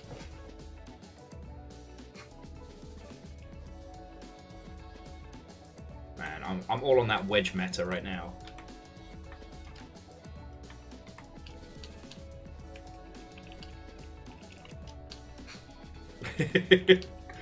Dude, I still remember at GDC the stand that was selling like landmarks and cities in the world as NFTs. Yeah. Why did nobody learn anything from the Diablo 3 auction house? Don't know. I mean, at this point, it feels like, you know... it has been over a decade. It has been over a decade. I understand why people would have forgotten about it, but hey, it's... As we're fond of saying, like, those who forget history are doomed to repeat it. If Blizzard decided this is a bad idea, like, come on. Like, it's just not gonna work. And, like, the idea behind the auction house was, all right, well, this is already happening, so let's put it in the game. Yeah. Managed to get 9. Not amazing, but again, anything below double digits is a win in my book. Yeah. You'll take a 9. But, like, they were also, to my knowledge, one of the first main peeps to do it, outside of, like, heavily obfuscated stuff like those MMOs that had, like, real-world currency values and shit like that, you know? Those things being their own bizarre little city-states. But yeah, the Nerfed crowd were genuinely like, oh, well, all these things have happened and died, but we'll be fine when we do it. It's different when we do it. If I invade Russia during the winter, it'll be fine. Everyone else who tried and died was an idiot. You know?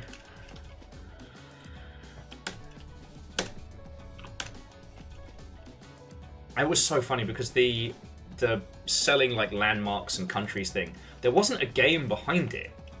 They were expecting that they could create the business model and then people would make games around it. Like, smarter people than you have tried and died on that hill, but you do you plucky venture capitalist. Yeah, Fred, it's like going all in against a Sicilian when death is on the line. I've had a nickel every time we quoted that today. I'd have 2 nickels, which is not a lot, but it's strange it happened twice.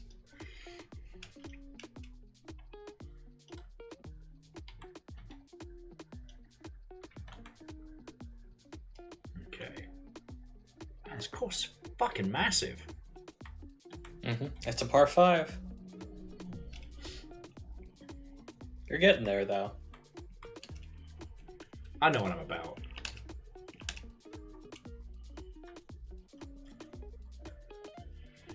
I feel like I've sort of settled into a bit of a rhythm. I think being the golf champion just makes it easier for me. Oh, yeah. As Damien clicks the get fucked Will button a few more times. It's a big button. Yeah. Okay, so... It's the Super Mario World buttons. So we're kind of... As we're getting into the back 8 of our second quarter... Ah, piss. Yeah, the button works. The button works. As we're getting into kind of like the... Oh, water, love it. Yes. Cut your way out of that, bitch.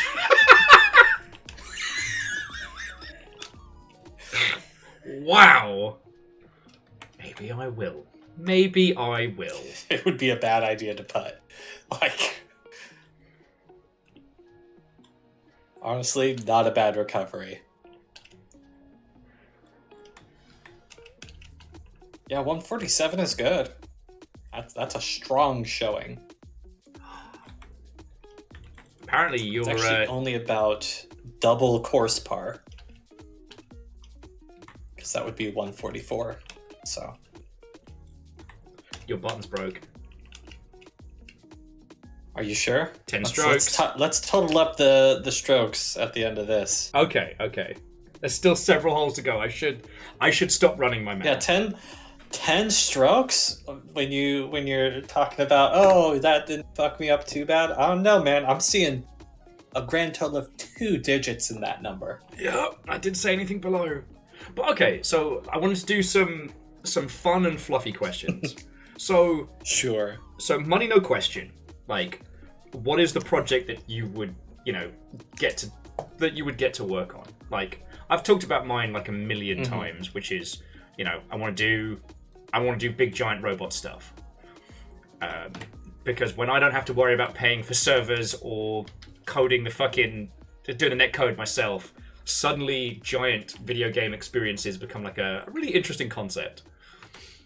Because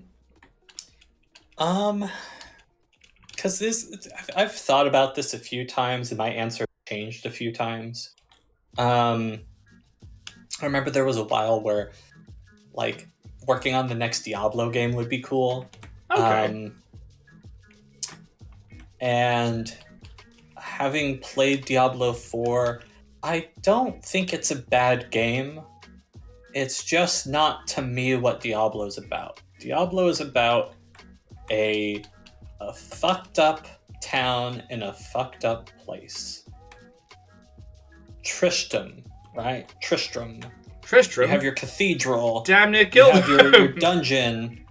It's just a mess. That was Diablo 1, and yeah, a metal headpiece, a rock. Played it in 6. Boosh. 6 ain't bad. 6 ain't bad for a par 3. Yeah, and I mean Deckard Cain just is such an evocative character too. I'm Deckard. I'm a Rodron Cube. My favorite one used to be, what do you mean you're surprised Diablo is here? It's called Diablo 3, you fuck. What were you expecting? Dave Matthews Band? Yeah. Oh man. It's also great because like it's one of those, everybody has that impression inside of them if they just reach. It's like Shadow the Hedgehog, where it's just like, Yeah, it's you always get your there. voice a little lower, a little whispery, a little raspy. If I'm Shadow the Hedgehog. If this was- I'm gonna kill you, Sonic the Hedgehog. I'm gonna shoot I'm you gonna with a make gun love that to I you, found. Sonic the Hedgehog. Both valid readings of the text. Right. Yeah, Deckard Cain, everybody has one of those too. But also Diablo 3 was very much a Diablo 3 and Diablo 2 were, you have your acts. You have, in each one you are in a fucked up town in a fucked up place. And then Diablo 4 was, here's a bunch of towns that you have to go between, and it's kind of a chore to walk between them, so you get a horse, but it's something you have to unlock and is on a cooldown, and that alone was a bit annoying, and it's very live servicey. So like, I played through it, I beat the game, I thought it was pretty good, but I didn't understand the hype I got from some people who were like, "Oh, this is great." I'm like, "Did you play Diablo 2 or 3? Like, I don't know. It's not bad. I think it's a good game, but it's not what Diablo means to me." Caffeine, yeah. Diablo 4 The storyline was there. The world exploration wasn't. Like, I can't name an NPC on Diablo 4. Whereas Diablo 2, obviously there's Deckard Cain, there's Charcy, the blacksmith. You have Geed, the gambler. And that's just like town 1. You have in Diablo 3 Hadrig Amon, the blacksmith, who you first meet because he's one of the very first quests that you get, where you have to help him kill his zombified wife in the cellar. Yeah. Like, great start to a game, The Diablo 4 thing is interesting because it's one of the things that, and I don't mean this to sound spiteful, but it is one of the things that gives me hope. Because,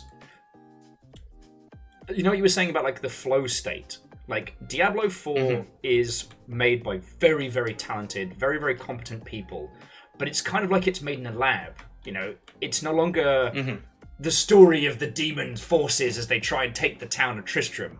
It is an action RPG with a tight loop, a, specifically crafted endgame and characters, and, traversal methods, It is in a perfect state of flow. It has gameplay loops up the wazoo. everything about it has been business designed perfectly. But that feels like it's lost the heart that it once had.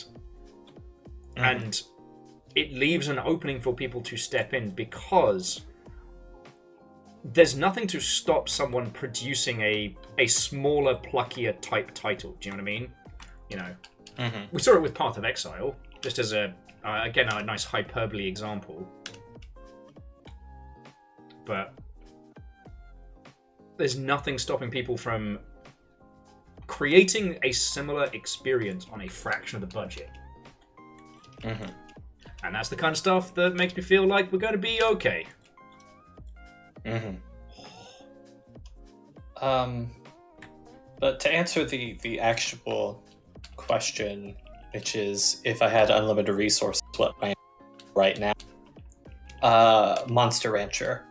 Monster Rancher 2 is arguably the perfect monster raising game. And I want, if I had infinite resources, I'd want to play around. Okay. That's, akin to that. But my question to you would be...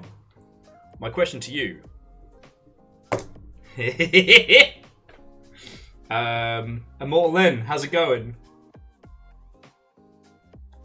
Wait, how did you get 147? How did you get 147? Because I just managed that on 16. I've still got 2 holes to go, so you might be fine. Yeah, it's not over. The battle is not ended. But I'm definitely getting some nice low numbers here. I got 2 more to go. Which means Len might take this. Par 5. Oh, good. I'm going to explore first. No, so my question to you would be, what would be your monster generator? Because for those who don't remember, Monster Rancher was in the post-Pokemon, post-Digimon world. Its hook was that you would put a CD in your console, and it would generate a monster based on the music track that you picked. I forget what the calculations were. I think it was pretty much just like BPM counter plus... Oh, that's a fucking ravine there. Damien, you sneaky bastard. So what would be yours?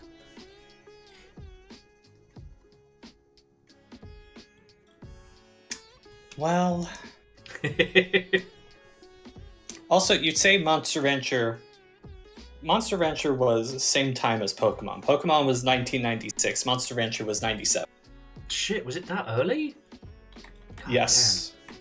yeah, because the Also, for those that don't know, Monster Rancher, people talk about Digimon being like a darker, sort of more mature or edgy Pokemon.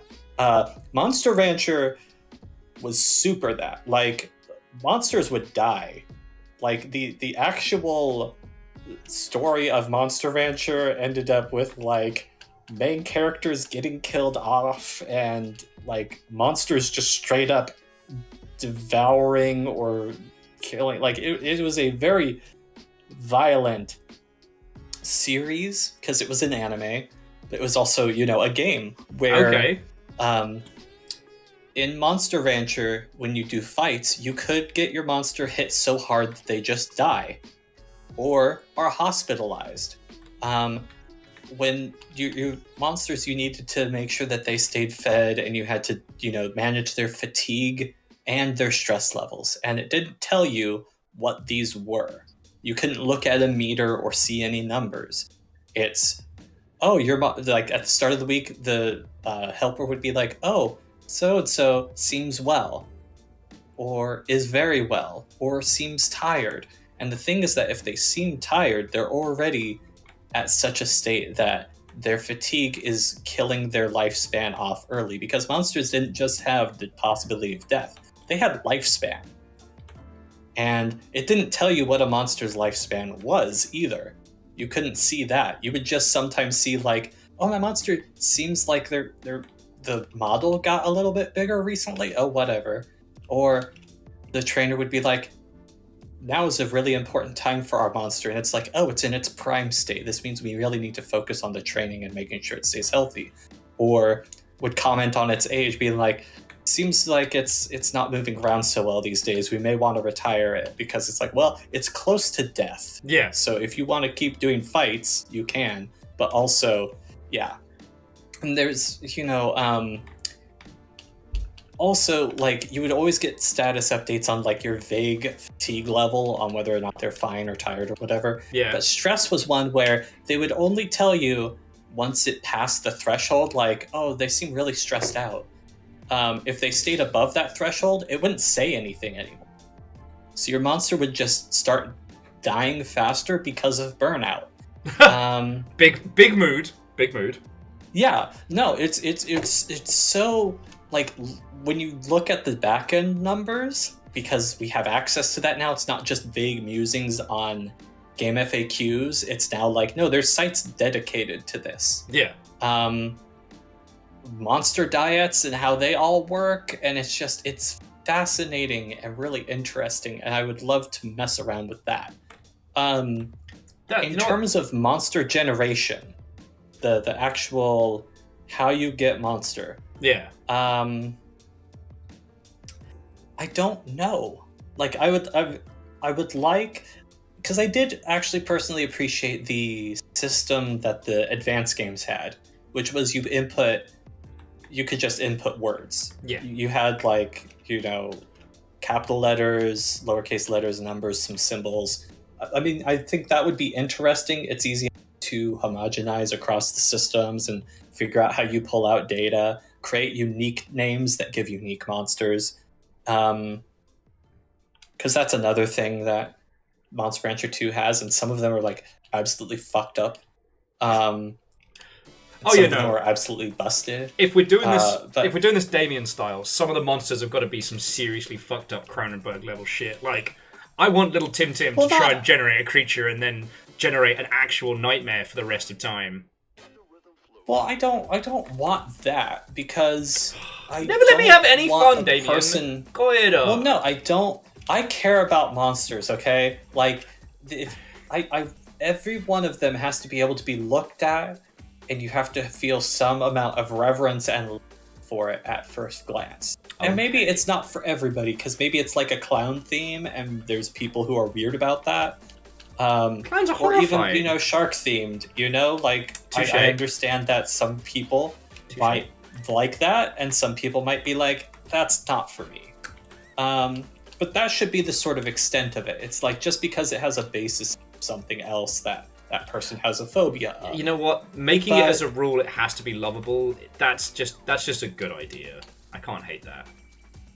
Mm-hmm.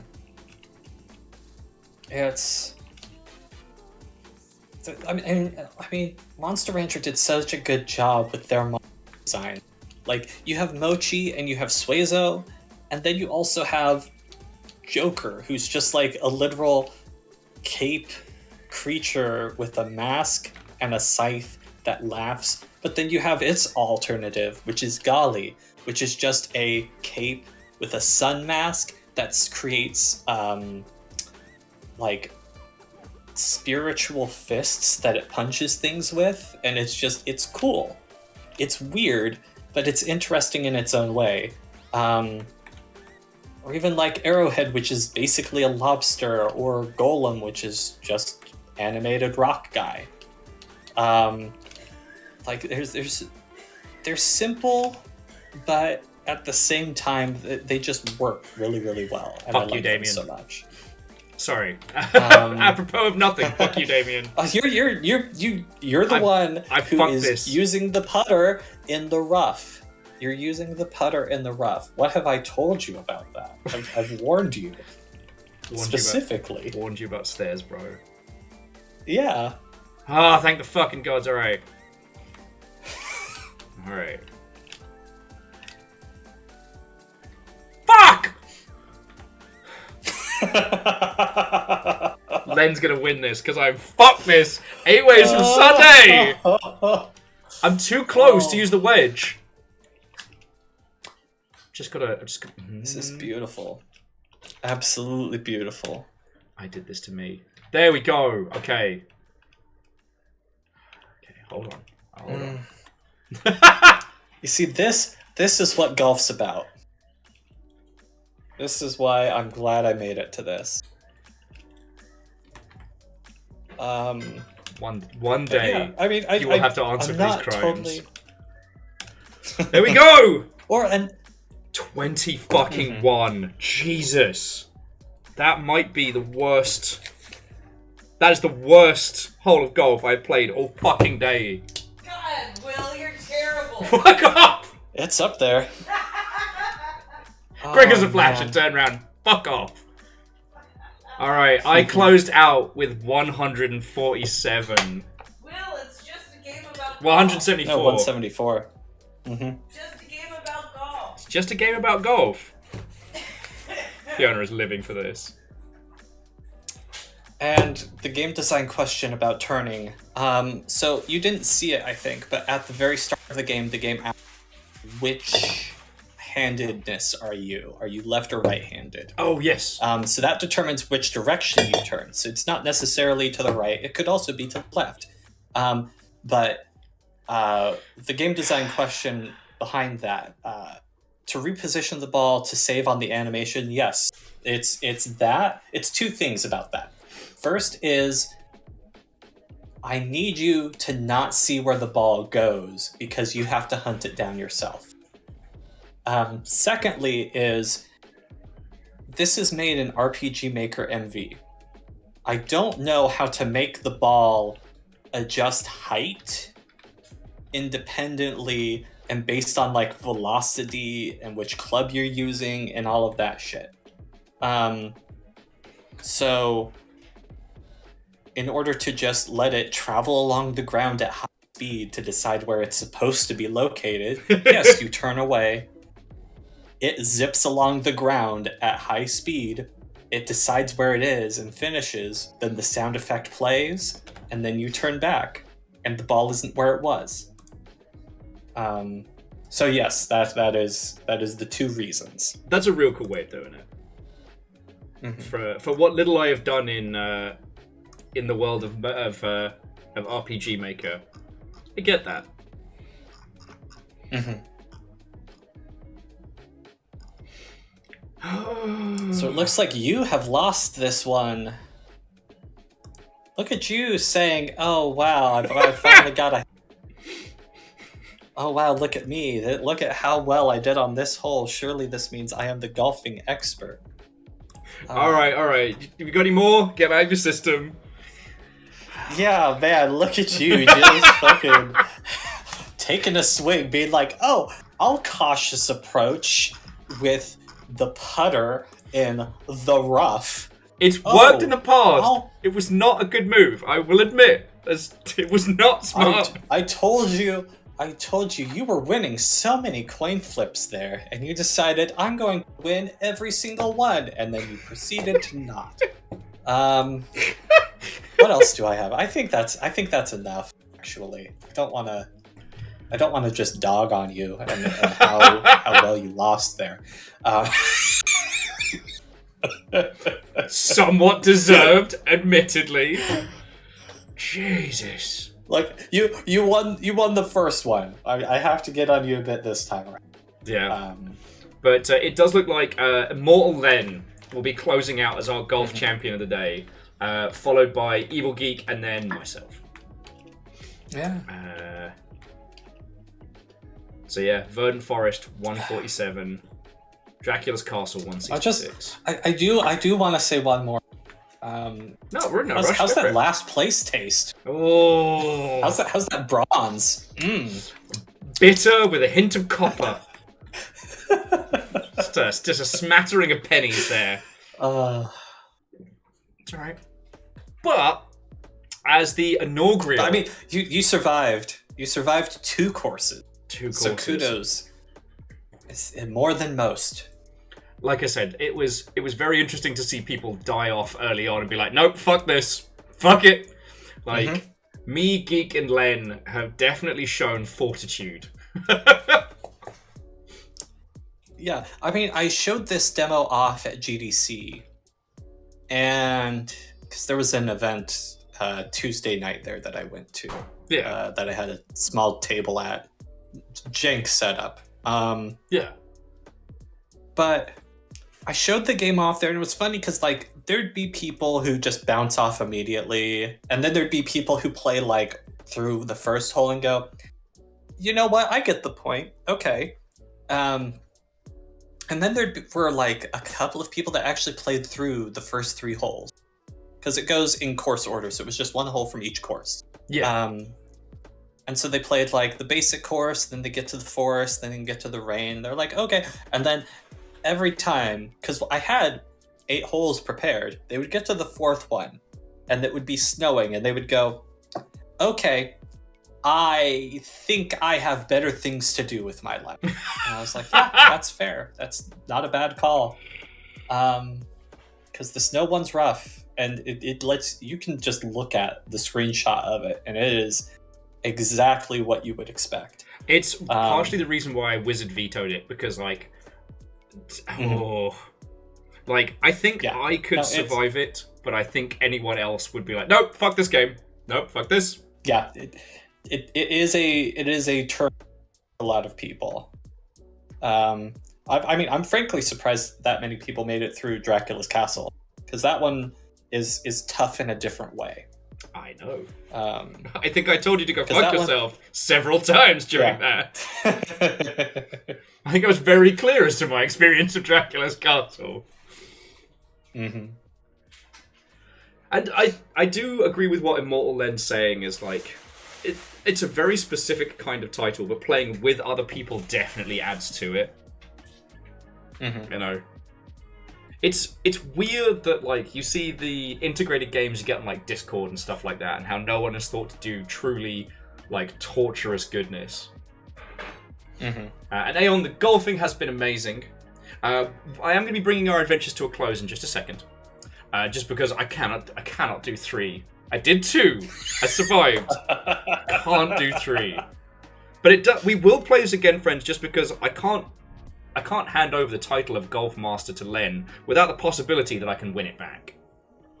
Mm-hmm. You know? It's now Immortal Len's Golfing Challenge 2024.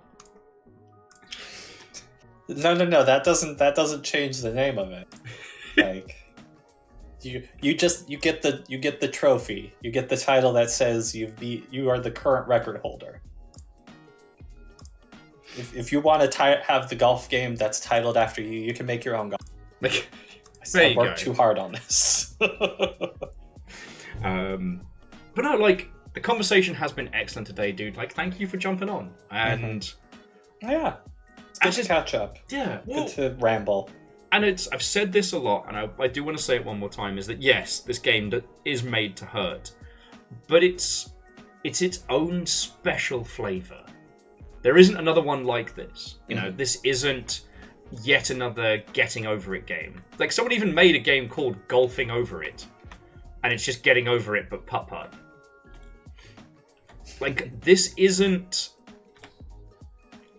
like anything else I can compare it to, and that's something truly special, you know? But that double header of golf courses has definitely taken it out of me. This feels like the Wolfenstein of golf. Again, there's nothing else like it. Maybe we'll hit upon a strange fork in the timeline, and it'll be nothing but Damien Crawford golf clones. If anybody ever clones one of my games, I will just feel bad for them. Like nobody's going to be using AI algorithms to attempt to generate anything I make, because it will poison their algorithm. I think it would be the first time we would see an AI just admit defeat. Yeah. Make me a game in the style of Damien Crawford. Are you in therapy? If no, why have I not? Oh my god. I've been to therapy. I cannot currently afford it, but I have been to therapy before. I do have problems if you're looking for... the games are evidence enough, I would think. I'm at least somewhere on the neurodivergent spectrum at the very end. I mean... Oh my. Well-rounded, happy people don't get into video games. Especially No. not indie. No, nobody does this because, well, it's like, in Purgatory Dungeoneer, I even have that as part of the discussion, is nobody gets into adventuring because it's just a thing to do. You end up trying to fight a dragon with your bare hands or whatever you can keep a hold on in the face of its melting breath because something has gone really bad in your life that has led you to this point. Yes. Like, Otherwise, you'd be living like a happy little hobbit.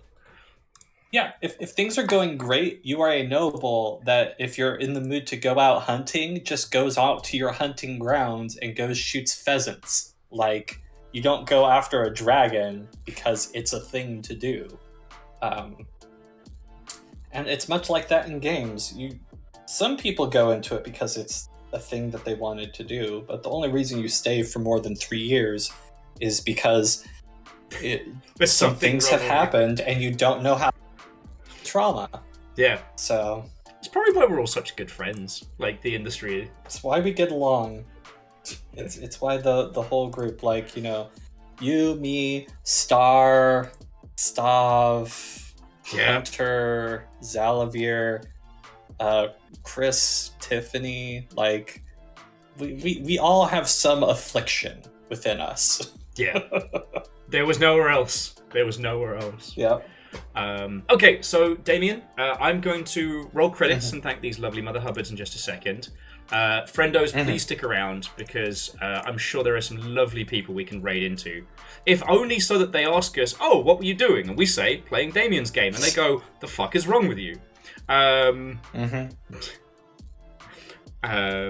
But also, again, friends, we've managed to get Damien up to 6 user reviews. All right, so Damien just needs 4 more. Hell yeah. So friends, please. Like, it's only $4. Pick up a copy, play it, leave a review for Damien, because once it gets past the 10, then it gets the official thumbs up from Steam, and more people will see it, and more people can suffer like we have. Suffer, like G did. We're all afflicted, yeah, right? Very true. Happy, well-rounded people don't stay in game dev. And that's okay. I just keep thinking about how, even in game dev circles, I am, at least when I was studio side, I am insufferable. I'm lucky I found this. I get all my energy out throughout the day of just, like, getting to be excitable about games. Like, you have to imagine that, like, this isn't a character I put on for stream. I'm like this. And occasionally people would get trapped in conversation with me when I was overexcited about a video game, and then they would avoid me. It was good times. And it's not a cult. It's good to have interests. Okay, so I'm pushing the credits button. So, friends, miscreants, Longshipians and golfing enthusiasts, thank you for an incredible day. As always, because of you lot is why this keeps going. After today, I don't know why you're keeping this going, but thank you, alright? Like, whether you've just been lurking all day or chucking in bits or what have you, you fucking legends. To Zoomzang, MDH, Developer Damien, Star, and Varials, you're all celebrating sprees or getting gift subs, you fucking legends. To Akira Zero, Wolfcrad, Bacon Avenger, Some Numbers, J-Post, Shitaru, you threw in bits, which is how I don't die, and I'm really down for that. No, seriously, thank you. And to Caffeine, Lizzie, and Rhymes of Moose, you fucking legends, thank you. And to the Unrequented Library, another game devery friend, you brought in a raid. And last but by no means least, to the creator of this thoroughly unique experience, Damien, thank you for joining me, friend. Yeah, thanks for having me. It has been a time. I'm glad I got to watch you both succeed and fail at golf. I got cocky and it cost me everything. The highs were high and the lows were low. I got a good laugh out of both of them. I experienced true beginner's cursed luck. And Eraman, thank you, you fucking terror. Right, so let me just see who's up and about. I tell you, on the subject of torturous, one of my friends is doing 4 Nuzlockes at once. We might have to go there. Yeah, okay. Let me just make sure they're still live. Yeah, I think we gotta... it's Rudism, if you haven't had the chance to meet him yet. The gentleman that made a game controller out of bananas. I've heard about that, but I don't think I've met the person. Well, we shall change that. I'm trying to bully him to come to a GDC. Would be good. Even the Control-Alt GDC stuff. That's one of the reasons why I'm amazed he hasn't been out sooner. Mm-hmm. Just wait for these bloody ads to disappear. But no, like, dude, this has been really fucking cool. Also, it's been good. Let me know if you do a stream again, because I feel I should attempt to return the favor at some point in the future. Mm-hmm. I mean, I'll inevitably do that at some point. It was just, you know, I wanted to celebrate the anniversary of Purgatory Dungeoneer and attempt to do something incredibly stupid, which was do a tier list of all 420 characters. And I got about 6 hours in and was like, I am very tired. I can't do it anymore. I don't talk this long ever. But yeah, I'll do something else soon, so we'll see. Okie dokie. Well, just make sure you let me know. Right, so friends, I'm going to pass you all over to Rudism, who, I take this back, is doing 4 random Nuzlockes at once on what looks like 4 different generations of Pokemon, so... good luck. And so he's controlling all of them with the same controller. So it's not like it's just, you know, he's not just DJing 4 different ones. It's the same controls. This is like the Twitch plays Pokemon flavored carnage. God. But yeah, this has been a fucking good day. Right, friends, if I see you tomorrow, it will be for some fun wizarding flavor. If I don't see you tomorrow, I will be asleep and or dead. So... have a wonderful rest of your weekend. Hopefully I'll see you tomorrow or on Discord, but failing that, just have a good one, friends. Right. Let's go check out some weird Pokemon stuff.